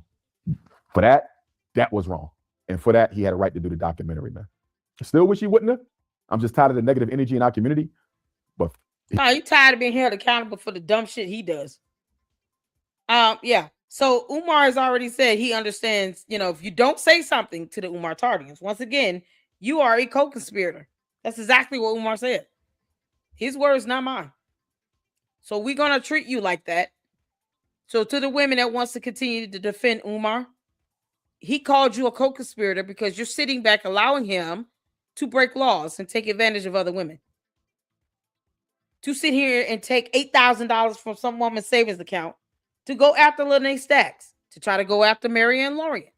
You are complicit in these dumbass actions that he's doing. And now he's being sued by 40 people at once. According to Umar, you are a co-conspirator. So hopefully you get named as a lawsuit as a co-defendant. You can't make this up. He had a right to do that documentary if, in fact, Puffy did with his baby mom what the streets is alleging he did with her.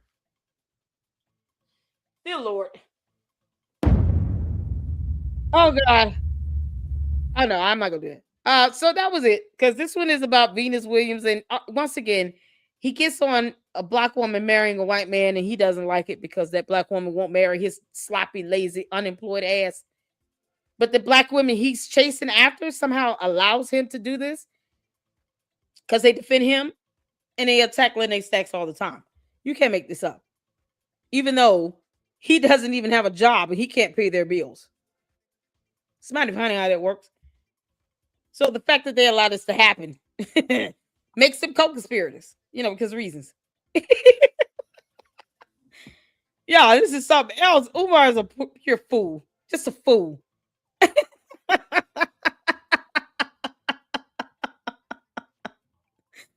Thank y'all so much for tuning in, y'all. I don't even know what else to say. I mean, it's like he did this in parts. I don't know why the Art of Dialogue did this in parts. He talked about Venus Williams. He gives his honest take on that because he, it's an interracial marriage, so he's gonna whine and complain about that. And then something along the lines of Dave Chappelle and Dave Chappelle's interracial marriage. Dave Chappelle been married to his wife for over 25 years, 20 years. Been married for this woman to this woman a long time. So all of a sudden, Umar wants to have an issue with interracial marriage because he's racist. But deep down, he doesn't care when the camera's not on. He has no way of knowing who's giving him money. And the idea of him actually trying to be chest to chest with a Caucasian in a movie speaks volumes. It does, Umar. People have the right to their opinion, and it is what it is.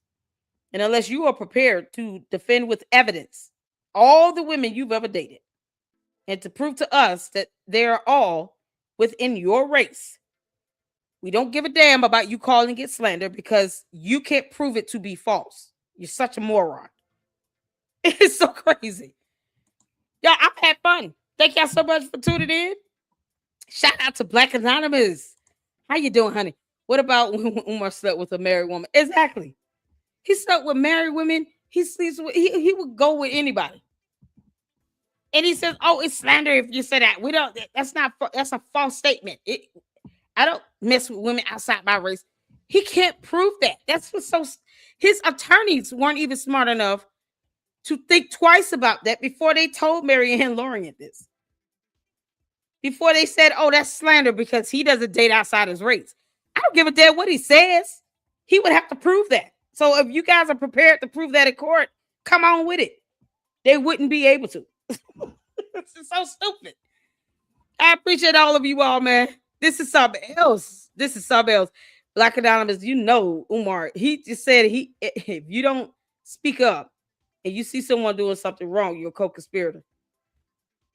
Now all the Umar Tardians got a target on their back because of Umar. Because he just made all of them co-conspirators. Y'all, this is epic. This is what happens when we take your words, Umar, and use it against him. We can use your words against you. There you go. He understands what a co-conspirator is, Black Anonymous. I can't believe it. So I say all of these so-called Umar Tardians should be named in lawsuits. This is something else. Love y'all. Sent you a new pic of the LLC baby. Y'all know Cheryl had a granddaughter. And this is our baby in the LLC. She's so adorable. We love the little snuggle bunny. Oh, she's so sweet. What a sweet baby. Yes. So we got new photos. Oh my goodness. Look at her. Do you want me to show? Can I show them? If you want, Cheryl, can I show LLC the baby, our new baby? She's the LLC baby. How would that even be considered slander? That's like saying Umar likes blogs and slander. Exactly. His attorneys told Marianne when she said he dates outside his race because, you know, he wanted to do a love scene with a white woman and then make it seem like he's like, no, I don't like white women. Get out my bed. You know, just like I'm going based on what I see and hear and observe in this film. Something that's not needed. It was not a necessity for Umar to sit here talking about he want to do a love scene with a white woman and be bare-chested, chest to chest with her. Who thinks of stuff like that? Who comes up with that? And his attorney said, oh, that's slander. No, it's not. To say he dates outside his race. Clearly, if he's willing to do that, he more than likely dates outside his race. But she had the right to make that opinion based on the set of facts of what he was doing on set. And like I said, how would they prove that to be false? They would have to introduce every single woman he's ever dated since he's been dating. Probably since a young age of 16, 15, 16, whenever he starts liking girls and dating. Or whatever. Hyde Park people, who knows? He would have to show us all of that just to prove that it's false. Like, he wouldn't be able to do that. But his attorneys are like snake oil salesmen. So they're going to say whatever to make as if people shouldn't catch that. Now, if I were Marianne's attorneys, I would be like, well, are you all prepared to defend that? Because that's exactly the evidence you have to produce. We can go to court with that. Otherwise, our client has the right to her opinion. It's her opinion. It's free speech. You don't get to dictate that. And if you're prepared to prove that to be false, meaning I expect like 2-3 pages of women that he's ever dated, had any encounters with sexual, I don't even care if all he did was have her take her shirt off, he took his shirt off, and they were just chest to chest with each other. We want to have all those names, contact numbers, so we can call all these people and verify whether or not they're inside or outside his race. Man, it would be crazy trying to prove something like that. Of all things, they want to say that was slander. And they can't even do anything to prove that it's false. Oh, she said, sure, y'all, we finna look at this baby. Oh my God. Oh, look at this nigga bunny. Oh, we love this baby. Y'all, look at this baby. Oh my goodness. Umar, you oompa loompa. You will never compare to the beauty of this beautiful baby. Y'all see the baby. This is the LLC baby. Yes, she is. Oh my God. I love her so much. Yo. Oh my God. And she's so happy. It's like she said, oh, I just had a big bowl of collard greens and it was just delightful. Look at the sweetness. Oh my goodness. Oh. Y'all, this is the LLC baby. Congratulations to you, Cheryl. Oh my God, you're good, baby. Oh, y'all, this is our baby. This is the LLC baby here. I had to claim her. She's so cute. Oh my God. Her name is Naomi Embry Bain. Oh, I love Naomi is beautiful. It's also biblical. Naomi is a beautiful name. She's 2 weeks old. Look at that precious baby. This is so, oh my goodness. I love it. And a smile on her face. I want to babysit. It's so adorable. That beautiful bow on her head, y'all. All right, y'all. We got our own baby now. It just makes us all happy. Happy New Year to all of you guys that I had not seen or been able to give a shout out to since December 31st. I appreciate all of you all for tuning in. Thank you all for the support. Let's get to the supers right quick because I have a couple more supers. Thank you all so much. Oh my goodness. We have the $5 super from Mixtress Monica. Thank you for the $5 super. Getting the camera crew to put her and her kids on blast was wicked work. Clarissa's people could have asked her to leave and explained outside. Okay, and then the $2 super from Mistress Monica. Thank you so much. Sorry, I sent the wrong message on my super chat.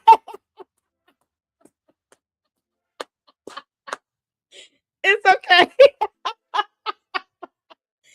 You see, I'm so glad I caught the second one because I was about to ask about what's going on with the first one. I had no idea. It's all good. Thank you for the super chat. I appreciate that. That's a blessing. I appreciate the support from you guys. Hit that like button. You guys give a like for the baby. Congratulations to Cheryl, our new grandma here, our baby here of the LLC, Naomi. We love you, Naomi, honey. You're so sweet. You're already famous. Yes, you are. Yes, you are. Thank y'all so much. We're going to go live with Candace in a few. So you guys who want to tune in, go ahead and get you some popcorn and Kool-Aid. It's going to be something else. I'm going to try to keep it just light in under 2 hours if I can. I always say that. But I appreciate you guys so much for tuning in. And yes, I do have a few more videos for Umar that I would like to cover tomorrow. So shout out to all of you all for the support. And until then, you guys have a good evening. I'll see you in the next live, or I will see you tomorrow. Lady Luck Club out. Deuces.